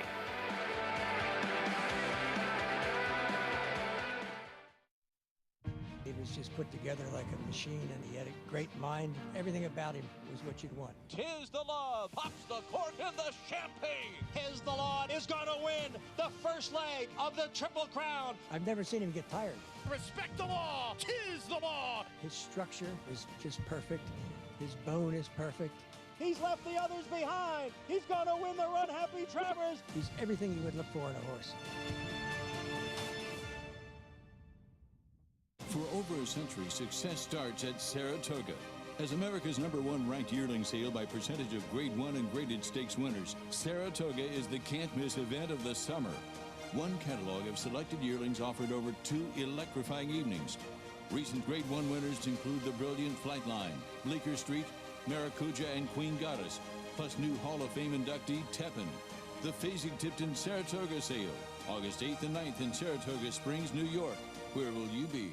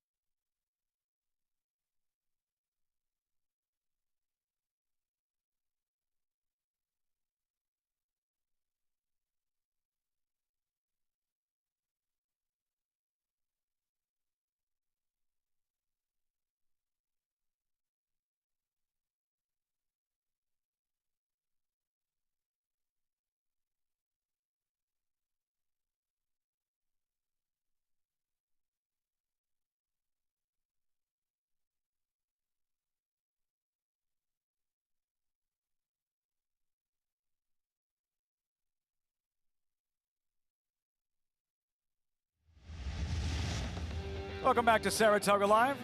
As always, coverage brought to you in part by Hill and Dale at Alapa. So who saw that coming yesterday? If it didn't take Harvey Pack type of handicapping to figure out that Chad Brown was going to saddle yesterday's Diana winner, how'd the winner ever pay? $18. In case you missed it, yesterday's Grade 1 Diana, with all eyes on Chad Brown's quad squad, Gary. It was the least heralded member in Italian who took it right to him right from the start. Yeah, she took just a short stagger step, and Joelle went ahead, let her bounce away from there, get on her feet.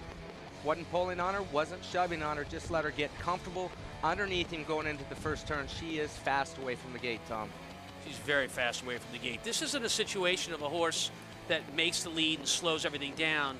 And let's not forget what's behind her. These are quality horses. But when she turns for home here, you see Union Avenue in the background there. I think the cops were out that day, and the radar went off. They were going to give her a speeding ticket. She was going so quick. This is a huge effort by In Italian, and really stamps her as one of the top older mares. Course record, fastest mile and an eighth run on grass at Saratoga ever. Unreal. Unreal. That's a great word. Unreal. She, she set those blazing fractions and then actually hit another gear inside of the eighth pull. You just don't see horses do that. So much to unpack. Bleecker Streak suffering a first defeat. Technical analysis ran really, really well. Rougier a little bit dull, maybe the firm ground, but the best news for Chad Brown, Peter Brandt. In Italian earns the Dunkin' Dash of the week. Brought to you by Dunkin'. As summer heats up, stay cool with Dunkin's full lineup of refreshing and delicious iced beverages. Saratoga Racecourse runs on Dunkin'. Andy and JK, I don't know whose idea it was to tell In Italian that she was like the second coming of Lure, but it worked. Yeah, you know, I hadn't thought of the Laura illusion, Lafitte. That's why you're the boss of the show. She was brilliant yesterday. I mean, and that's what I love about Joel Rosario. He is as good a front-end rider with the horses like this as there is in the game. He just let her roll. Look, I was shocked because a lot of times you'll see races like this where a long shot will win, or a long shot considering the circumstances, and you think, oh, they got lucky, they were fortunate. She just ran. And she ran really fast, and she did it really well. I think this is an example of allowing a horse to do something they haven't had a chance to do before. She had never gone that distance before, and she went fast on the front end. Now you know a little bit more about her. Yeah, Chad Brown always said to me, when I run her, I tell the rider, if somebody's in front of you, they're going too fast. And I never really saw it as much. But boy, was he right yesterday. And, you know, I think had she lost, Joel Rosario would have been doing the right thing and trying to win. She had run a sort of a sneaky good race when she was third in the Justa game because she dueled that California speedster into the ground, and she still finished third behind Riva Glory, who I think arguably is the best fillier mare turf horse in the country. This was a break of performance. I thought technical analysis ran great. She was just a distant second best to this mare. Yeah, well, this horse freaked. And I think it's also important, In Italian is one of those horses that reminds you that speed is a weapon. And I don't understand why some trainers and riders take it away from them. Let them roll, because she's better going 22 and 44 than she is going 24 and 48. Yeah, you and I are in complete agreement. I think it's something that's been lost in this game. And you go through that list. Zagora, who I want to say was Chad's first Grade 1 winner, I believe. DeCita, Lady Eli, a legend, Sister Charlotte. That is quite a list of names. On that list, there's three of the greatest horses I've ever seen personally run: Lady Eli, Sister Charlie, and Rushing Fall. Well, the truth is, the Diana is really one of the premier races for a long time. One of the first ones I remember was Glowing Tribute, the great race mare, winning it. But after that, there was an incredible matchup between Weah, and I think this was before Peter Brandt bought her, the great Weah, and she beat Pearl Necklace, who you've got to go back, but if you're around the 70s, she won $500,000 or $400,000 the hard way when all the purses were $25,000 and $50,000, running here for Roger Lauren, running in Maryland. She was a Maryland bred. And that, I think they went 145-2 back then, which at the time was a record. That was a great running. There have been so many good runnings of the Diana, but right now, it's really Chad Brown's playground. Was his first Grade 1 victory. Zagora, a day Chad Brown won't soon forget, running 1, 2, 3, 4 in the prestigious Diana. Back to the live racing. Late pick 5 is upon us. Race 6, restricted $14,000 claimer. And a live look there at the favorite. Road to Success, 5-2. Tom, let's see it. Your pick 5 ticket. What's the approach? What's the strategy?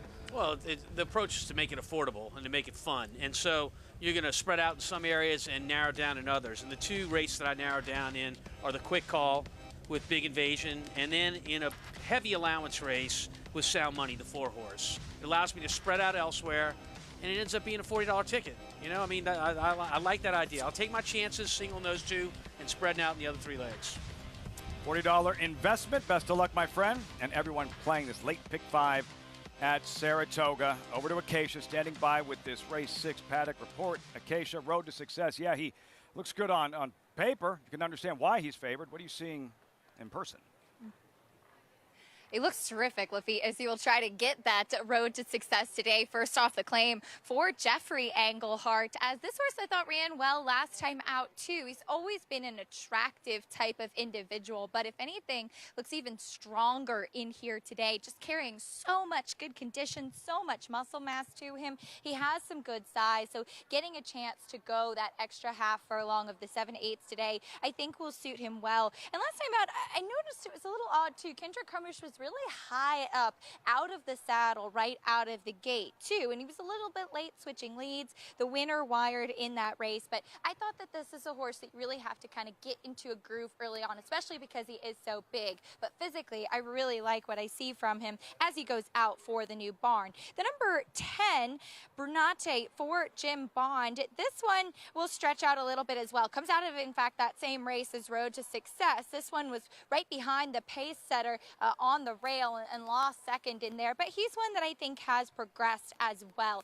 There is a little bit of a stretch to his frame, and that I think that the 7/8 will suit him well. And as we've often seen with Jim Bond's outfit being really based up here across the street at Saratoga, the horse has really flourished coming up here to the spot, and this one looks great in his condition, great in his coat. He's really relaxed here in the paddock as well, which I appreciate seeing. The number 3, Majestic Tiger, I think relaxed is a good word for him as well, because he seemed with the blinkers on last time out, he was a little bit keen. He kind of was pushing against Jose Ortiz that day, and that he wanted to rush up, and those blinkers just seemed to really make him so much sharper out on the track, and then a little bit too keen in the race, as you do sometimes see horses add those blinkers on to get them to show a little bit more early interest and a little bit more early speed. With him, it kind of had the opposite effect in that he was too tough to handle. So those blinkers come off today, plus the drop in class. I think that this is the right spot for him, and he looks, again, so much more relaxed with that equipment change here today. As want to note too, Lafitte, we do have a shoe repair happening on the number 5, Scorpion Dynasty, on the front left, so we'll have a slight delay here in the paddock, as we do have Blacksmith on hand to get him all fixed up and a new set of shoes on that front left before we head out from the paddock. Someone call for a farrier. Work to be done in the paddock. Scorpion Dynasty, an outsider 29-1. We have a few extra minutes. JK, you playing this late pick 5?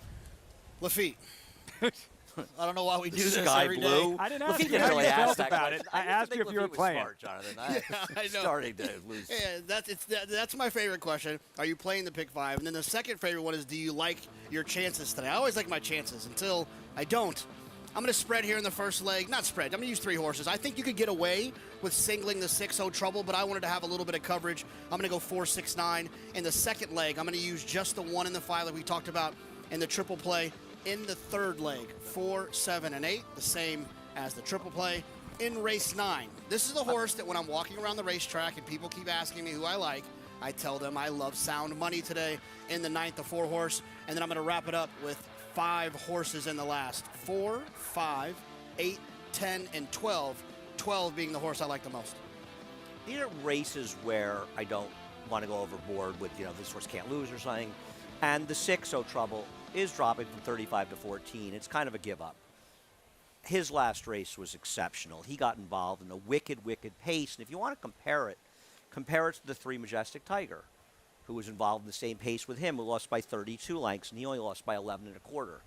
If O Trouble goes back to his last race, I think you agree, Jonathan, he's highly unlikely to lose this race. Well, I like what you said, getting hooked in a fast pace in his last race. The answer to that question for me is cut back. Right. If you cut back and you don't get hooked in a fast pace, those are the races that I feel like are the most likely to result in a win. And I'll tell you something else. You compare him to the 4, Road to Success, who's the current favorite. We'll see if he ends up the favorite. Trouble can win rating. And I think the pace in here rates to be pretty hot. And I worry that Trouble, that I worry for the 4, Road to Success, that he won't be able to get the lead, and that compromises him. Trouble, I don't think you're concerned with him sitting 3rd or 4th. No, not at all. I prefer him there. Like I said, like you mentioned, he got hooked in that fast pace last time. I want him to sit a comfortable trip and finish. It's exactly what will happen. If you think about it, he got hooked in a fast pace going longer. Now he's going to get an easier pace going shorter. It's such an easy game. How do we not win every day? I don't understand this game is so easy. But it is something that we talk about quite a bit, is how much paces make the race. And I'm not going to knock Road to Success last race, but did he really run any better than Brunate did in here? And Brunate, the number 10, is 6-1 for the Jimmy Bond barn, who's had so many good meetings in Saratoga. I think Brunate is a much better bet. Did you use Brunate the 10? You don't really like him. No, I didn't. It's just one of those horses when they keep running for kind of the same price, and they're just kind of, they win 1, they run 2nd, they run 3rd. Things have to go his way, in my opinion, to beat these horses in here. Can it happen? Sure. And at 6-1, if you're interested, I wouldn't talk you off. But he's going to need to get a good trip. He's not going to overcome any adversity, in my opinion, and win this race. No, I think that's fair. I think he may benefit from getting a little bit of hitting up here. I kind of use the 6, 9, and 10, but mostly the 6 in here. I'm trying to get alive in the double. I'm not as clever as you in the pick 5 with the number 1. I'm Fine. I assumed you used I'm Fine. I did. Oh, we did. I like the 1 and 5. I liked I'm Fine, and like I talked about, I've been chasing the 5. We'll talk about the next race, New Guinea. Been chasing that horse quite a bit. So the answer to your question, Lafitte, yes. In fact, Jonathan is playing the pick 5 today. Yeah, but Jonathan, how you feel about it? I feel pretty good. Ask me at 6-14. We'll find out. Did you use Jose? Did you use Majestic Tiger, by the way? Me? No, I didn't. No, you didn't. Majestic Tiger. Right. Does he? Have you lost respect for Jonathan? Do we want to have that conversation? Yeah. Well, I guess the question is how much respect you ever had for him to begin with, right? 5-2, current favorite as they call this field to post. Road to Success. Late pick 5. In case you hadn't heard, starts here. The pool around $788,000. JK playing, Tom's playing. Hopefully you are as well, and best of luck as we will see this field parading out in front of the grandstand here at Saratoga. Day 4 of the 40-day meet. We start with True Believe, and his last 3 races really leave a lot to be desired. Off his current form. There was time he had form that gave him a chance, just not recently. 44-1. Number 2, Forest Wood Lane. 8th race of this year. 1st or 2nd in 4 straight. Yeah, it ran 2nd last time. You talked about the wins. Just too slow from a speed figure standpoint. Number 3, Majestic Tiger, who JK did not use. Jose Ortiz looking for a 3rd win this afternoon. Yeah, I've never been a big fan of this horse, but he was involved in that fast pace, but he didn't finish anywhere near the current favorite, Trouble. Road to Success here. JK, very popular at the claim box. Yeah, he's been claimed a lot, and I like to see that. A lot of trainers feel like they can move this horse up. We'll see if they can move him up here. He ran well last time. Number 5, Scorpion Dynasty. New shoes, Andy. That should change things for you drastically. It really does. The question is what kind of shoes, Lafitte? And without knowing, are they Nikes, what they are? Because he's going to need shoes with an engine on it to win this race. We'll get a Keisha right on it for you. Thank you. Trouble. A class drop. Diana winning jockey Joel Rosario looking to go back-to-back. What are the chances that Andy owns any Nikes? The 6 Trouble. This horse, I think the cutback's going to help quite a bit. I'm a little insulted here. I don't wear them, but I have a pair. We've been on for an hour plus. If you're only a little insulted at this stage, we're ahead of the curve. Quintarelli, long shot, 46-1. Tough to make a case 2 for 62 lifetime. Not my kind, but is a big price if you like them. And here, Jumpster, recent series of races have been a struggle. I've seen worse 20-1 shots. This horse has some numbers that are okay and is dropping in class. Number 9, Victory Built, and Jose Gomez in the Mike Dub Yellow. The problem with him is that he's 2 for 33 lifetime, and one of those wins 2 back was against horse Quick Flash, who did win his next start, but he's like 1 for 30 going into the race or 1 for 20. Brunati, recent form at this level is pretty good. Like you said, recent form at this level is pretty good. He's not going to overcome any adversity. If he gets a perfect trip, he can win. Currently 6-1, and finally Ravino on the outside for two-time Kentucky Derby winning trainer Nick Zito. Well, he's an unlikely winner, though he's 18-1 in here, but I have so much respect for my friend Nick Zito, and nothing would make, I think, a lot of us happier than see Nick get a win at Saratoga this summer, if not a number of wins. We have to get him on the show. We have to get him on the show before long, Nick Zito. In the meantime, you can bet with Naira Bets, and you're going to get more. Everyone who bets with Naira Bets today gets 10-time rewards points on all wagers at Laurel and Ellis Park. Everyone gets a bonus points, no opt-in required. Earn more this weekend with your Naira Bets account. Start betting now at NairaBets.com. Another look at Oh Trouble star jockey Joel Rosario. The 3 victories yesterday, including the Diana with In Italian and on Friday, Gary. Rosario administered this perfect ride aboard City Man in the Forbidden Apple. This time off the pace, saving ground, brilliant ride. What else is new? That's what he does. That's what he does for a living. He saves ground and just makes this ferocious run. And what a run it was by City Man. Little fond of those connections. The owners, Dean and Patty Reeves Thoroughbred, and they're back at it again today. I was with him this morning. We watched one of their horses isolate work. He'll be coming up here in a sprint, probably sometime in mid-August for us, and hopefully we can keep the streak going. Did you get a sense for how confident they were today with Big Invasion? I got a very good sense of it. Let me tell you, that's a confident man, Dean Reeves. He's a positive thinker and a confident man. There's something to be said for that. You're not lying. And for Joel Rosario, thus far today, 2 mounts, 1 win. He'll be busy the rest of the way, riding in 4 of the next 5 races, including that date with Big Invasion heavy. Quick call favorite.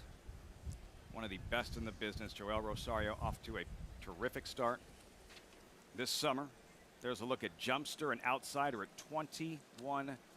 All right, you guys give me this one, okay? Now, shoot. Try and keep up, okay? Shoot. And especially you boys down on the desk. So, in this race, you've got 5 or 6 horses, and Andy referred to with one of them, that have run a number of times and have won very few. And so a lot of starts, not a lot of wins. So, I mean, there's 6 of those horses. I did the math. 190 starts, now 12 you have wins. Andy's attention. We're talking about 7 or 8% between those 6 horses. So I'm looking elsewhere. Let's talk about Jumpster. When he won the non-winners of 2 condition, which pushed him into this spot, that was back in March of this past year. After that, he has not run in the right spot since. This is the first time he's going to get back into the right spot. You're going to give me 21-1 against a field that really doesn't want to win that often? I'm going to take my shot right here. 21-1. The endorsement from Tom Amos, Jumpster, right next door, Gary. Victory built in Jose Gomez, who won. He's an apprentice. First ever ride at Saratoga a couple of days ago, a winning one here at the Spa. And I was impressed with what I saw. Angel Cordero is his agent. You can tell that Angel has been schooling this kid. He does not look like an apprentice. He's won 93 races up to this point for 2020-22. So what I saw with this kid the other day, he does not look like an apprentice. He's getting 5 pounds allowance, weight allowance. I liked Victory Built even before I noticed or knew who was riding this horse. I liked him in this spot. Don't love the draw, but look, I liked 4 different horses in here. So Tom told me that the 4 could not lose in here. So I'm not disagreeing with that. I'm not disagreeing with that, but I figured that I would pick a horse at 7-1 instead of one that's at 3-1. So there you have it. Handicappers all in agreement on this one, as you just saw. Down to Acacia. Final thoughts. Did you just Scorpion Dynasty, Nikes? Did we find out, Acacia? Yeah, they were Air Jordans, in fact, that were added onto Scorpion Dynasty. But talking about the horse that's currently your favorite in Oh Trouble, although this race in particular, 2 starts back, given that pace scenario, was tremendous in the way that he hung on, especially off of a layoff. And he's a horse that sometimes really needs to kind of race into fitness, not necessarily to get tucked up or to lose any excess condition, but to strengthen up behind the saddle. He looks strong, making the 3rd race of his form cycle here. Joel Rosario gave him a big warm-up too. And one thing about Joel, to piggyback on the conversation you guys were having, he's a tremendous rider, but when he's seeing the ball clearly and he's in a groove like he clearly is right now, he makes very few wrong moves, and you can see that in the confidence and the warm-ups that he gives his horses. Oh Trouble got a strong warm-up and a sharp out there today, Lafitte. Gary, like a ball player, when they'll describe being in that zone when the baseball looks like a beach ball coming at them. Yeah, when you can see the threads, everything looks like it's in slow motion when you're in that groove. Literally, it is in slow motion. You come back and look at the clock, and you're like, man, that race took 45 minutes, not 45 seconds. Andy, you feeling it? You in that zone? Well, I just am really impressed that Tom's really proud of himself for doing some math. Tom, I know you're a trainer, so you're a little slow. This is a non-winners of 3 lifetime. That means everyone in here has only won 2 races. I'm just trying to help, because you may have a horse you want to run in one of these races. Fully aware of that. I'm How just- about I'm just 2 making for sure. 62? You said it yourself. Because Jonathan said to me, does he not know this is a non-winners Oh, of 3 come lifetime? on. You And gotta I said, get you it know, done, I would have thought he Jonathan. does, but he's a trainer. I mean, it's Jesus, go possible he buy a doesn't pair of know. Nikes and jog down the road for a ways, will you? I may get a pair of Nikes. I'm not jogging, Tom. I'm expected to control this crew. Like, really? Late pick 5, Saratoga, filing into the gate. Johnny I standing by its post time from Saratoga. And they're off. Ravenio from the extreme outside. Victory Built now moves up. Oh, Trouble is right there. Down at the rail, it is True Believe. Oh, Trouble and Victory Built, they are right together. True Believe is next in 3rd, followed by Brunati in 4th. Forestwood Lane down at the rail runs in 5th. Road to Success moving up a spot now from 6th position. As the field moves up the backstretch, it is Victory Built narrowly over Oh Trouble. True Believe is running in 3rd, Road to Success next in 4th, and then on the outside is Quintarelli in 5th.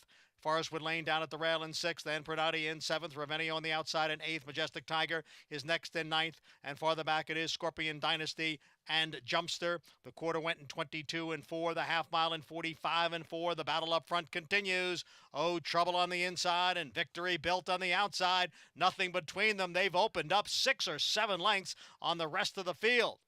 They head for home now.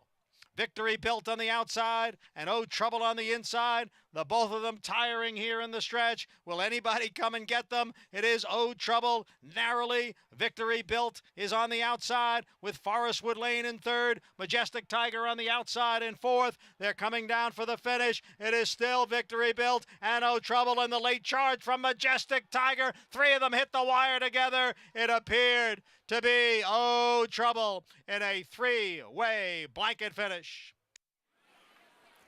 Slugfest to the wire. Inside Oh Trouble.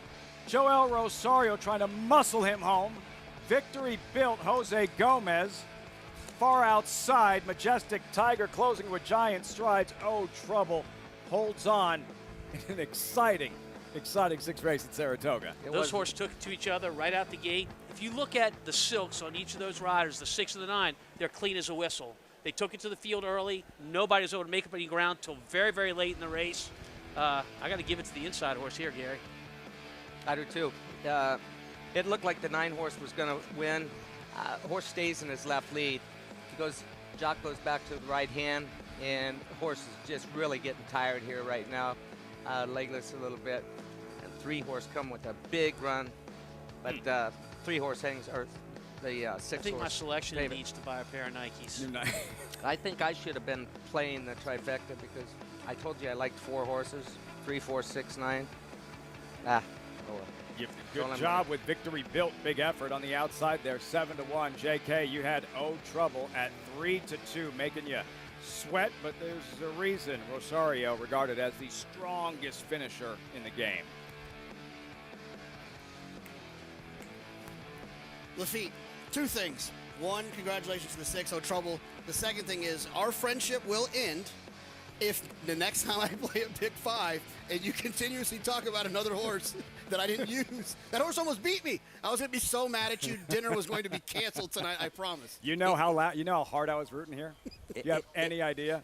If Majestic Tiger had won this race, it would have been one of the crimes of the meet, because the 6 and 9 ran so much better than he did. And Victory Built ran very well as well. He's not a horse that finishes a deal. Oh Trouble was the best horse going in. He was the best horse going out. Majestic Tiger ran fine, but he was a distant 3rd best in this race, not nearly as close as the finish. I haven't cheered for a horse that loud since my old man retired, JK. Oh Trouble, Joel Rosario. You saw that strong hand ride.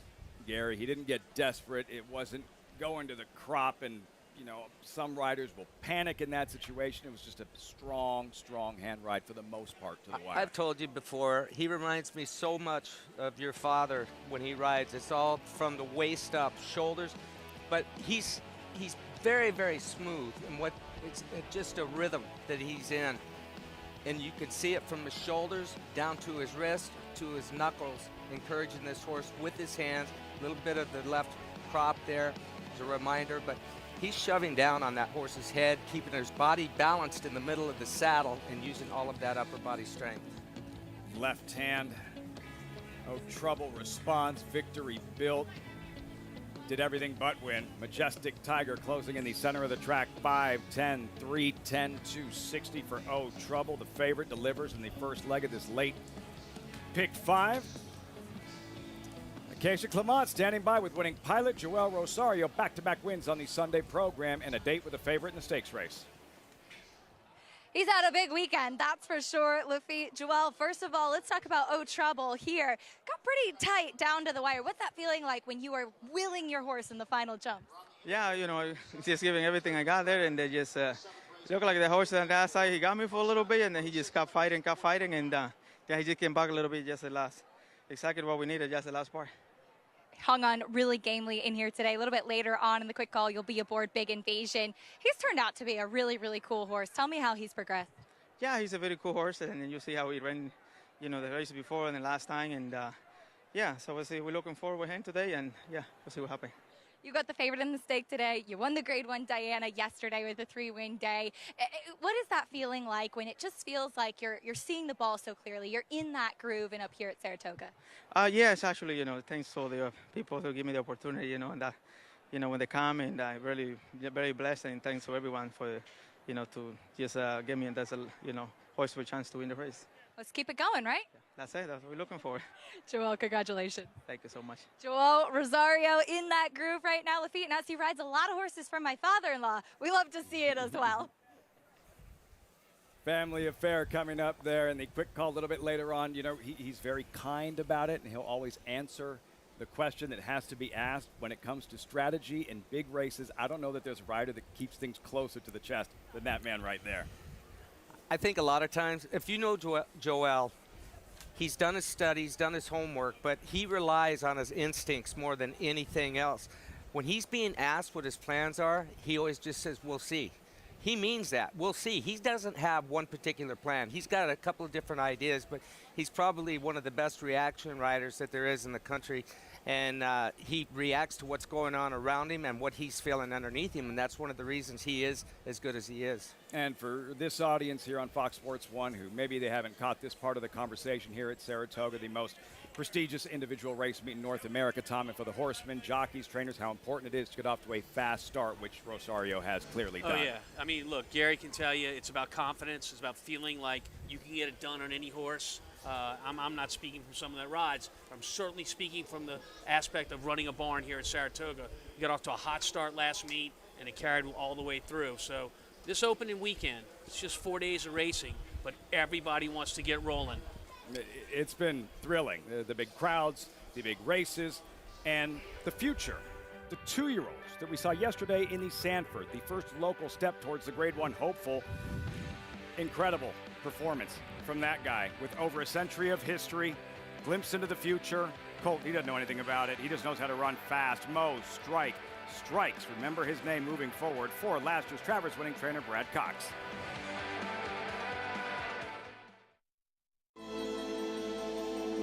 The level of racing that he's achieved is extremely rare. Anybody who's witnessed Matoli running sees a level of ability that doesn't come along that often. Matoli's a monster! Matoli wins the sprint! Oh, what a horse he is! Matoli, he did it again! Wins the mid-mile! The only thing to be better than one Matoli's a few Matolis. The mighty Matoli, who won the Fargo by 3.5 lengths, the new stakes record.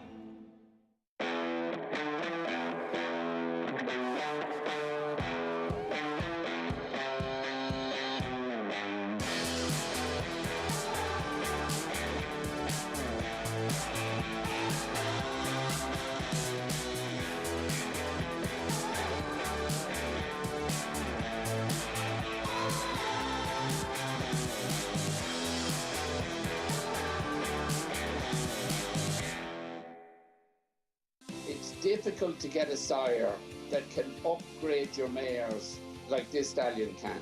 This horse does produce runners, very talented runners, 3-year-old runners, Derby contending runners.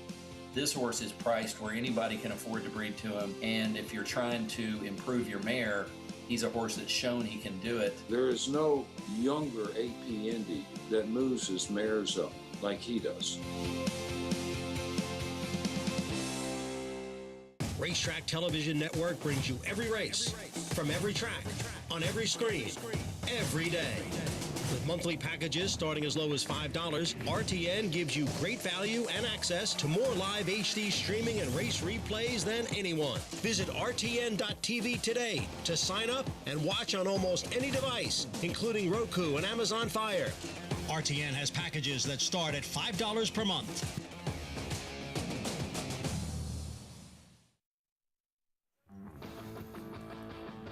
Lively edition of Saratoga Live, as always, brought to you in part by Run Happy, Eclipse champion with record-breaking speed. Run Happy, now the sire of winners on all surfaces, dirt, turf, and all weather. Snapping of the picture, Run Happy photo finish. Tom by that much. No trouble. By about a neck in the end, maybe not as close as first glance. We talked about how Joel Rosario knows where the wire is, but Jose Gomez riding outside of him, that we watched the ISO as they came down the stretch, he gave Joel Rosario all he wanted. Yes. He rode that horse really well and rode hard to the wire. I saw a lot of strength from that kid on that horse. Bright future. Yeah, Jose bright Gomez. future. I love the way he looks on a horse. That's why I said 5 pounds is a bonus, that he's getting 5 pounds less to carry than Joel Rosario. If I'm a trainer, I've got plenty of horses, he would fit a whole bunch of them, I'll tell you that. Stealing when you're using Jose Gomez. Earlier we recapped the Grade 1, Diana. Older mares running long on grass, right? Well, the other graded stakes race yesterday, completely different brand of racing. 2-year-olds, who knows, maybe the Derby winner was in this field of next year. 2-year-olds in the Sanford. Forte was the favorite. Curly Jack, Tom Amos's horse that he trains. Mo Strike mixing it up right from the start. Yeah, Mo Strike, he got away good. Curly Jack got away good. Forte, not so good.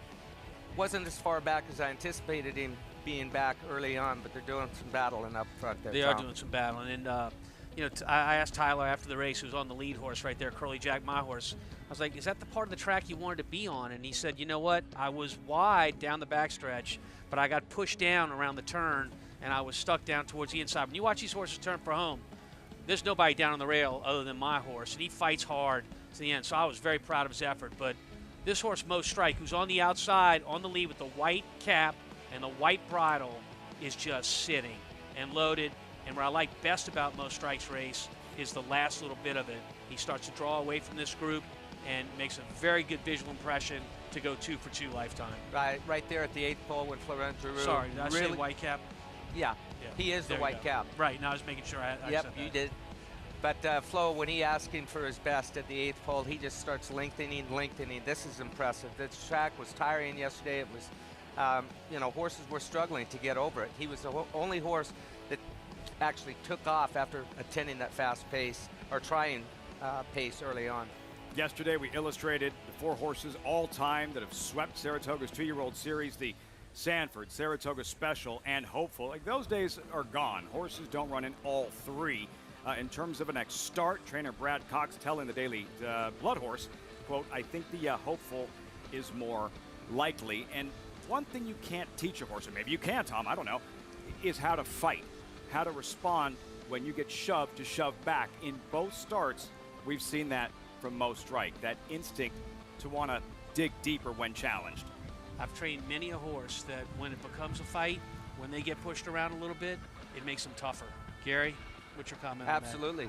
Certain horses love it. It toughens them up. This horse, he was also quoted as saying, Brad Cox this morning, that his intelligence is what's got him this far this early. But he expects him to move forward.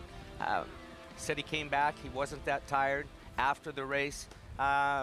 He's got him plenty fit, and this is going to just move him that much forward, more forward. I read the same article as you did this morning. It was interesting what he thinks about this horse. He thinks he's very special at this time. Non-committal trainer Brad Cox won last year's Travers, Belmont Stakes, as well, an Eclipse Award, he's saying, but leaning, it sounded like the insinuation would be the Grade 1 hopeful, most prestigious race for 2-year-olds here at Saratoga towards the end of the meet. Lots between now and then. And downtown Saratoga, so much around this town. It's not just the racetrack, though it does really come alive during track season. Look at that. Absolutely adorable. All around town, the celebration for the 154th season of racing at Saratoga.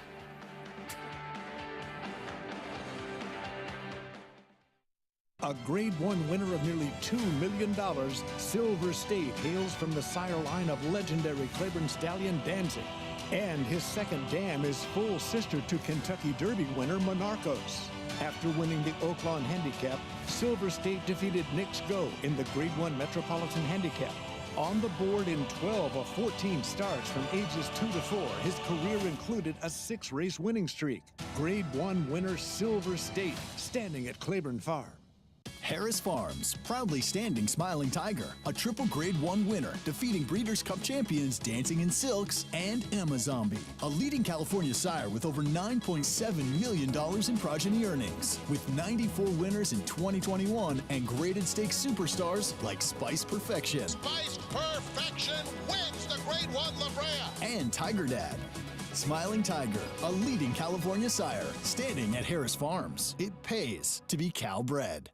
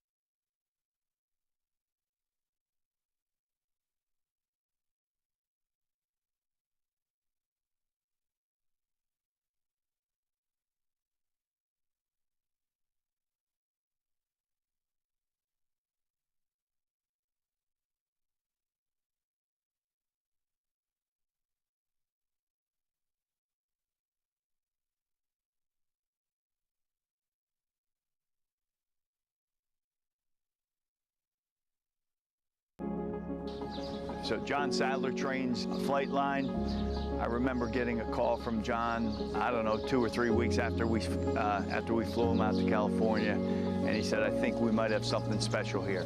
I think it turned out that John Sadler was right on, and he was correct to the nth degree.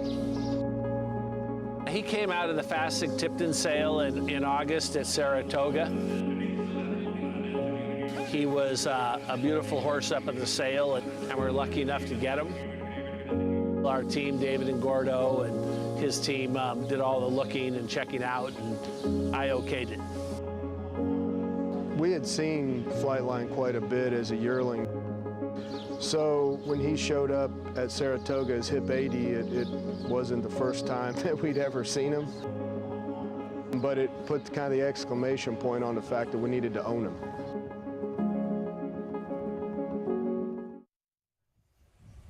Thanks to our friends at Fasig-Tipton. Upcoming Saratoga sale, always a highlight right after Whitney weekend. As for Flightline, I'd give away Tom's LSU seats just to see Flightline in face. Life is good in the Whitney.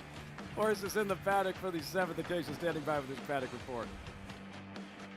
Is that really really much of a giveaway for you, though, Liffy, but I would love that as well. But as far as this race is concerned, we'll take a look at Russia for the Red Hot Barn of Chad Brown. And this one did get the win last time out. She is a type of filly who's super athletic. She's not a very bulkier type of frame. She's a very elegant, feminine type of horse. And coming back in her first start as a 3-year-old last year, she did look like she had strengthened up. She looks well out of that race.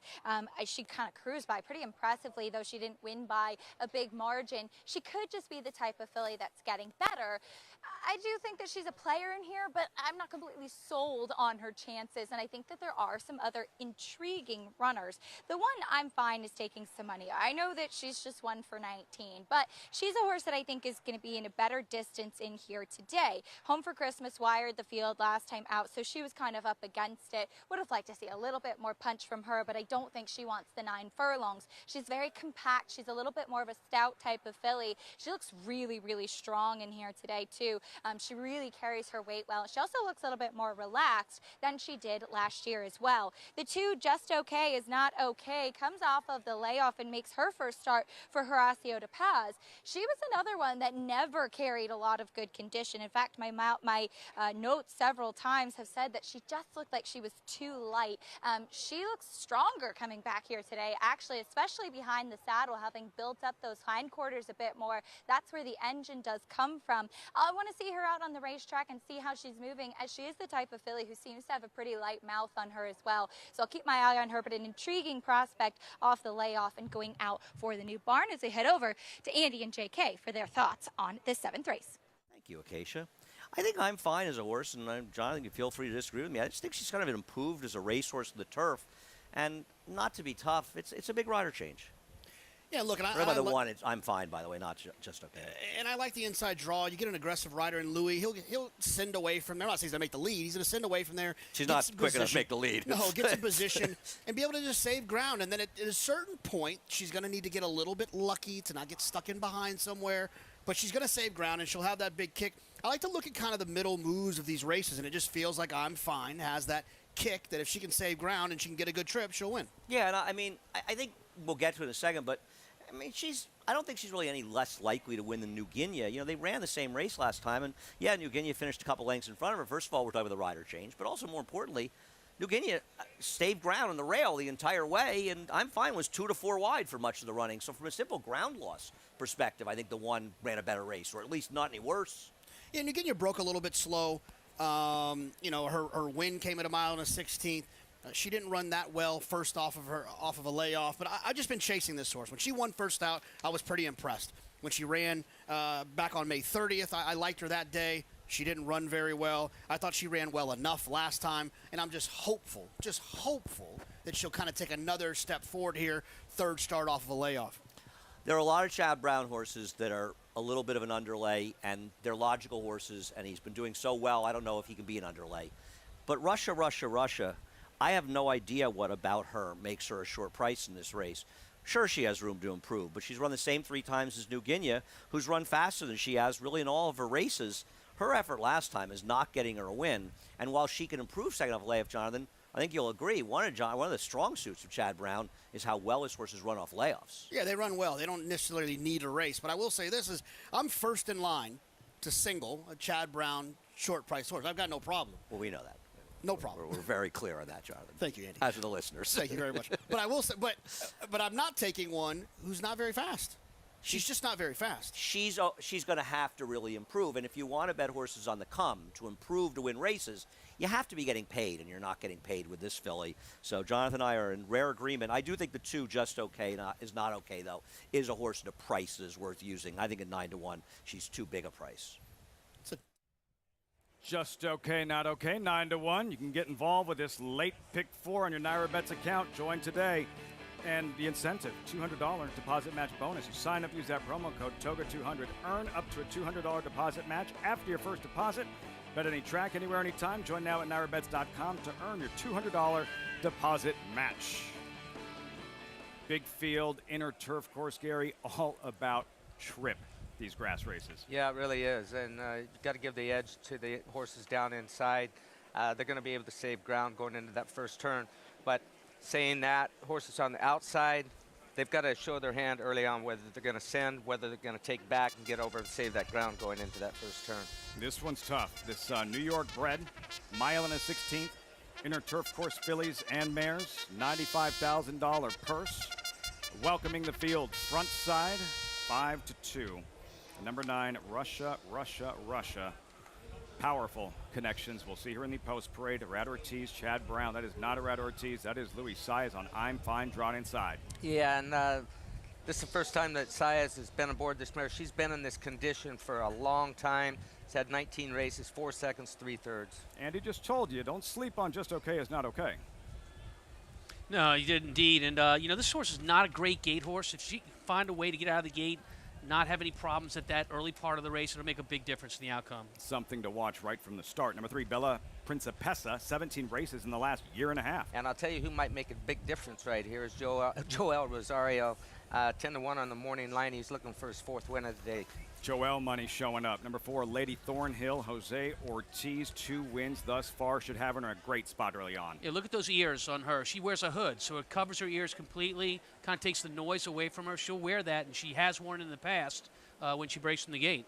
New Guinea, second choice. Dylan Davis looking for that first win of the meet. Yeah, I'm liking this filly here. It's Dylan's ridden her in all 3 of her races. 3rd race off the layoff for Christophe Clement. Number 6, Fistful of Dice, and the Hall of Famer Javier Castellano went right by New Guinea. There she is.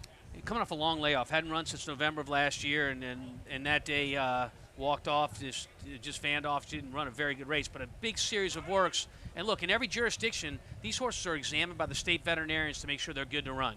Hallelujah. Jackie Davis riding for her father, Robbie. Yeah, and she was 10th, beaten 7 3/4 last time out, sprinting, stretching out for the first time today. Number 8, Starship Belmont, exclusively raced at Finger Lakes and Tampa Bay. I kind of think this is the speed. I don't know how long we're talking about, but early on, Starship Belmont's going to try and show the way. Russia. That jockey with that trainer, yeah, they had 7 combined wins yesterday. And I'll tell you what, this filly, she was beaten by Classic Land her first race, then New Guinea, but she was off since November of last year. Comes back, wins. Chad Brown, 30%, second time after the layoff. Sorry. Master of the Tunes, Tom. Finishing has been her issue of late. I think she really hasn't gotten a break lately in her races. Not a lot of pace to run at, and I think she'll get some here. Makes Master of the Tunes kind of a live long shot from that outside post in the 10-hole. Love these races. Stampede to the first turn. Cavalry charge coming home. Good size field. New York breds to slug it out on the inner turf course in 4 minutes. And the coach, well-documented opening day. Dwayne Lucas is back at Saratoga, and he brought a Kentucky Oaks winning filly with him. Secret Oath, after dealing with the boys in the Preakness, she's back in her own division with sights set on next Saturday's coaching club, American Oaks. Speightstown.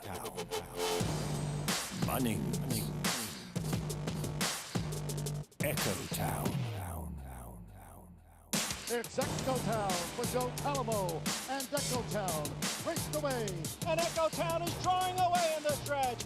Echo Town wins the Allen Turkin Stakes. A sire line so prolific, it repeats itself. Echo Town. Who you betting on? How about an app created specifically for horse racing? Naira Bets. We specialize in thundering hooves, fist pumping, and boosting your bankroll with robust weekly promotions. And offer betting tips from actual horse racing experts. Bet all day and night, nationwide. Get the action and thrill of horse racing with Naira Bets.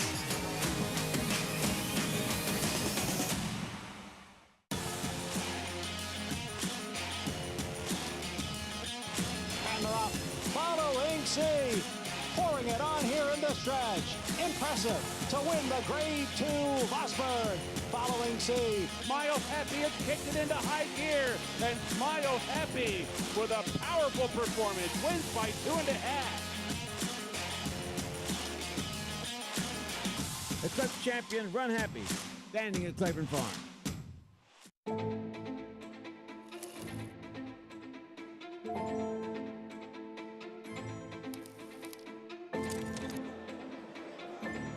The Good morning, ladies and gentlemen, and welcome to the Keeneland September yearling sale. A terrific maternal pedigree, Grade 1 winners and champions across the field. Echo Zulu parties. Life is good. Next go, superstar. Go to the back. Good luck.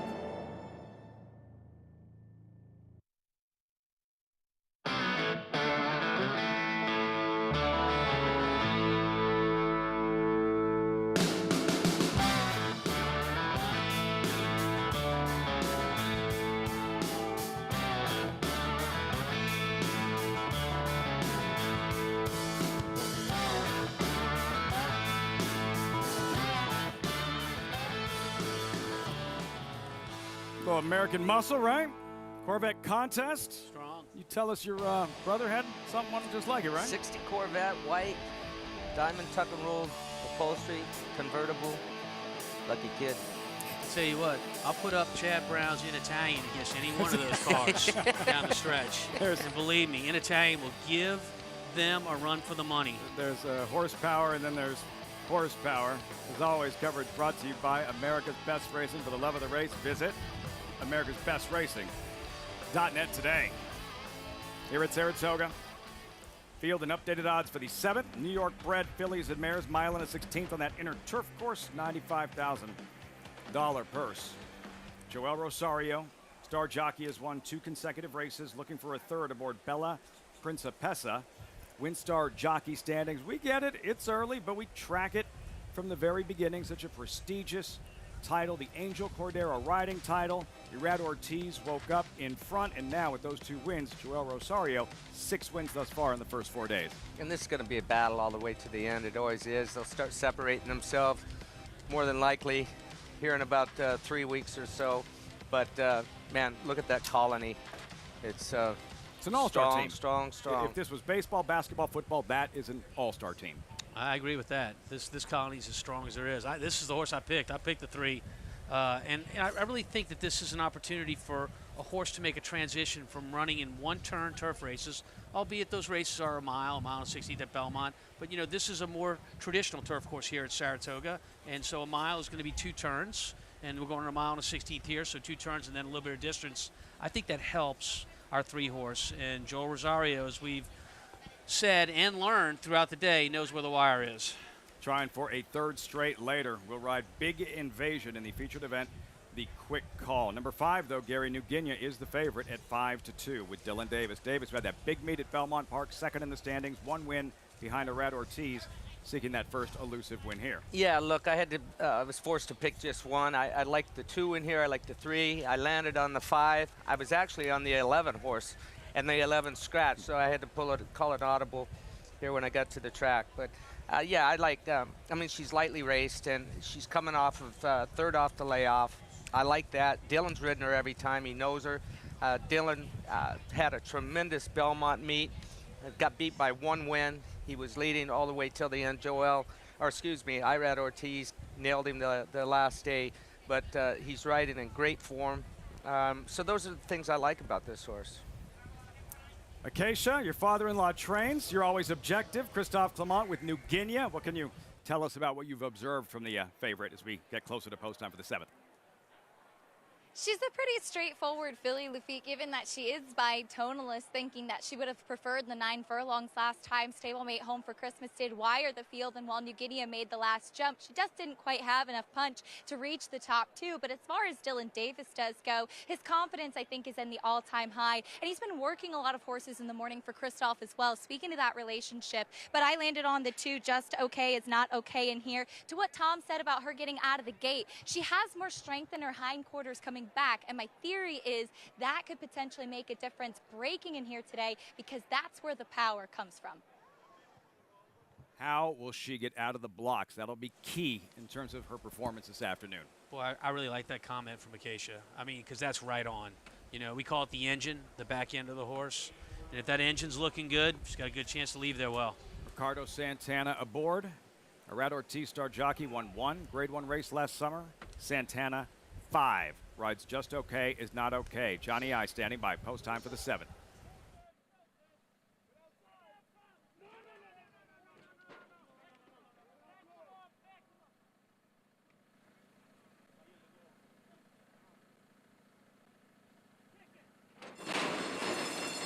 off.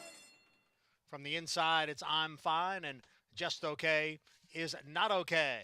And Bella Principessa is right there and moving up. And on the outside, Fistful of Dice. Bella Principessa, Just Okay is Not Okay. The two of them are right together with Fistful of Dice sitting behind and racing in third. New Guinea has made her way to the inside and is running in fourth.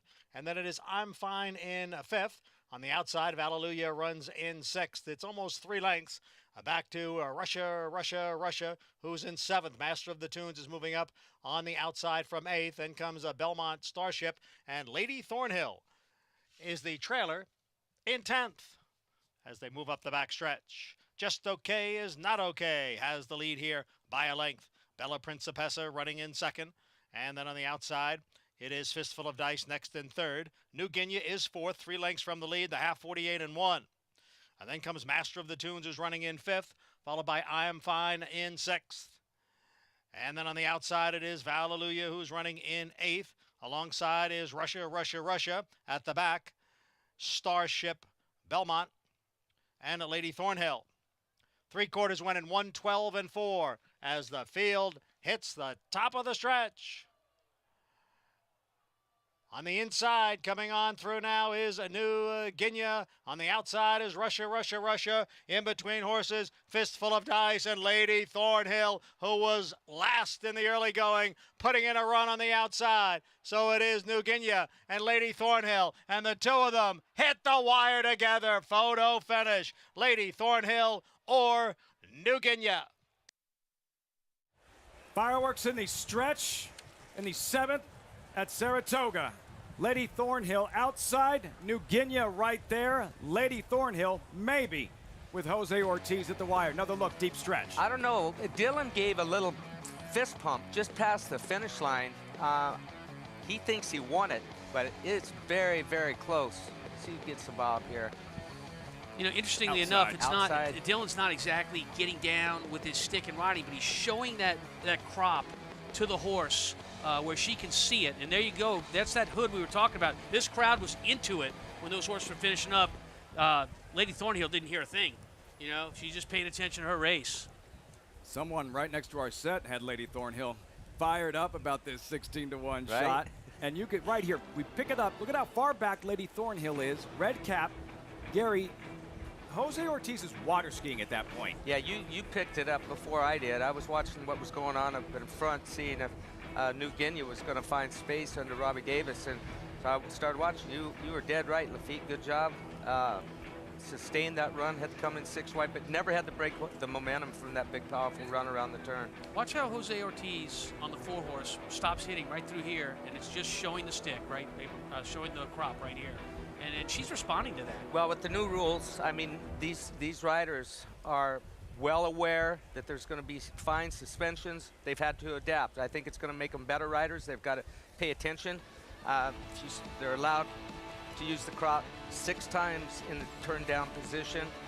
They can encourage them by showing them the crop, but I mean, they've got to rely on their upper body strength and do some math, figure it out. But Dylan Davis, Andy, he gave her every opportunity, saved all the ground on the inside with New Guinea. Lady Thornhill went wide, but that closing kick and a third on the afternoon for Jose Ortiz. Congrats if you had Lady Thornhill in here. It was a tough beat for Jonathan with New Guinea, but David Donko had a sensational meeting at Belmont Park. Really, really strong meeting. Gets an improbable horse to win, and Jose Ortiz is quietly starting out this meet extremely well, or maybe not even that quietly. I'm going to tell you something. You want no part of New Guinea going forward. If she couldn't win with that trip, I don't know when she's winning.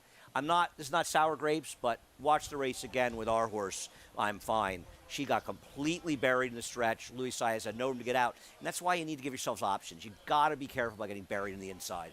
Yeah, look, there's obviously a little frustration that New Guinea didn't get there, but I do want to give a lot of credit to the 4 Lady Thornhill and Dave Donk. He doesn't win at a high percentage, but he can flat out train. He was winning at a high percentage. I agree. He was winning at a high percentage belt because David Donk's not one of these trainers. First of all, he doesn't have a barn full of killers.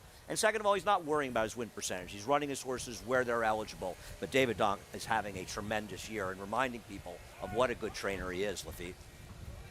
At just the right time. Summer at Saratoga. All smiles. Jose Ortiz, 3 wins on the afternoon, 4, 5, 9, 10 in the 7th. Reaction when we come back, and a clash of 3-year-old filly Titans in next week's Coaching Club American Oaks Secret Oath. Kentucky Oaks winner, first start since the Preakness, and the Belmont runner-up, Nest Ashland winner, as the chase for a championship is about to reach a fever pitch.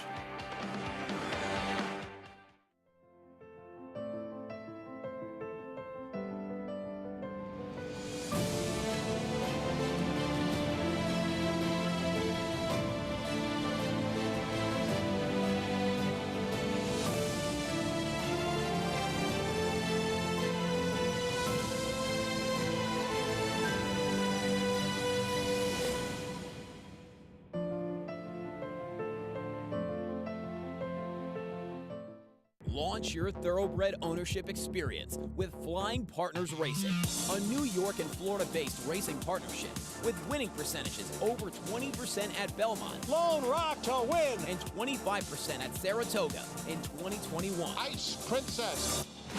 Limited opportunities available now, with yearling partnerships coming this fall. It is Tell Your Daddy. Meet the Flying Partners team at our open house. Visit flyingpartnersracing.com to learn more.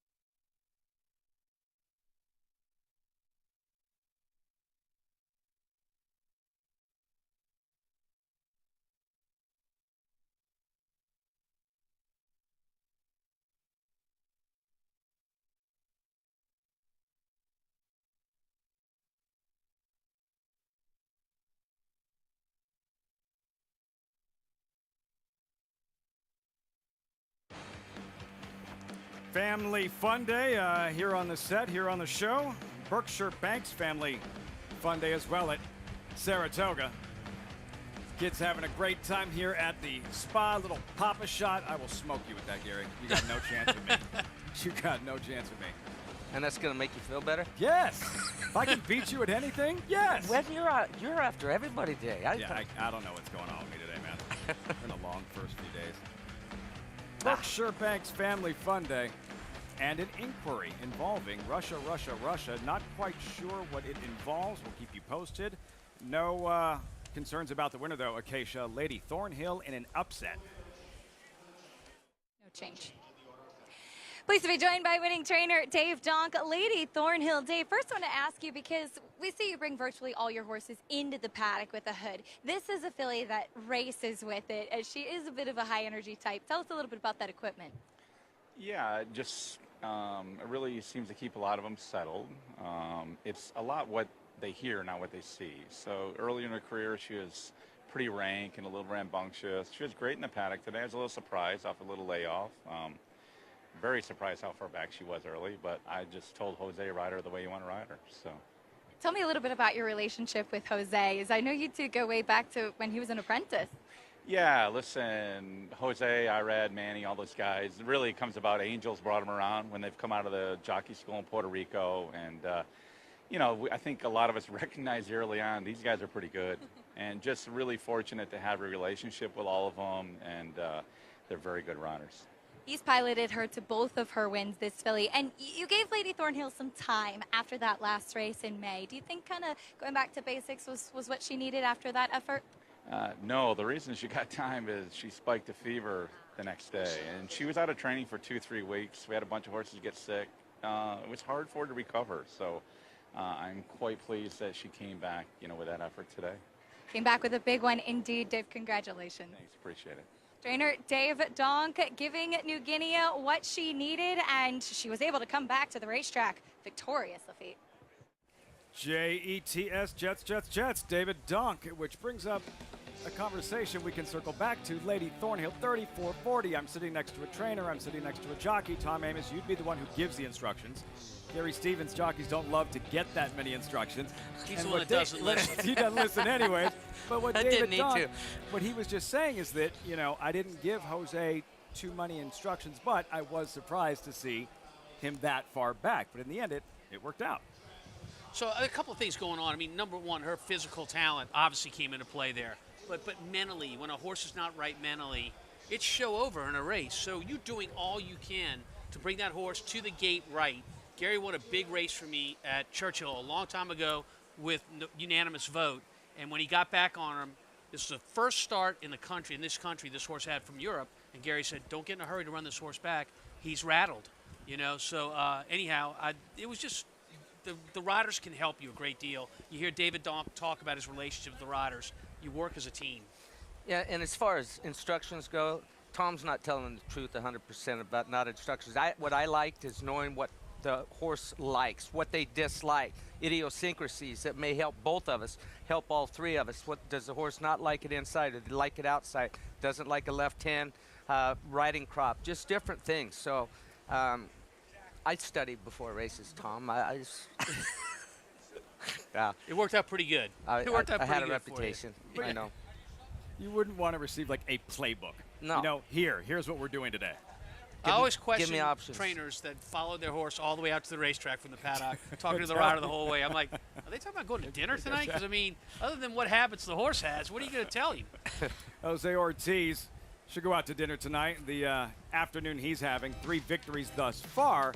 So Trouble was able to hold on at a short price, $1.2 million. And our thanks to the bettors. The numbers have been astronomical the first 4 days here at Saratoga. Lady Thornhill really shaking things up, 34-40, an upset in the 7th race at Saratoga. Tom, for our audience just joining us, today's feature is the quick call 5.5 furlongs for 3-year-olds, turf sprint. Why the quick call? Why is this race named after him? Every once in a great while, a horse comes along that captures the heart of the fans. They're that good, and they bring it when they run. Quick Call was certainly one of those horses. 4-Star Dave's another. When you reach that elite status here at Saratoga, they name a race after you. That's pretty darn impressive. I'm glad you brought up 4-Star Dave because it's not as common anymore. Horses with long extended careers, a chance to actually build a fan base. Quick Call, 4-Star Dave, absolute rock stars in their day. And Quick Call buried here at Saratoga at Clare Court. His legacy, honored field for the Quick Call, presented by the Thoroughbred Retirement Foundation. Such an important cause. 3-year-old turf sprint. See what the wagering looks like. The European supported, asymmetric, Big Invasion, as expected, 6-5. Gary, Big Invasion has rattled off 4 straight victories. He is razor sharp. How good of a turf sprinter do you think we're dealing with here? I think we're dealing with a very good one. I think both these horses, asymmetric and Big Invasion, are both very, very good horses. But it's young and Big Invasion's career right now, and he's improved with every race, and especially since Joel Rosario has got aboard the horse, he's allowed him to settle just a little bit more. He doesn't go full blast leaving there. The horse relaxes for him and comes with that big run down at the end of the race. From asymmetric, it's blinkers off today. I think they're really trying to harness that speed. We know asymmetric's fast, just the opposite of our big favorite in Big Invasion. But the idea is to harness that so they can have some finish on the end. It ran off like a wild horse. Yes. Asymmetric, something to watch for very early on in this Quick Call. So we have 3-year-olds here. Next week, 3-year-old fillies, and the first Grade 1 dirt race of the brand new meet, the Coaching Club American Oaks. A list of probables. 2 names jump off the screen. Secret Oath, Kentucky Oaks winner, Dwayne Lucas, the coach, the teacher. Nest, Belmont runner-up, Todd Pletcher, the former student, gentlemen. Let's start with Secret Oath. This is on Friday, Oklahoma training track. Secret Oath breezing 5/8 of a mile, Tom. What are you noticing? Well, whenever I'm watching a horse work, whether it's one of my own or somebody else's, I'm always paying attention to how the rider communicates to the horse. He does it with his hands, and as much or as little as hands are moving is how much he's asking that horse. Gary, look how stationary the exercise rider is here with his hands on Secret Oath, going right along, and she's covering a great deal of ground. Yeah, he's not asking her to do anything at all. That's all under her power. She's got this huge stride to her. She works in a minute and a tick. It's the fastest work of the morning. She's doing great. Secret Oath, 5/8 of a mile, as Gary mentioned, 1:01. Big thanks to our friends at XBTV. So, Dwayne Lucas, what did you think of Secret Oath's final breeze for the Grade 1 Coaching Club American Oaks?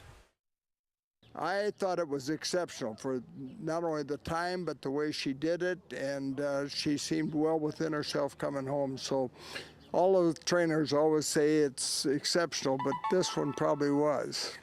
You know, we're working on a surface that she's not used to, and that deep and loose surface here on the Oklahoma track, and compared to the surface at Churchill Downs, which was very much stiff and glib. We got some grazing area, which we don't have too much of at Churchill, and everything we're able to get her out. We got a round pen here, we can let her roll in, and we got some things that she likes to do that we can do here that we weren't able to do at Churchill.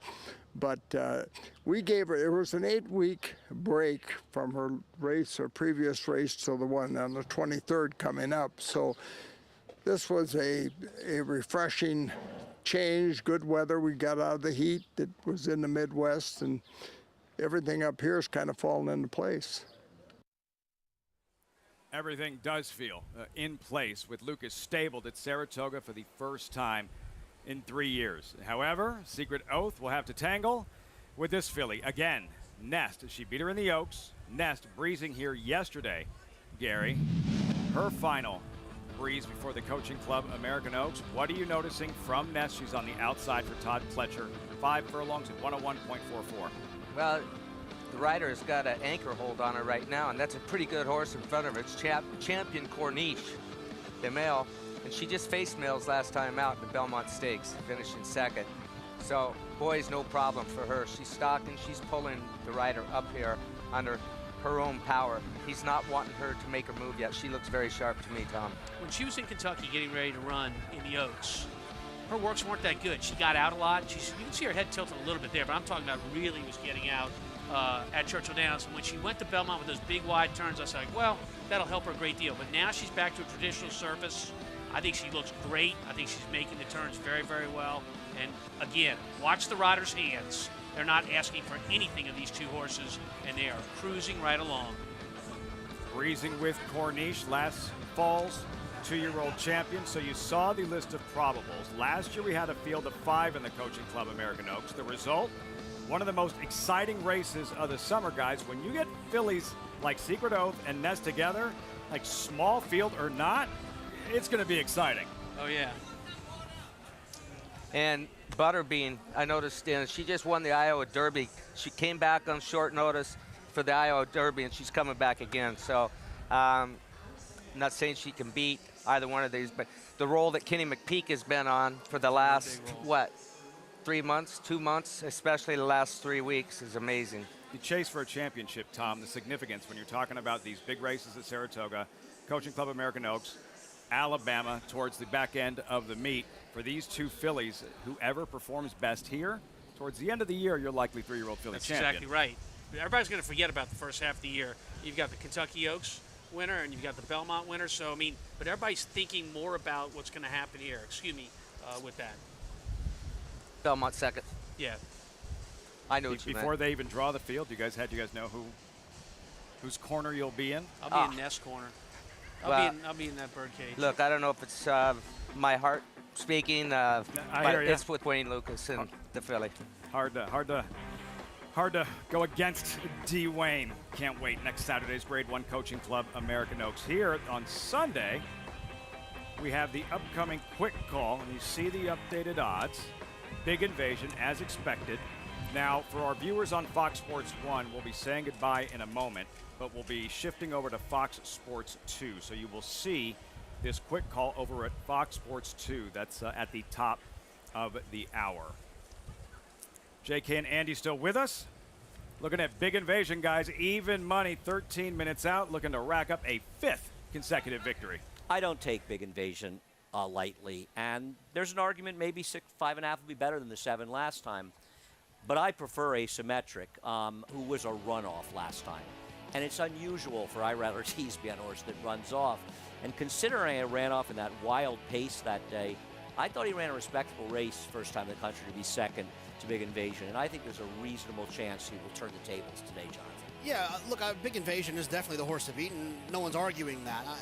I am always going to side with horses that I feel like have some tactical ability in turf sprints, and Big Invasion could absolutely win and is the most likely winner for sure. I just feel like the 7 Asymmetric, and even we'll talk about a little bit later, Nobles is also interesting to me because those are the horses I think are going to be forward. The question is if anybody's going to call the 4 what his real name is. 3-1. Nobles. Coming up next on Fox Sports 1, Women's Copa America Soccer, Chile and Bolivia. That's next on Fox Sports 1. We will see you on FS2. The quick call is next from Saratoga.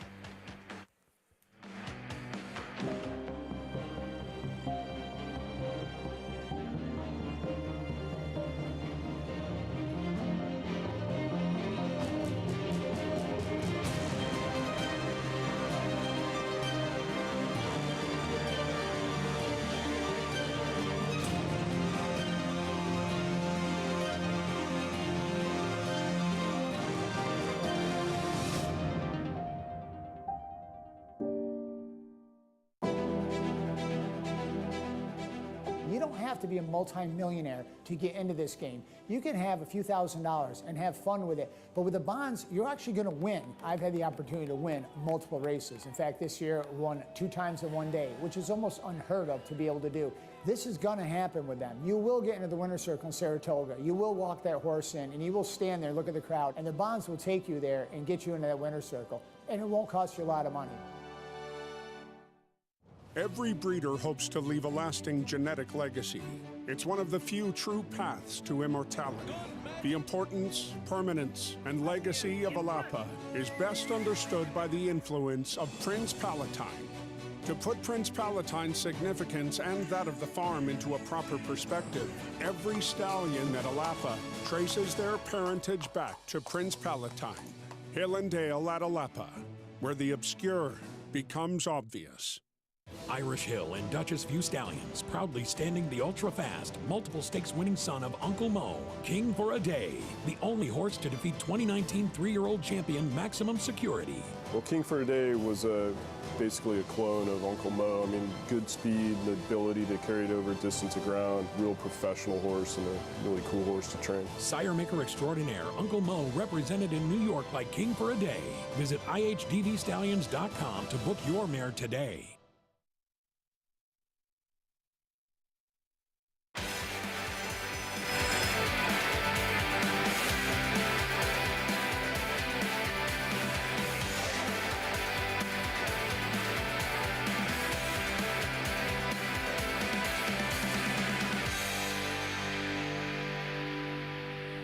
Hello to our Fox Sports 2 viewers. Horses training in the morning, racing about to get serious in the afternoon. This is Saratoga Live, brought to you in part by America's Best Racing. For the love of the race, visit americasbestracing.net today. We're not kidding. About to get serious. The Sunday feature, Riders Up, for the quick call. 3-year-olds going 5.5 furlongs, the final of 6 stakes races on this opening week presented by Run Happy. Big Invasion is the favorite. Favorites, it's been kind of a struggle. Won for the first 6 in stakes races here at Saratoga. Big Invasion, though, he is razor sharp, having rattled off 4 straight. Take a look at the field for the quick call. These exciting 3-year-olds won last year by Golden Pal, brilliant turf sprinter.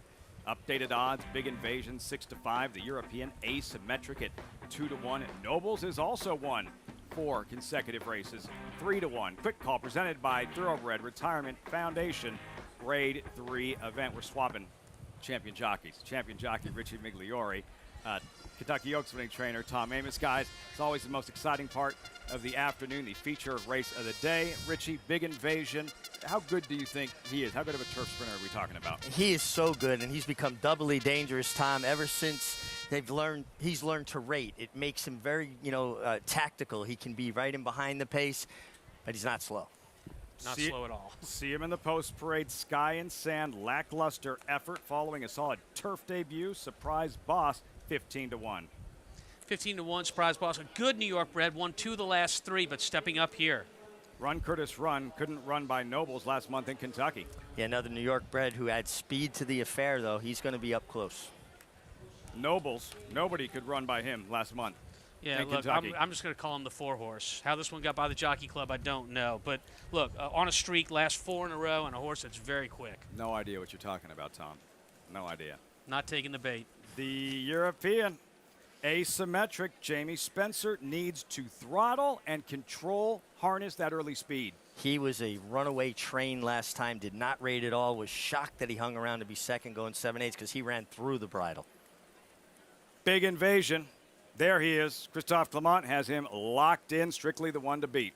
Yeah, strictly the one to beat. Got an outside post, Richie. I think that's good for this horse to be on the outside, try to get some kind of position. He's so much better than these if he gets the right trip and if he gets the right pace. That being outside and losing a little ground doesn't, I'm not fearful of that. Field for the quick call 7 minutes, which means you have time to sign up and join us at Naira Bets and take advantage of the incentive. $200 deposit match bonus. Sign up with promo code TOGA200 and earn up to a $200 deposit match after your first deposit. But any track, anywhere, anytime. Join now at NairaBets.com to earn your $200 deposit match. Jonathan Kinchin, Andy Serling with us. Andy, I just said Big Invasion, strictly the one to beat. I have a feeling you might push back on that. No. I wouldn't argue with that. Good to see you. He's the worst to beat, and John and I are both going to try to beat him, but we're not fools. He's a very good horse, and 5.5 probably helps him. I just feel like the 7 just kind of ran off the layoff, first time in this country, and I'm just hoping Jamie Spencer can get him to relax a little bit more second time in the country. And I think he has a chance to upset Big Invasion. That's all. We're both going to try to beat Big Invasion, but neither of us feels that he's not the worst to beat. Yeah, I think the most important horse in the race, to be honest, is the 4, which were, whatever, Nobles, whatever. If this horse goes and hooks with asymmetric, that's going to definitely help. Well, do you think asymmetric is going to be forward? See, I don't think that asymmetric is going to be forward the same way. No, I think I don't think. If you open up by 6, you're naturally fast. I think he ran off. That's what I'm saying. So I think he's going to probably do something similar to that again. Irad, like you said, is not the type of rider that gets run off with all the time. We disagree. I think the horse ran off on him. I don't think he's going to be head and head with the 4. So I may be wrong. Who do you think is going to make the lead? The 4. Okay. I do. I think the 4 will be in front, which might help you. Well, just a fun little friendly. If I'm right, it's better for you. Yeah, no, if you're right, it's bad for you. So you're going to have to root that I'm right for a change. I think they're going to go fast. You want to give me a bomb? I'll give you a bomb in here. The 1 Sky and Sand. His race 2 back, first on the turf, was extremely good. He was awful last time. He was so bad last time, it's surprising that Steve Asmussen is running him back in here. Maybe he came out of the race with something. Maybe he had a minor issue. Maybe he was sick or something. I don't know. But would you disagree with me that based on his first turf race, doesn't have a chance here, and maybe an overlay at 13-1? Absolutely. Another thing to keep an eye out with, though, down there is he does have the same ownership of Reeves Thoroughbred. Maybe the reason that he's here is to be sent away from there to help out a little bit with his stablemate Big Invasion. You were suggesting he's a possible rabbit? Possible. All right. I don't think he'd keep up with a 4 unless they put an engine pack on him. We'll see what happens. Some intrigue in this race, but there is no disagreement in this set that Big Invasion is the horse to beat. But we can agree asymmetric, even though he ran off, he still ran really well. He still performed well. We'll see what happens today in the early stages. We check in with Acacia, getting closer to post time and looking at Big Invasion, even money.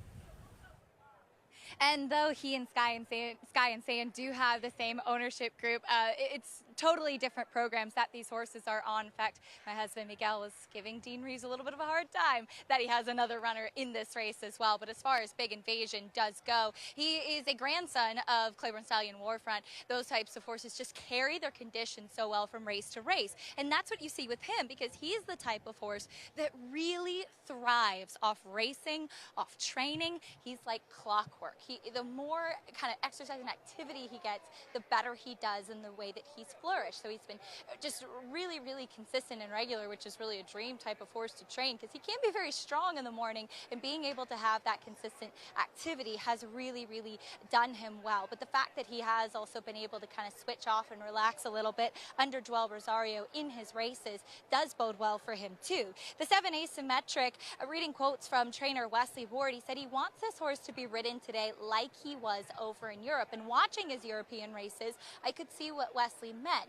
The riders, he described it as anchoring the horse at the start. He got a little bit headstrong after that, and then he settled really nicely, being able to kind of be thrown off balance a touch at the beginning of the race and be able to rein in that speed. He was very relaxed back in the paddock, perked up quite a bit going out onto the track, and this is my first time laying eyes on him, but for a horse that was an Irish bred and racing over in Europe, he carries a lot of condition and a lot of substance, really kind of stacking up with these American turf sprinters, and those blinkers off should help him to relax in the race as well. The number 4, Nobles, it's funny, he actually ran back in November on Breeders' Cup weekend when stretching out to go a mile, which he obviously doesn't want. And I spoke to Larry Ravelli that day, and he said this is the type of horse at that point as a 2-year-old that if he hit the lead too soon, he started to wait on horses. They changed his running style when he came back as a 3-year-old into using that early speed, and that's really kind of helped him to have a little bit more guts, for lack of a better word. He's a smaller, stouter, compact, looks like a turf sprinter, and Larry's saying he actually thought that this horse was a better synthetic horse, and then the way that he ran last time out at Churchill, that's changed his mind, and we'll see, as he does look to be the type who physically looks like he'll be quick off the blocks as well, Lafitte. Yeah, Acacia, I think he's the one to catch. Red Ortiz won last year with Golden Pal, trying to go back-to-back Nobles. Asymmetric, let's go back to that Paradise Creek. This is after he completely ran off, and when that happens, good things rarely follow. You're not getting the true picture.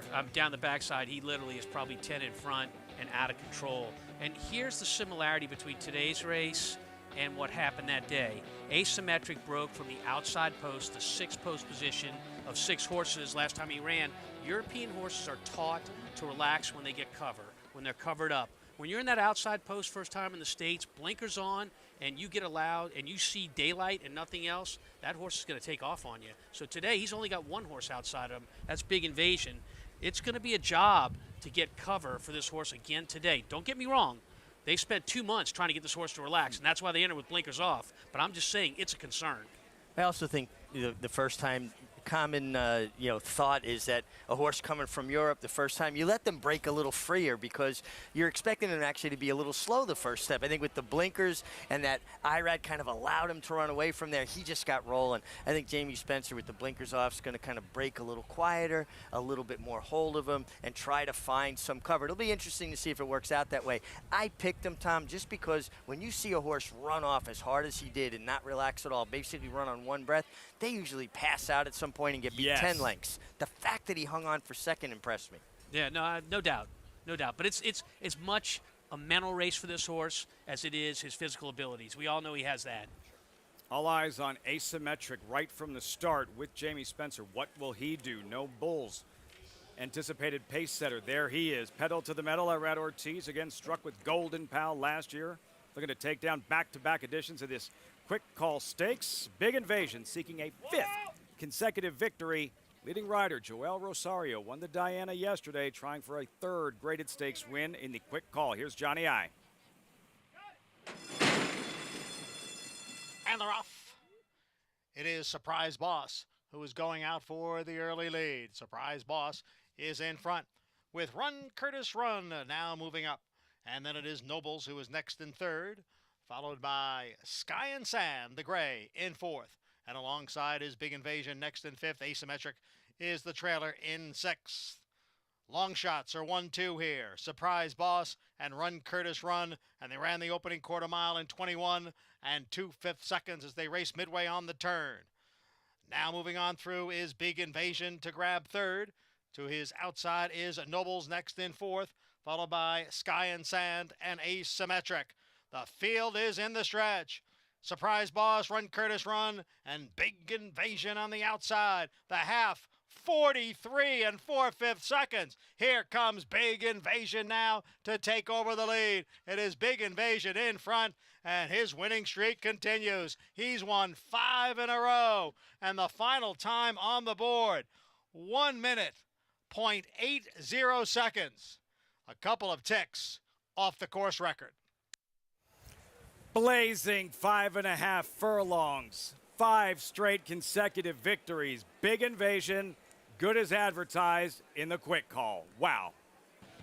This was good. I mean, he's just so good. And seeing him just fall into Joel's hands and be able to get up into a spot the right way, and nobody does it better than Joel, having a good horse underneath him but putting him in position.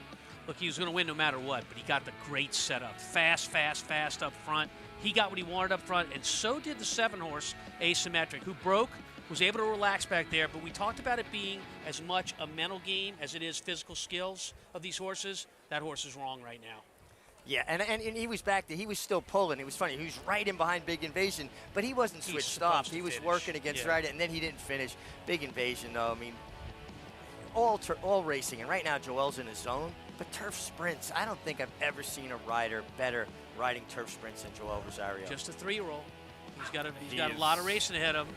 And the Reeves family, they like to race. Yep. We've Andy and J.K. treated to a couple of special performances the last 2 years in this race. Golden Pal, opening day last year, and that guy, Big Invasion today. He's a very, very good horse, and he's just better than these horses. You know, you can say he got a good trip. I'm not saying he didn't get a good trip, but this pace didn't fall apart. And I know we're looking at some heady numbers up there. The turf course is extraordinarily firm, and the pace didn't fall apart here. I mean, you take Big Invasion out, and they ran 1-2 around the racetrack. Yeah, I mean, he ran really well. You know, I don't want to take anything away from him. And he did it the right way, coming from out of it, which is always kind of tricky in these turf sprints. But the one thing I take away from this, and I know the guys talked about it a little bit, is the 7 Asymmetric. I just don't understand why they would take him back like that. He ran really well last time forward and being very aggressive. And then he's last early. I just think they kind of took his chances away from him. And I understand I've never trained a horse, so maybe they're trying to teach him to do something different. But I thought that was a mistake. I hear you. Listen, that's the tags I thought they'd employ, so I wasn't surprised. He was awful. It was a horrendous selection by me. I'll say something else about Big Invasion. There are a lot of people that are caught in the allure of going to Ascot, and they think going to Ascot and finishing 6th is better than winning races in America for nice purses. These connections considered Ascot, and they did the right thing, and they kept him here, and they're being rewarded for it. And this is one of the better turf sprinters in the country. Christophe Clement, winning trainer. Andy, when you say one of the best turf sprinters in the country, allow me to get way ahead of myself. If he continues to progress, is this a Breeders' Cup turf sprint type of quality prospect that we're talking about in the summer? Good trip, very firm turf or not. This is a horse that just won for fun, and he's just improving as a 3-year-old. I don't see why he can get there. One thing that would probably a little bit of a concern, he is a horse that likes a very firm turf, one of the reasons they didn't consider going to Ascot. And with the Keeneland having the Breeders' Cup, late October, early November, the likelihood of getting a super firm turf course is pretty remote. And the other thing I'll add is that he is a 3-year-old that's running really fast numbers, so there's still probably a little bit of a higher ceiling for sure. He's still improving. No, I'm a big fan of this horse. He is absolutely terrific. Razor sharp, likes to hear his feet rattle, that firm ground. Takes to it today. Big Invasion. Dean and Patty Reeves, trained by Christophe Clement, 3rd graded stakes win of the meet, and it's only day 4 for Joel Rosario. Big Invasion, big performance in the quick call. Reaction when Saratoga Live continues.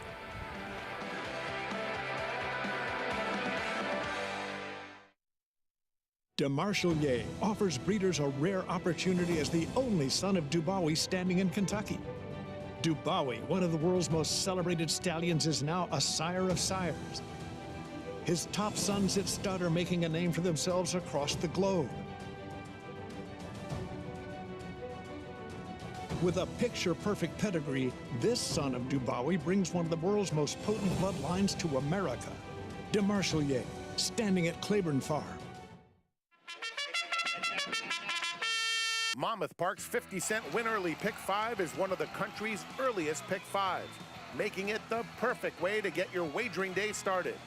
With a 12:15 post on weekends and 2 p.m. start on Fridays, the Win Early Pick 5 is home to 6-figure pools and a low 15% takeout. Start your day winning early. Play Monmouth Park's Win Early Pick 5. Win early, win often.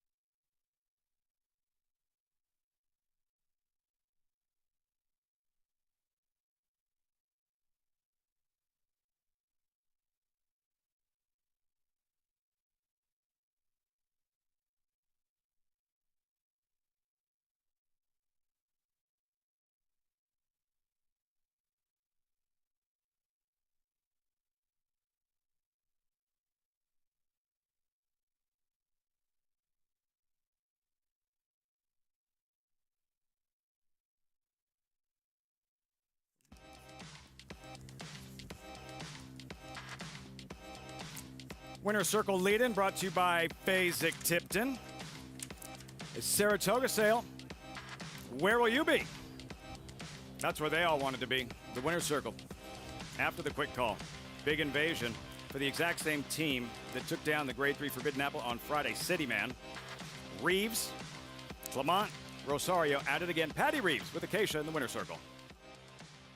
This is a special interview here at Lafitte. Very happy to be joined by Patty Reeves as the ladies are taking over here. And Patty, you are a huge part of the operation as well with your husband, Dean. How exciting, 2 graded stakes wins opening week of Saratoga. Absolutely. It couldn't be any better to come to Saratoga and win graded stakes.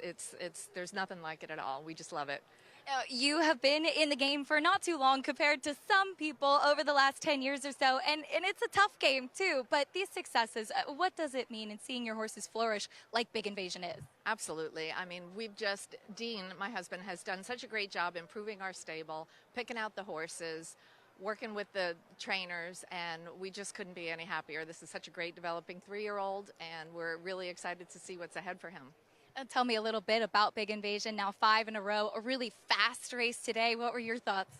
My thoughts was, I guess that your husband and my husband had something to do with getting this horse, so we could take it from here. I love that, and we certainly will. Patty, congratulations. Thank you very much. Dean and Patty Reeves, terrific ambassadors of the game, great people to be around as well, Lafitte.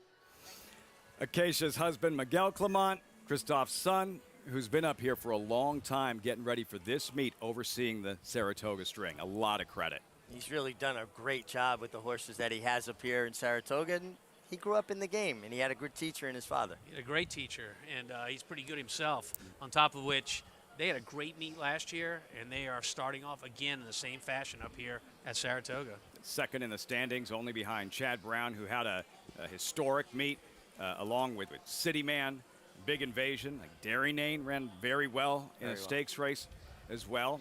Something else we wanted to go back and watch, aside from Big Invasion's domination, you may have noticed the European rider here on asymmetric, Jamie Spencer, Richie, and his style in terms of finishing versus the American riders. Yeah, it's a much different style that most of the European riders employ. He just got out in the clear with the blue and white silks to the outside. You're going to see when he goes to his crop, really high-handed, kind of comes down, not quite on their flank, almost toward the hind end of their rump. Tom, a lot different to me, doesn't look quite as effective. You see how smooth and, kind of together Joel Rosario is keeping a horse balanced. But over the years, Cassius Musin and Steve Cawthon, I think, really revolutionized the way a lot of European ride European riders ride, the way they finish looks so much like them. I don't disagree with what you're saying. I'm only chuckling because I'm pretty sure Jamie Spencer doesn't know the new rules that we now have with the crop, and he's getting ready to take a fine. He may learn before long. And again, it's not a critique; it's just an observation. But that was like watching like Pat Ettery and Walter Swinburne out there, where the European riders have really adjusted and look much more like American riders when they finish now. Yeah, and you see it just seems to be much more effective to have a horse collected, balanced, finish strong with a good hand ride. Yeah, look, I mean, balance is everything. Look, in the mornings when you use these exercise riders who are heavier than the riders, I'd much rather use a guy that weighs 150 to 160 but sits symmetrically well on the horse and has great balance than a 110-pound kid that's all over your horse. Yeah, I agree. Opening week coverage continues, brought to you by Run Happy. 7 stakes races in the books. It's been sensational. We have 2 left. We go back to the main track for this allowance optional claimer, 7 furlongs, 3-year-olds and older. Tom, sound money, even money early on. What'd you come up with in this one? I came up with sound money. This is one of my singles in my pick 5. Big Invasion was the other. I chose to spread out on the other races. It worked well for me, except I didn't spread out enough. But anyhow, I just think Sound Money is a dominant horse in this race, as Big Invasion was in the quick call just now. Another main track race, that track that has been very tiring, laboring, demanding the first few days. Yeah, if you have any hole in your fitness where you're not quite as fit as you'd like a horse to be, it's going to show up on this track. This track is really, making the horses work for it, and you see a lot of these horses come back tired, Tom. I can relate to that. 9th race, we'll have that coming up. As for Chad Brown, and gearing up for a huge dirt race here at the end of August, the Travers and his 3-year-olds. Early voting headed for Jersey and the Haskell. Correction, Jack Christopher headed for the Haskell. Early voting is going to stay here. Zandon is going to stay here for the Jim Dandy. He has never won the Travers, but he's never had a lineup of 3-year-olds like this, Richie. Here is Zandon working, breezing, tuning up for the Jim Dandy, unraced since his 3rd place finish in the Kentucky Derby. He looks great. I mean, he wound up getting a target just by accident, a horse to kind of get his focus, and you could just see the way he's galloping. He's going to gallop past this horse. He looks like he's doing nothing, and yet he's going about 12 to an 8th. I think he looks great. He's a talented horse. Great run in the Kentucky Derby, Tom.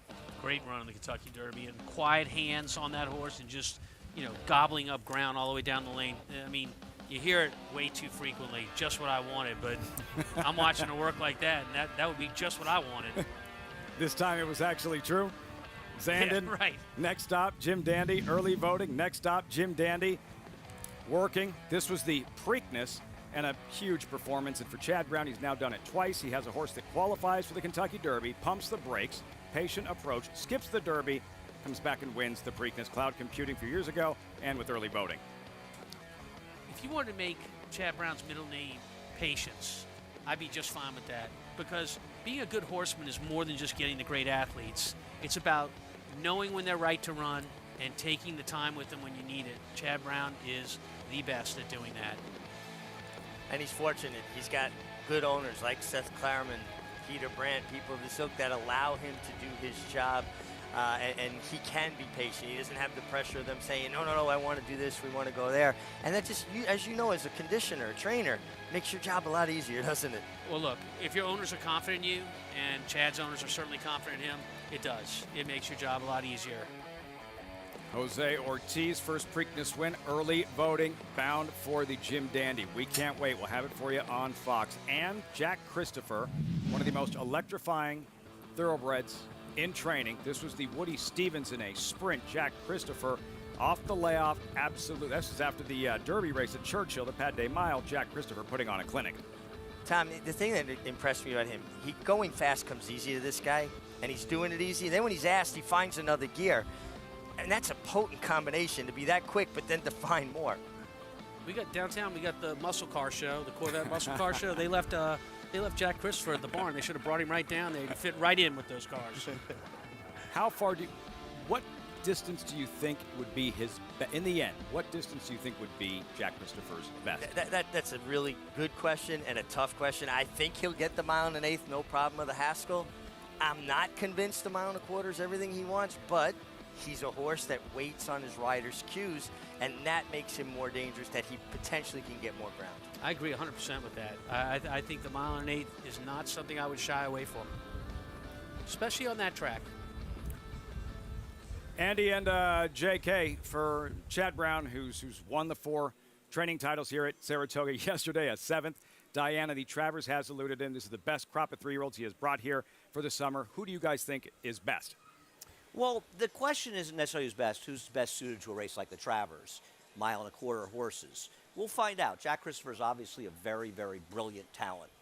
I think that early voting, however, is the one you want the most, the Travers. And I don't discount any of them. I don't discount Zandon. I don't think you do either. But early voting has shown we can do it at a distance. And from a speed figure standpoint, he improved enough in the Preakness where he's not that far behind Jack Christopher. So we know that early voting can get the distance. He's been training extremely well since the Preakness. And I think of the 3, he's the most likely to win the Travers. But that doesn't mean I don't think the other 2 horses could win the Travers. I think distance, not a question for Zandon early voting. 1.25 miles, as the other guys were saying, could be a question for Jack Christopher. Yeah, I agree. And luckily, we don't have to worry about that first. We get the 1 1/8 first. I will say this. Listening to Gary and Richie talk a lot about the one-turn mile, it's changed my way of thinking about it. Jack Christopher has excelled in the one-turn mile at Belmont, running fast early. He's also done it at Churchill Downs off of a long layoff. If he can get that distance going fast off a layoff, I have no concerns of him getting a 1 1/8. He's brilliant. He's got the fastest speed figure of all 3 horses we're talking about, and I think that he's not going to have any issue, and I'm looking forward to him winning the Haskell, and I just hope that he does it well enough to get him up here for the Travers as well. Well, it'll be interesting to see what happens. You're more confident than I am. I always believe I want to see them do it, and this is not a horse that gives me an impression he's going to relish more ground. And with Taba, for Bob Baffert coming in, it could be a dogfight if Taba's capable still of running the kind of race he ran at Santa Anita. And it'll be interesting. If you're Chad Brown, and he runs well in the Haskell, and he wins, and he holds off Taba by a neck, do you think maybe you want to run him in the Allen Jerkins and you let the other 2 horses go 1.25 miles? Just hypothetically. I see it. Yes. Okay. If it's close, I need the figure to be fast. If the figure's fast, I don't care how close it is. But if it's close and the figure's a little bit light, then yes, I would cut him back and run him in the Allen Jerkins. Be interesting to think how things play out. We've got the Haskell coming up next Saturday.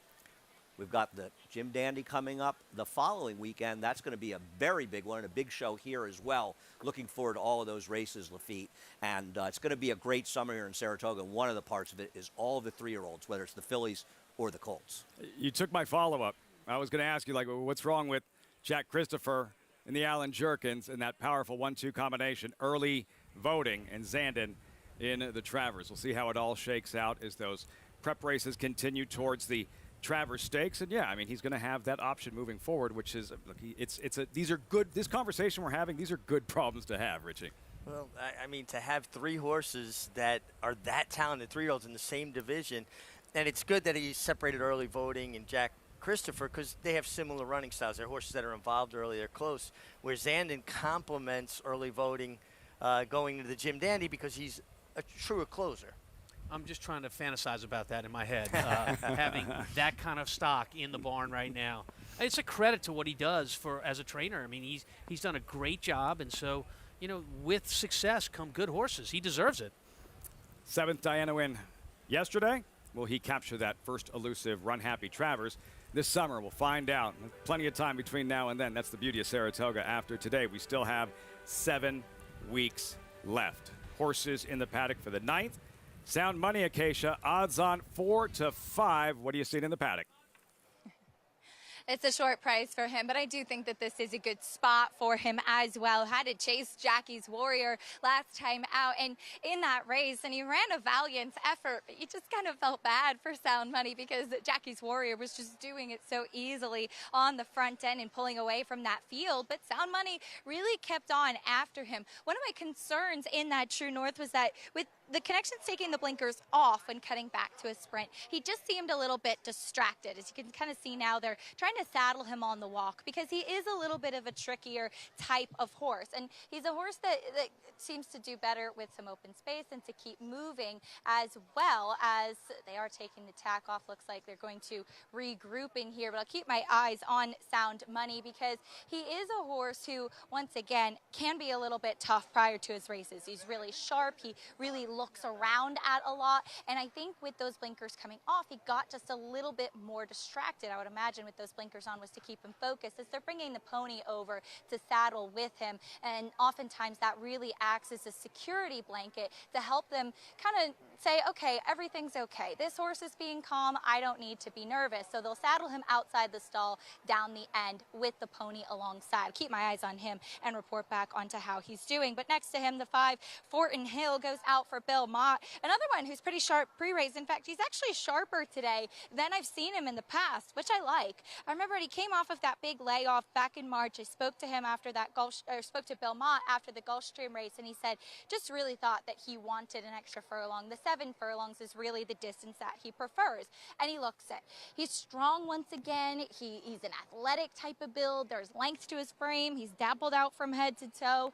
I guess the question is, when is he going to seal the deal? Such an attractive horse who ran well behind Mr. Phil, who was on a tear last time. I like him in this spot, but he is getting to be a horse that's just a little bit tough to trust. The 7 Gunnet, you could say the same about him, as in his last couple of races, it seems that he's kind of developed this habit of kind of ducking in the stretch and being really, really tough to switch his leads, to switch to his outside foreleg in the stretch, which is when they usually get another burst of energy. Watching back his races from last year when he won here at Saratoga, he didn't do that. He was perfect. He was very professional, but especially last time out, it was really evident the way he was really hanging on his left lead, and when Julian Leparoux asked him to switch, it was kind of a drastic duck inside. Tyler Gaffleone gets back aboard today, and I like that he has the familiarity with this horse, and the key will be if he can run straight and true from that outside post. Lafitte? I can see Tyler Gaffleone walking into the paddock, and he's listening to Acacia like, he does what? Like, is this safe?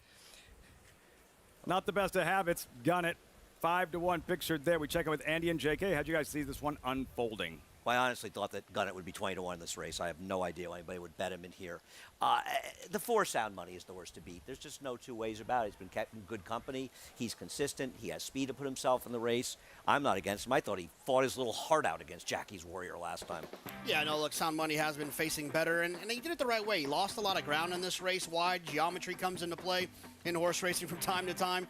And the other thing I'll say about Sound Money is if you look at the workouts, he's been working, he worked a couple works back with Southern District, who's a triple-digit buyer horse, and this horse outworked that horse. That's really, really impressive, I think, when you think about it, of who he's facing in the mornings. Based on what he's seen on paper, too, I expect him to run a big race today. And he's been a model of consistency. He's just the worst to beat. I'm going to try to beat him with Supremacy, the one. I don't have a lot of confidence, though. I'm glad you brought up Southern District, because this horse got into a vicious duel, 22-2, 44-3. And one of the reasons closers do well in these mile one-turn races is the pace is heated up.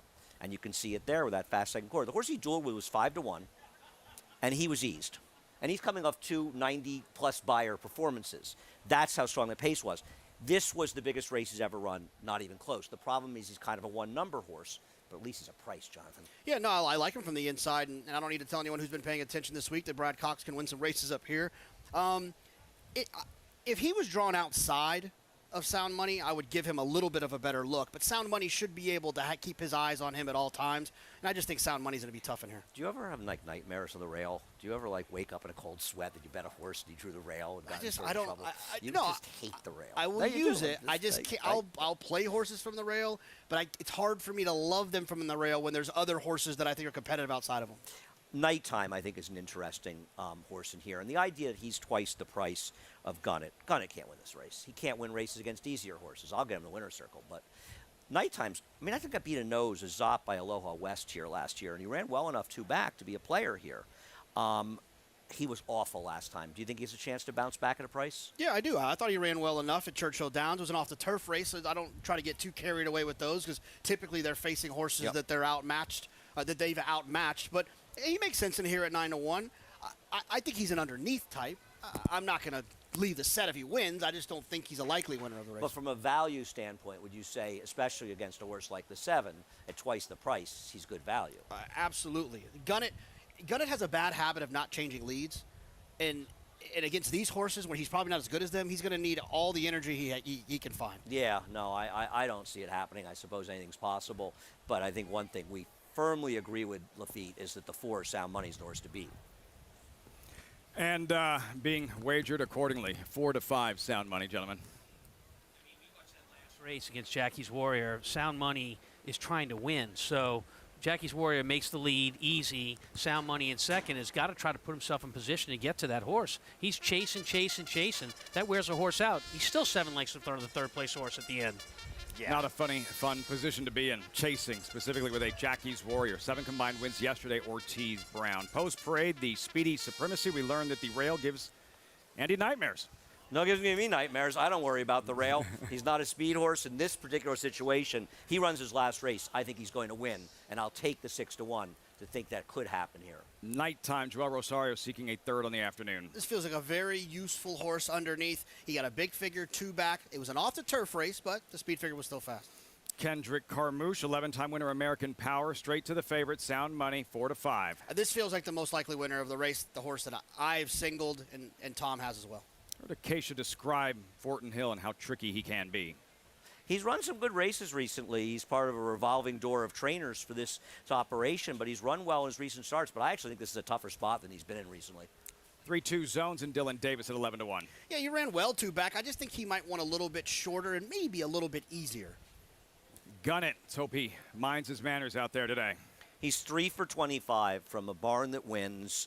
At many short prices, he's lost races, and now he's facing a much tougher group and he's run against. I have no idea what the appeal of this horse is.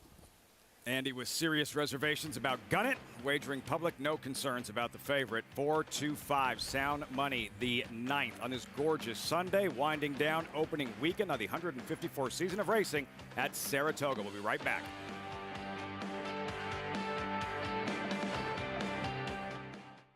Consistently versatile with 24 Grade 1 winners on every surface from 6 furlongs to 1 1/4 miles all over the world. Switzerland in the Dubai Golden Shaheen. Switzerland wins. Olympiad gets the gold in the Women's Classic. Churls Fight running on. Mason in front. Churls Fight on the outside. At the wire. Photo for the win.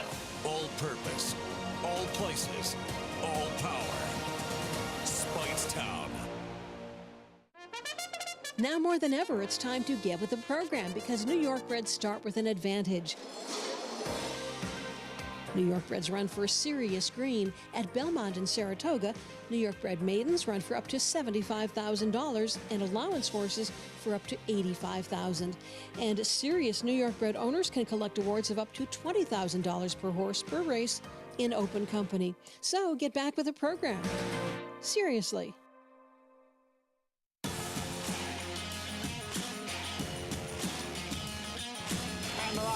Following C, pouring it on here in the stretch. Impressive to win the Grade 2 Vosburg.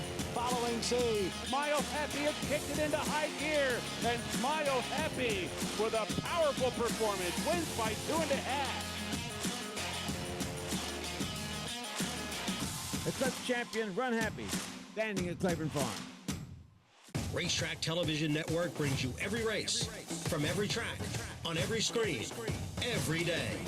With monthly packages starting as low as $5, RTN gives you great value and access to more live HD streaming and race replays than anyone. Visit RTN.tv today to sign up and watch on almost any device, including Roku and Amazon Fire.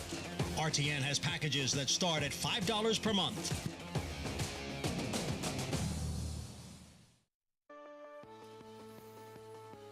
Picture perfect day for Thoroughbred Racing. Great to have you with us on Saratoga Live. They'll be breaking out of that gate in about 4 minutes for the 9th. $80,000 allowance optional claimer, 7 furlongs, 3-year-olds and older. Stakes type of purse, $125,000. And Richard, we talk about the riders that come out, the fast start at Saratoga, how necessary it is. That guy, that's exactly what he's done. Joel Rosario, guns blazing. 7 wins thus far, 3 on the afternoon. Of those 7 wins, 3 graded stakes races. Yeah, the tone was always set, Tom, when it was a 24-day meet especially. You needed to get off to a good start because it was a sprint. And that's more of a marathon, 40 days. But I think a lot of it is because the owners, so many of the owners are here for the meeting, and they see someone get off the hot start. And as you as a trainer, do you ever hear from an owner, wow, that guy's riding great, we need to get him on some horses? Yeah, look, it's all about momentum, and momentum occurs by having your name out there, having your name in the winner's circle, and everybody want to ride the hot jock. It can be frustrating for a rider, no? Oh, yeah, you're working a horse. You know, you think you got a call on him. Yeah, but you know what? Joel's riding so well. My owner really wants him. He's here for the meet. What are you going to say? You don't want to burn a bridge. You don't want to, get mad at the trainer and then shut the door for later on. And I didn't burn bridges. There were times I just blew them up. I was going to say, that's a tough conversation. You got a guy working your horse saying, thanks for the gumball. I'm going to Joel. And by the way, they weren't all big invasion. In Italian 1860, City Man, 20-some-odd dollars, trying for an 8th win of the meet here with Nighttime, and that win 2 starts back, I believe, here we're looking at. Churchill Downs. I think it's 4 starts back. Is it, oh, no. This is last year, Saratoga. Yeah, this said Saratoga, yeah. So 4 starts back, and by the way, that's Aloha West on his outside. Oh, yeah, win the Breeders' Cup Sprint. So a big time race from Nighttime, albeit it's at 6 furlongs, and we're going a little further today. Strength of schedule, knocking Tough heads meet, with too. Jackie's Warrior, Aloha West. He has faced some good ones. Nighttime with Joel Rosario. We check in with Acacia. And he's a player. I'm really excited about this race. I really liked a lot of the horses out on the track, and one down to the inside in Supremacy, a new face for Brad Cox. And as Andy and Jonathan were saying, him breaking from the rail is going to be a little bit of a challenge. I still like him. He showed speed in his last 2, but I don't think he's going to be necessarily a speed horse in here today, because despite the fact that you see those ones in his past performances as far as where he was positioned in the race, he was not the quickest out of the gate, not the fastest breaker. And then last time out, Ricardo Santana kind of allowed him to gallop up inside and get to the lead. I like that Ricardo has familiarity with him as well, and you see him kind of using his crop to brush some of the sweat off his neck. Don't take that as a negative. I can tell you firsthand, it's quite humid out here today. This horse looks terrific, and I think that 7 furlongs suits him well, Lafitte. What you want to see on a warm day? You want to see a horse sweat, right, Tom? You don't want to. If one gets dry, then you got to worry. So if I'm watching a race and I see a horse that's sweaty in the race, I'm always comparing to the other horses. And, you get an idea if it's that kind of day, a little humid, having a little sweat, which is nothing wrong with that, not overly sweaty and not different from the rest. Andy, JK, final thoughts? I just want to be clear. My friend Jonathan has a problem with the rail. I don't have a problem with the rail. All that rail stuff just makes me laugh. I don't pay attention to it. That was it? I don't like the window on airplanes either. So I don't either. That I don't like. See, yeah. I'm on to something. No, I don't. I don't want to look out the window on airplanes. I don't want to look at the window of my apartment. Okay. And I'm in the second floor here. I actually like the rail, and I like the window on planes. Let me have the window. That'd occupy my mind. Anything but the middle seat. Yeah. And having to fight for your elbow space. That is no fun. Into the gate. You wound up with Tom, number 4, the favorite, Sound Money, and Richie with Supremacy. His race to lose, for sure. I think positioning well, and actually I think dominant in this spot. Yeah, I think he's going to be doubly tough. I went to Supremacy. I like the turn back, and I think the horses out of Churchill have been performing well here on the dirt. True. They have. 3-2 zones towards the outside. Gunnett will be last to load. John Embrial standing by with the call, 9th of 10 on this first Sunday of the Saratoga meet. Set for race 9.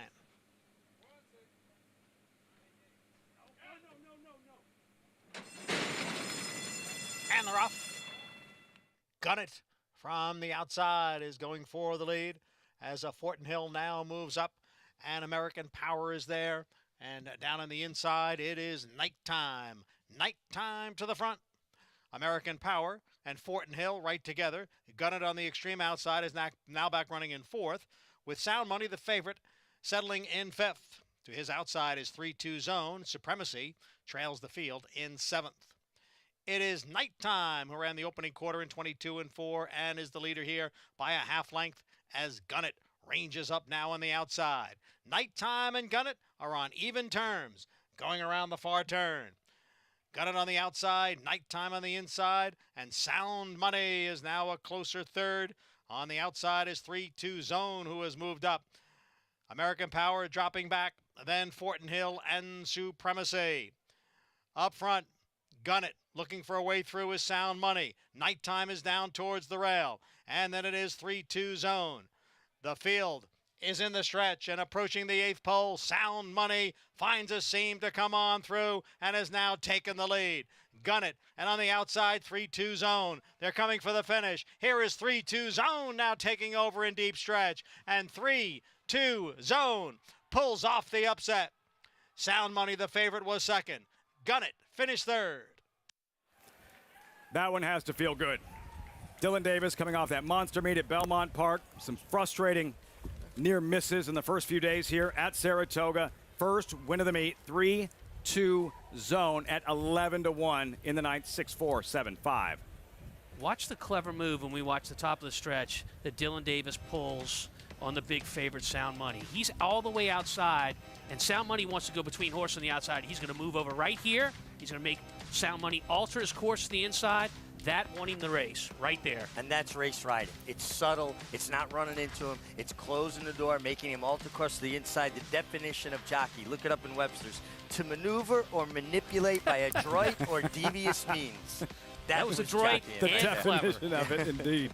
How important is that one for Davis? Because, you know, the weekend, couple of days off, you start thinking about Number things. 6, to get that one win before the end of this opening week. How important is that for Dylan Davis? Well, all the momentum he built up by being leading rider at Aqueduct, just missing being leading rider at Belmont. You don't want to see that momentum dissipate with a bad first week.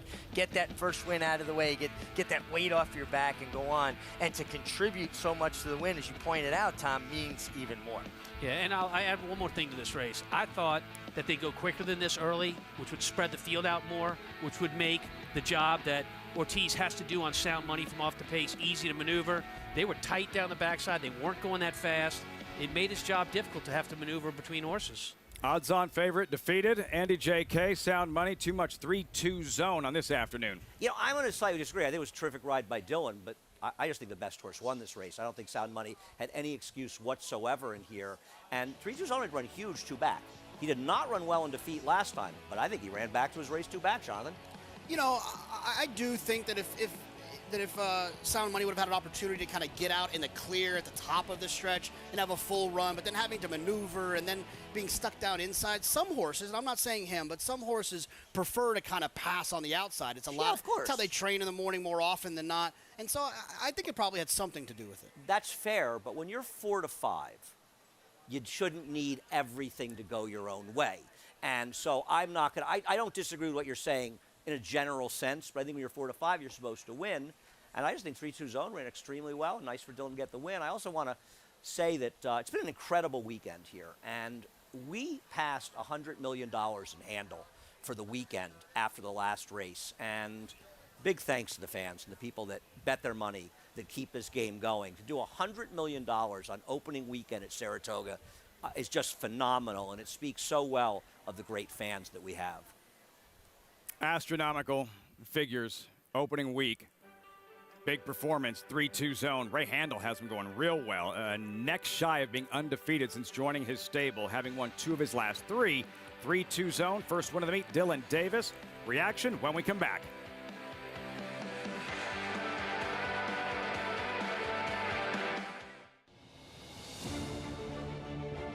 Who's the best? Who's top horse? Football gods, the most valuable trophy in American sports. The dream lives within all of us. When fueled by passion, patience, and perseverance, a spark of greatness.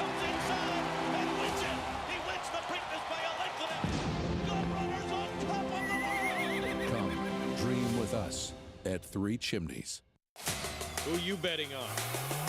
How about an app created specifically for horse racing? Naira Bets. We specialize in thundering hooves, fist pumping, and boosting your bankroll with robust weekly promotions. And offer betting tips from actual horse racing experts. Bet all day and night, nationwide. Get the action and thrill of horse racing with Naira Bets.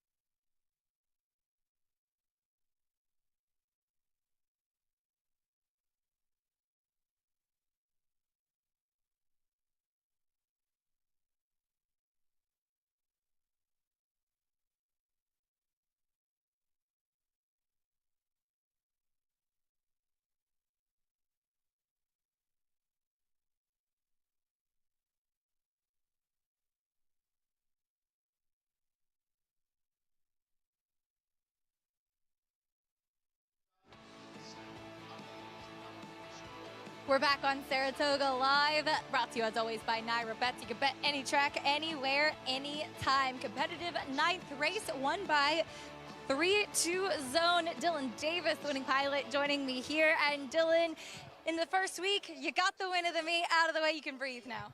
It definitely feels great. I've been knocking at the door all week and been riding great. No mistakes out there, but it feels great to get this one out of the way.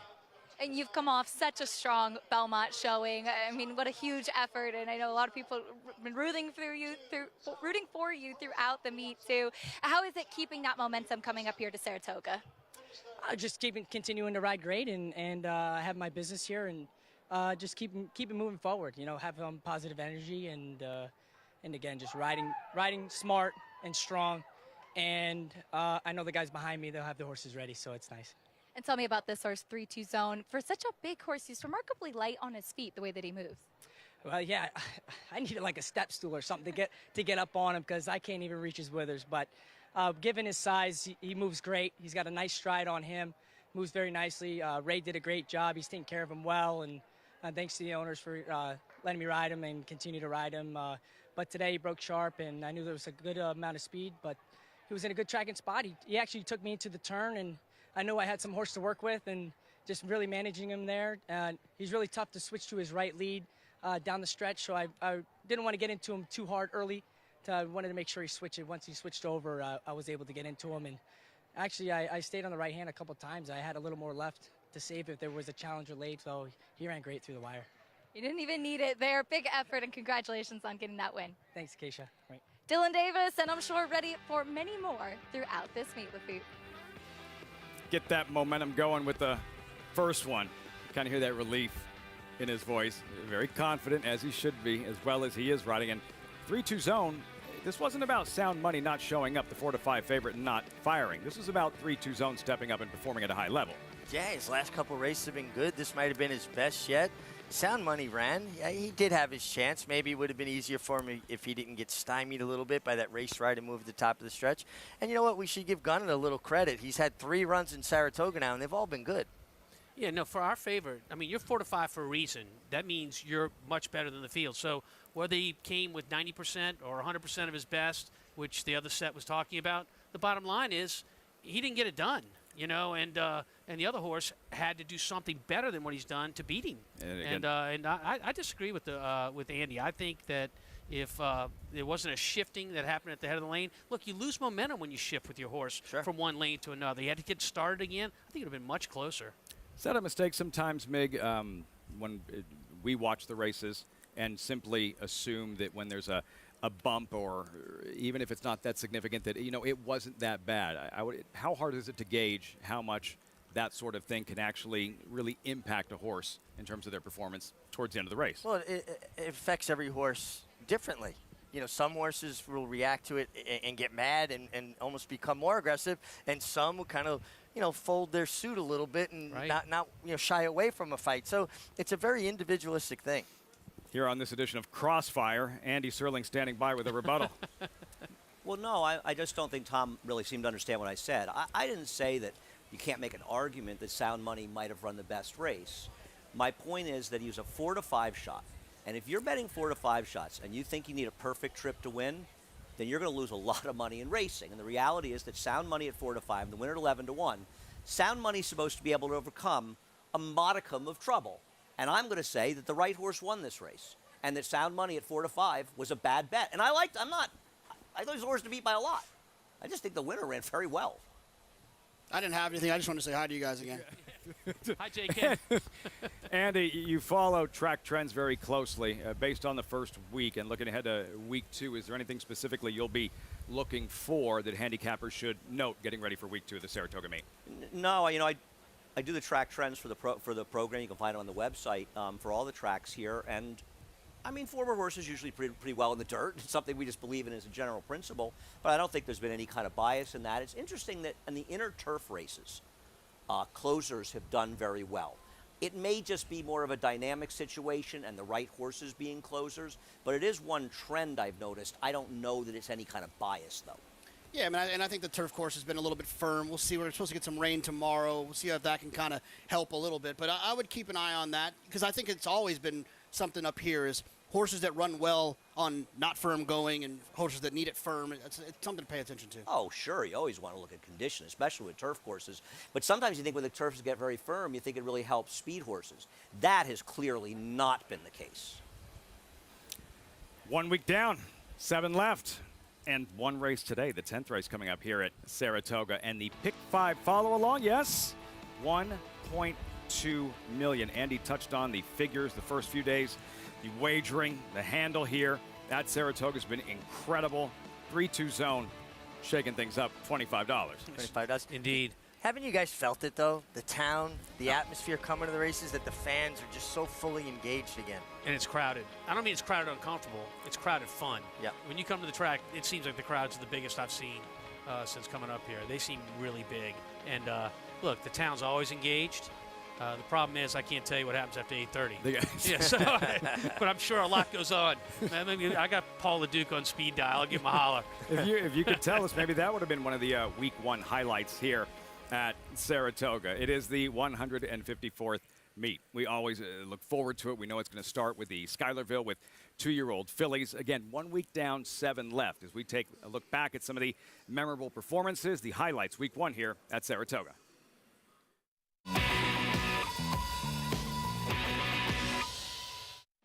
Gorgeous Saratoga Racecourse in Saratoga Springs, New York. Opening day of the 154th season of racing at the Spa. And they're off at Saratoga in the Wilton Stakes as they race out of the Wilson Chute. Engitude leading Tarabi. On the outside, Tarabi has come away with the lead. They come for the finish, and it is Tarabi who will win it. Music Man Sandy is out for the early lead with Summer Promise on the outside, racing in second, and Just Cindy is down at the rail. Summer Promise is in front. Just Cindy is on the move. Just Cindy on the outside, and it is Just Cindy to win the 104th running of the Schuylerville Stakes. From the outside, Empress Tigress is going out for the early lead. It is Mystic Eyes leading by a half length. Empress Tigress on the outside, right there in second. Empress Tigress trying to hold off Poppy Flower here. They're coming on for the finish. Empress Tigress and Poppy Flower. Empress Tigress. And they're off in the Forbidden Apple Stakes. And Yes is away well. Then comes Public Sector, who follows the move of its tone.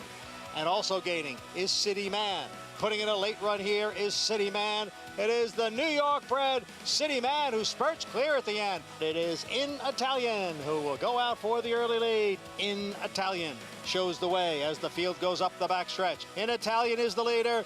In Italian trying to go wire to wire here. And In Italian here at Saratoga wins the Diana. You seem particularly excited about her. Yeah, I'm really excited about her. She's great filly. She's strong. She's put together the right way. She's got a great pedigree. Andiamo a Firenze and Great Navigator down at the rail. In between horses, Curly Jack is right there, and moving up is Mo Strike. In between horses is Mo Strike. 3 of them across the track. Here is Mo Strike. Here is Andiamo a Firenze. They're coming on for the finish in the Sanford Stakes, and it's going to be Mo Strike to win it here by 3 lengths. Watching the replays, hearing the calls gets the blood pumping all over again. Opening week presented by Run Happy. 7 stakes races, 3 of them won by Joel Rosario, pictured with In Italian. Segue, gentlemen, to the favorite moment, Richie, of the meet thus far after the first 4 days. Well, I'm going to go in a different direction. I'm going to shy away from stakes. As much as I was impressed with In Italian, Jose Gomez winning his very first race ever in Saratoga with his first ever mount up here, and it brought me back to me being a kid coming up here and the excitement and wonder of Saratoga, competing with the best and getting your first win. Like a rookie in his first game, his first at bat, hitting a home run at Yankee Stadium. What that feeling must have been for Jose Gomez. For you, Tom, your highlight thus far. And Jose Gomez looks good on a horse. He really does. So for me, it's In Italian. I mean, that Grade 1 Diana, of what she did to really accomplished horses by going to the front and really putting the accelerator on early and having all that energy for the end. She took all those horses out of their game. She ran them off their feet. They were all out of position. There was nothing they could do. They were watching a tour de force performance from a mare that, if she can continue to do that, she's got to be one of the best in the country. Technical analysis loomed up. Right. And was right off her flank. And I said, we have a horse race now. Right. And in a blink, an Italian was 3 in front again. That's what you love to see. That's what makes her really, really good, because if you're watching it and you're looking at the fractions that she set, you just feel like it's over. She's going to get past. And for her to respond to that really is a special moment. And let's not forget, broke the course record. Ran fast early, ran fast in the middle, ran fast late, and it's not how fast you're going, it's how you're going fast. It's like we're watching. It's like we were watching Lure all over again, the female version in Italian, shattering that course record, and a 7th Diana for Chad Brown. How about David Donk? Jets, Jets. Looking for a second one in the afternoon. There's the favorite, Our Jessica. 1 left before we wrap up opening week. Riders up, post parade and the nightcap, post time in 15 minutes. You're watching Saratoga Live.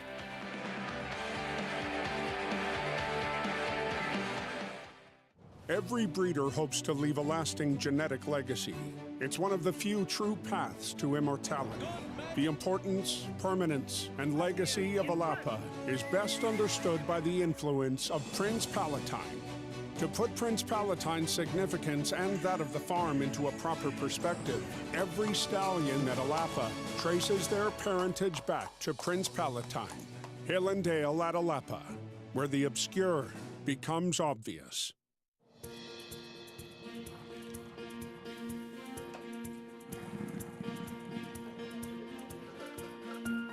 We take pride in what we do.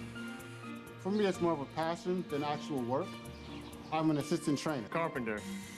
I'm a peace officer. I'm a jockey. I'm a gardener. I'm a groom. Clocker. Assistant starter. Trainer. ESL teacher. I love what I do. There's so many jobs that come together every day. It's a collective effort that really makes this ball go round. We are New York Racing. I couldn't imagine working anywhere else.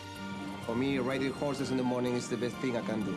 New York Racing helps support my small business. It's extremely important to the New York economy. Like my dream come true. This is like a big family. We are New York Horse Racing. Union Rags, proving Lane's End's tried and true stallion-making formula. A formula that leads to success for our partners and our stallions. He's a leader in his sire crop by graded stakes winners and Grade 1 winners. He's a commercial standout with multiple million-dollar sales and a 6-figure yearling average. And with 4 full books bred at 50 and 60,000, he has even more exciting progeny in the pipeline. Union Rags, a stallion that stands above the rest. And welcome back to Saratoga Live, as always, brought to you in part by Claiborne Farm, 100 years, doing the usual unusually well. Beautiful scenics from Claiborne.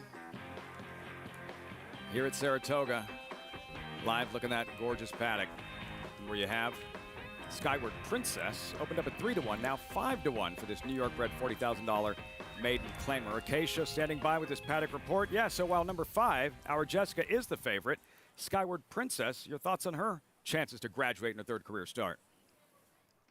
And she's cold for a Chad Brown runner, but she kind of makes sense. There's so much happening in this race that I don't particularly trust her in here, but she does get a drop in class in this spot. And for what it's worth, I've always written that she wants to go longer. Now, she didn't grow too much from 2 to 3 as far as filling out, and she is still more of an elegant type of frame, but I don't have any problem with the stretch out and distance in here. Last time out, she just never really had much of a rally after breaking slowly, so hopefully her second start this year as a 3-year-old will be able to break a bit sharper. She looks fit in here today, and again, she does get that drop in class, but we'll see if maybe this is just the right spot for her. The 7-0 Club's a fight.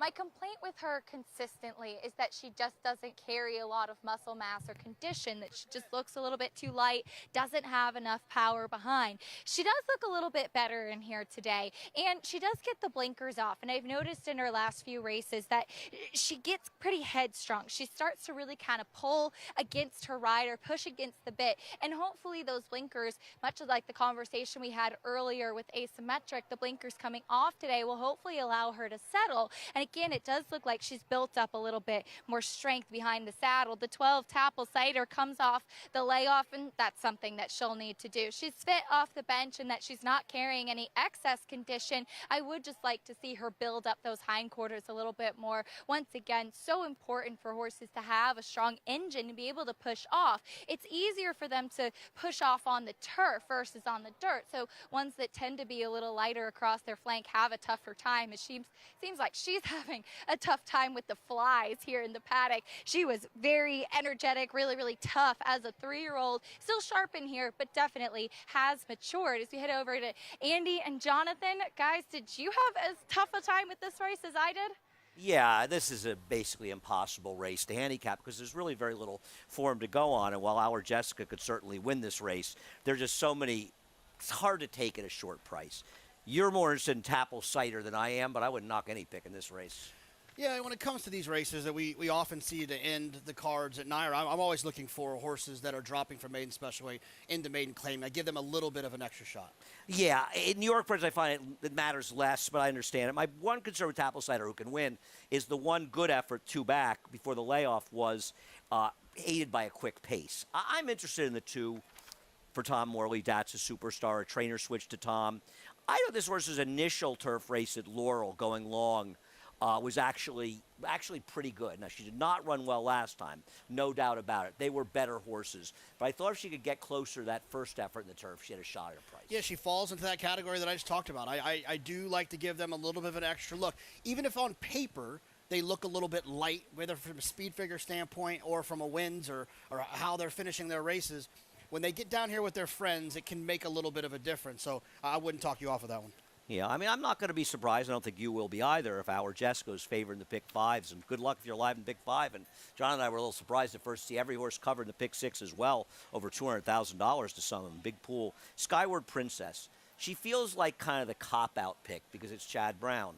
She was awful in her last race, but she is meeting an easier field. Dropping in class, longer distance, as Acacia mentioned. Skyward Princess, Chad Brown. Massive Saturday here. 4 wins, that Diana victory. Manny Franco off to a good start as well. Remember last year, Chad Brown, the first few weeks, just seemed like he kept coming up second. A little bit unlucky, right. Bounces going the wrong way. Not the case this year. No. Comes out guns blazing. Kendrick Carmouche leading the post parade that will kick off in a moment. 10th and final. These New York Breds, $40,000 maiden claimer. Tom, what'd you come up with here? You know what? I took a horse that's lightly raced, the 8-horse Lola, who went on the grass first time out, had a troubled start, hopped at the start, had no chance to win that day, and then they went to the dirt. Didn't run a good race. Back to the grass today. Change of riders. Lascano's not on the horse. Jose Gomez, who we talked about, he's an apprentice rider. He doesn't get the weight off here because he wasn't named at the time of entry, but he's a good rider. Her siblings have won 8 races on the turf and made quite a bit of money. I'm looking for a price. These races are always so tough. These New York bred maiden races on grass. See what kind of trip Jenny May gets with Kendrick Carmouche drawn inside 13-1. Yeah, but she's gonna have to get a perfect trip from down there. I just don't think she's fast enough. That's a superstar. Tom Morley married a superstar. I just think she's a little interesting off that race. She can get back to it. Eric can't sell rides. 10-1. Miss one. Tough to make a case for this one off the board in 8 straight. Don't disagree, Lafitte. She's a long shot for a reason. Late to the scene. 5-2 still on the favorite, Our Jessica. You'll see her in a moment. Ink blot by a former Whitney winner in cross traffic. I thought this horse made a little bit of sense. She has some tactical speed. She had okay figures. I just don't like the fact that she's just been facing maiden 40s and hadn't got the job done yet. Our Jessica, trainer David Donk looking for a second. Big afternoon, Jose Ortiz.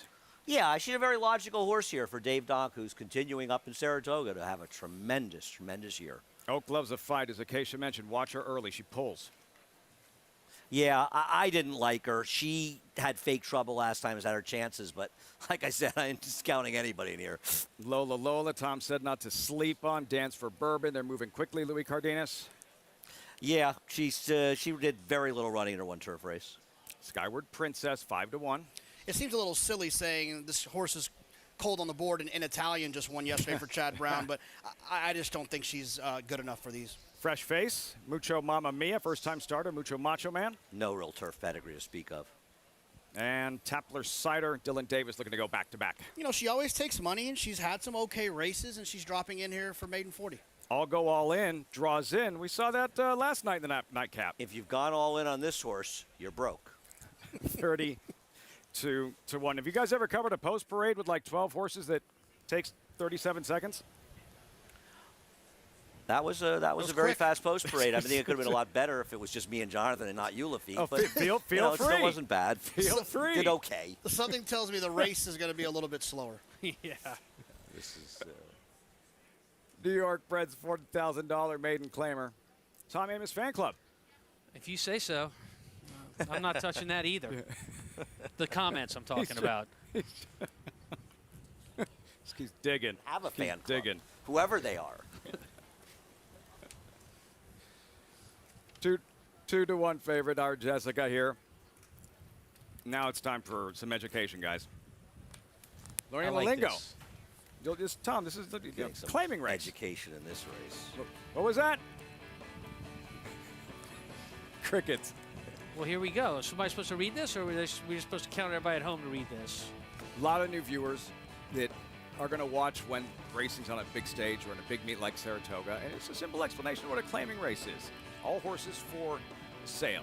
And I think that's an easier way to understand the different tiers of racing. We had the Grade 1 race yesterday, Tom, the Diana, highest designation of thoroughbred racing, allowance, strong competition somewhere in the middle. The claiming races, the heart and soul of the industry of which horses run, and anybody in those races, depending on the conditions, are eligible to buy those horses. Right. I mean, look, so that's the majority of the races we run, are claiming races. And, you know, look, if Secretariat ran for 25,000 claim, and he get claimed every time. So it's a way of seeking the right level for horses, right? You don't want to lose your horse. You're not going to run him cheap, you know, or for a claim at all.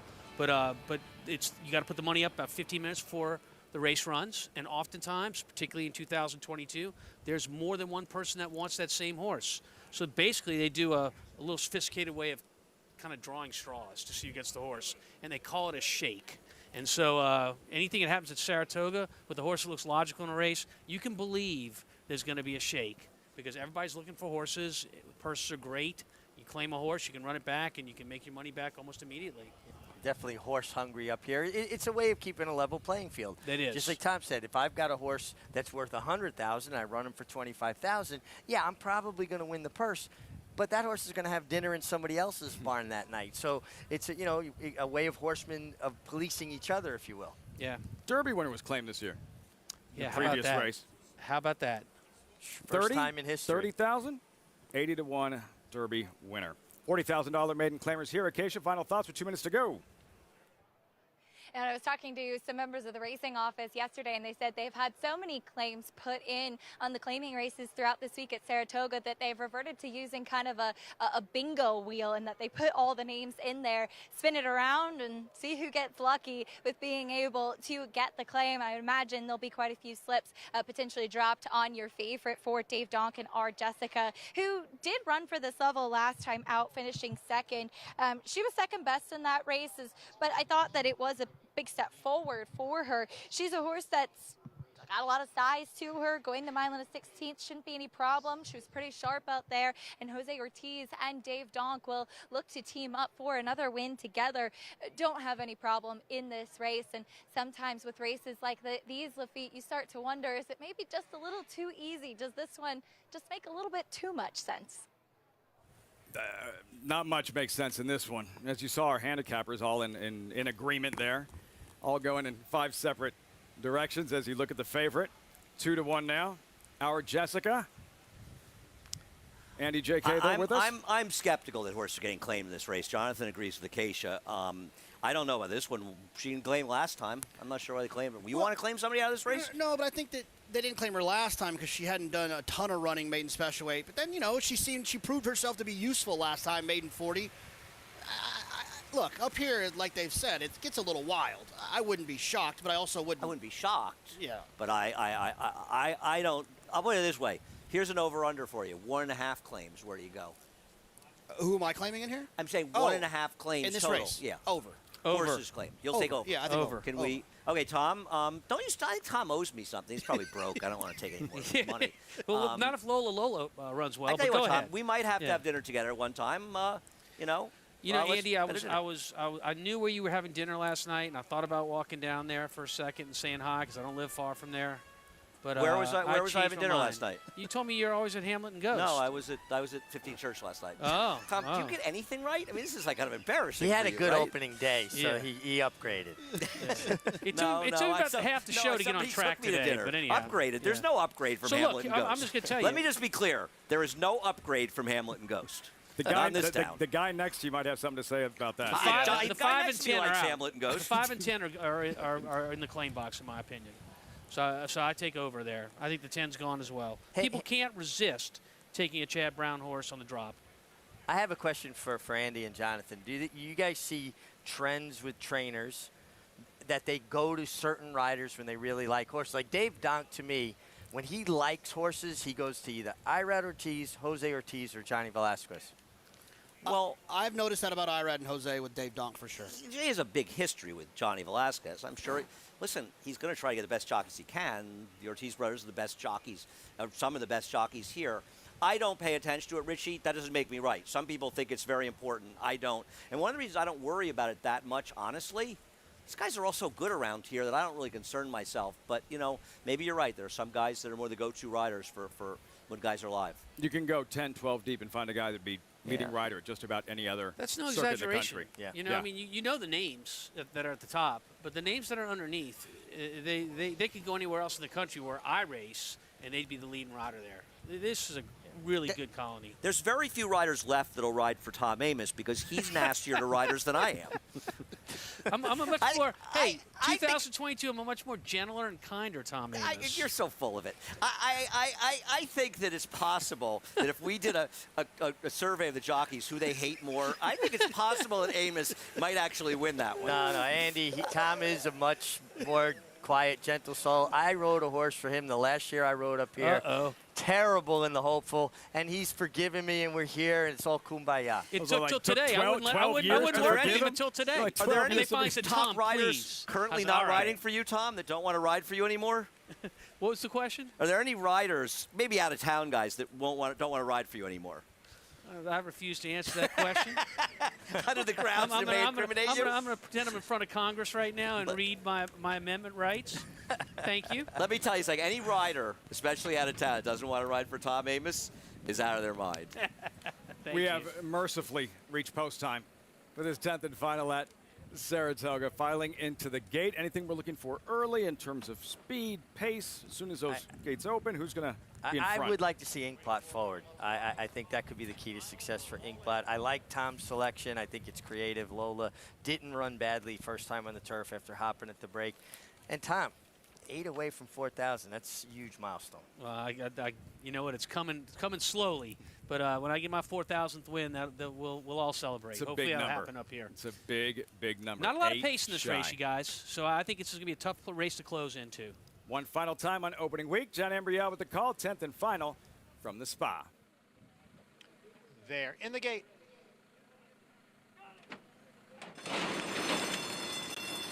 And they're off. From the inside, it is Janny May.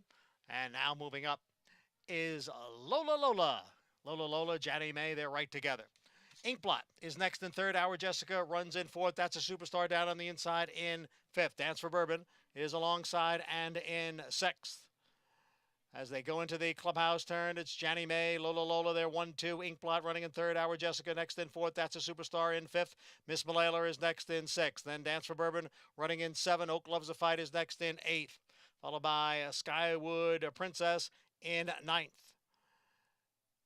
And then farther back in the field, on the outside is I'll Go All In 10th, followed by Tapple Cider in 11th. And the trailer is Mucho Mamma Mia.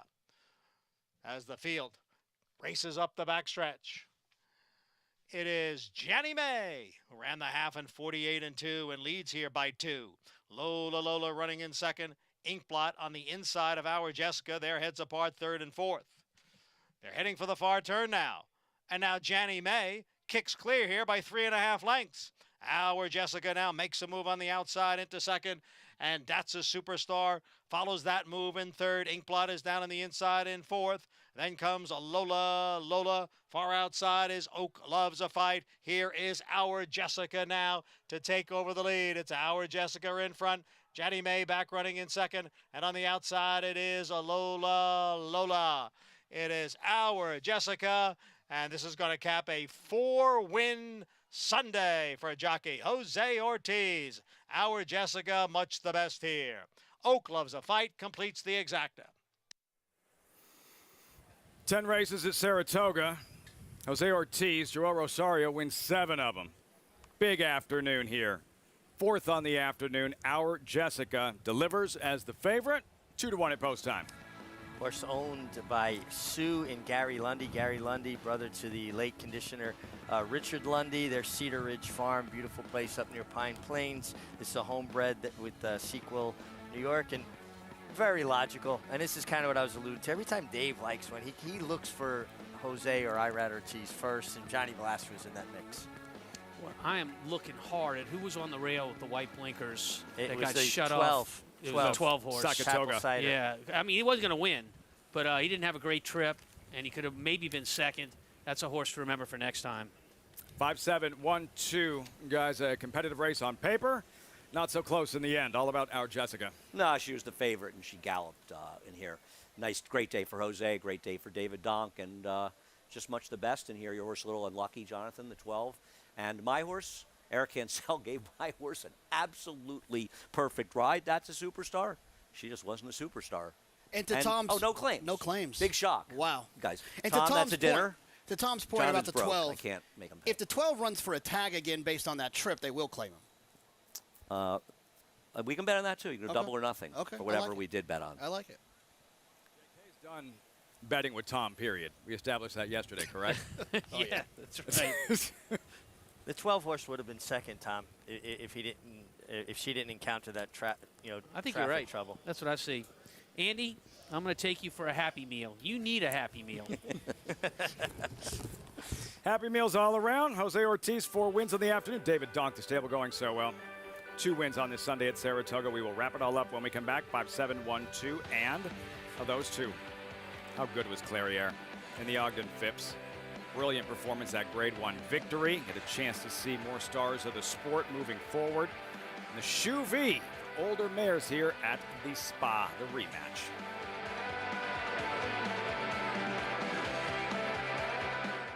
Spun to Run. In the Breeders' Cup Dirt Mile, he defeated a loaded field that included multiple Grade 1 winners Omaha Beach and Improbable.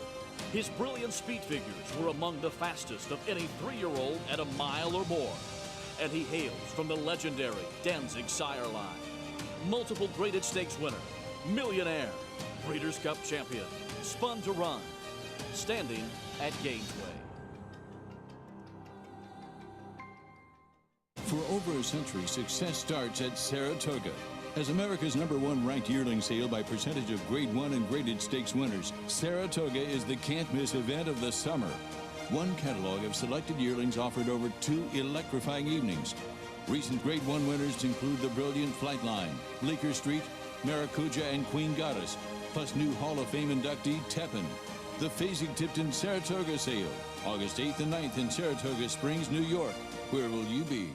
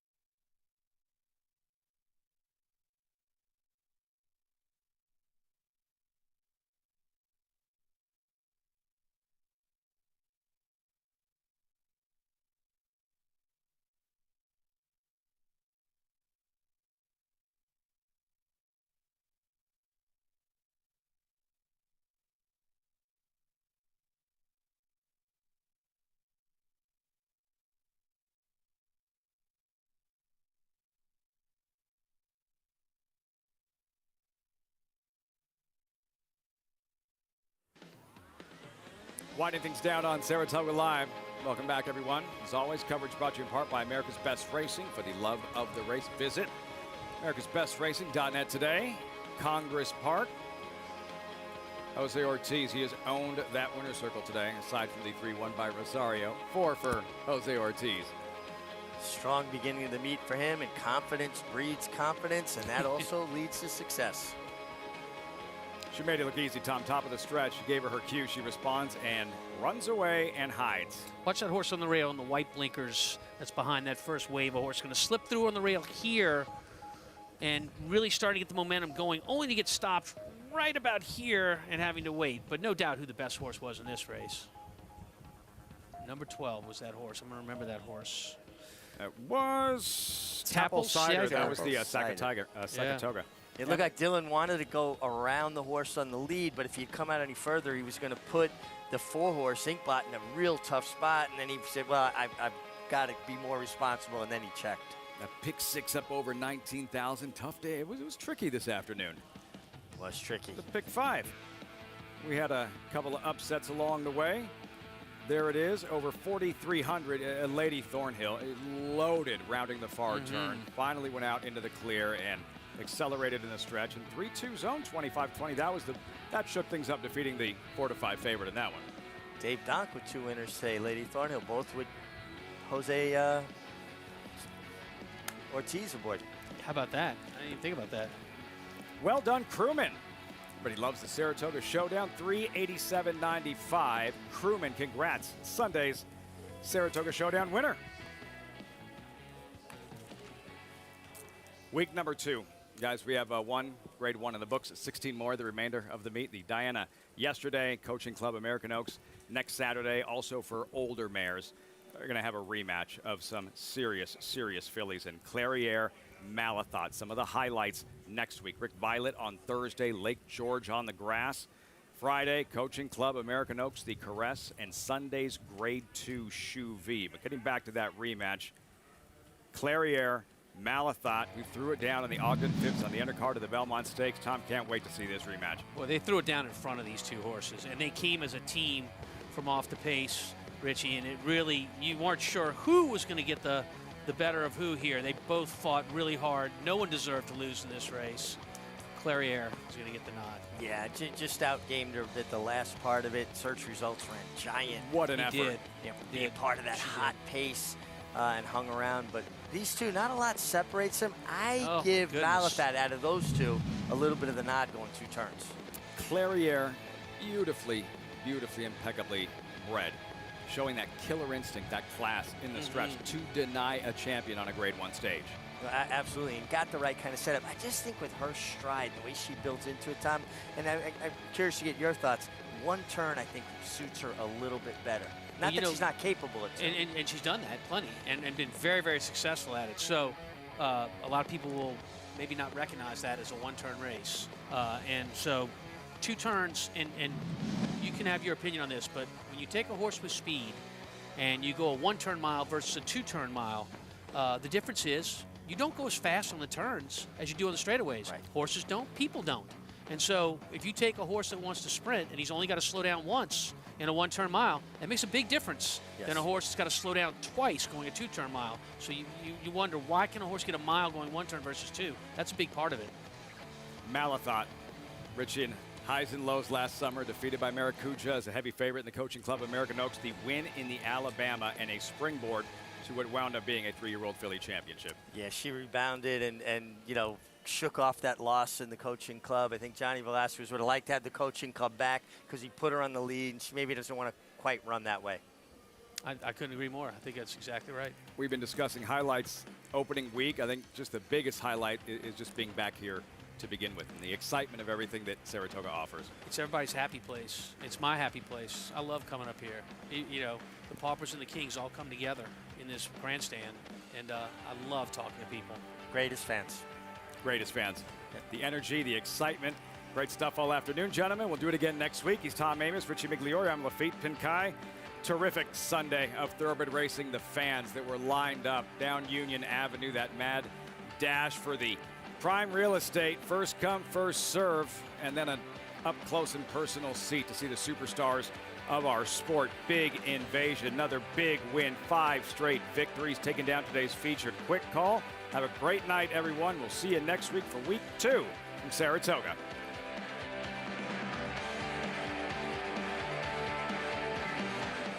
The momentum continues for War Dancer, following a triumphant Saratoga meet as the #1 second crop sire. His progeny have posted 23 more wins in 2022, like Busy Morning. Busy Morning, she is drawing away here. You Should Be Dancing. On the outside, You Should Be Dancing, the winner. And Dancing Buck. No threat to Dancing Buck. Now with $3.5 million in progeny earnings on dirt and turf going long and short, War Dancer is a sire on fire. Join the momentum today at wardancerstud.com.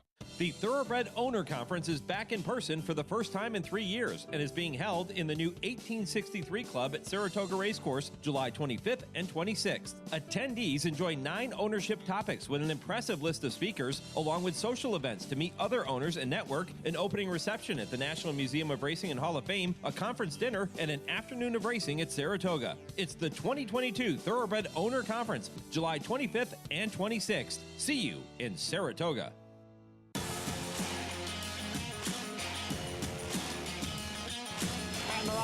Following C, pouring it on here in the stretch. Impressive to win the Grade 2 Vosburg.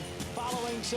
Smile Happy has kicked it into high gear, and Smile Happy with a powerful performance wins by 2.5. The Club champion Run Happy, standing at Claiborne Farm.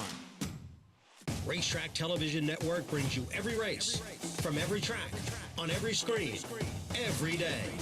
With monthly packages starting as low as $5, RTN gives you great value and access to more live HD streaming and race replays than anyone. Visit RTN.TV today.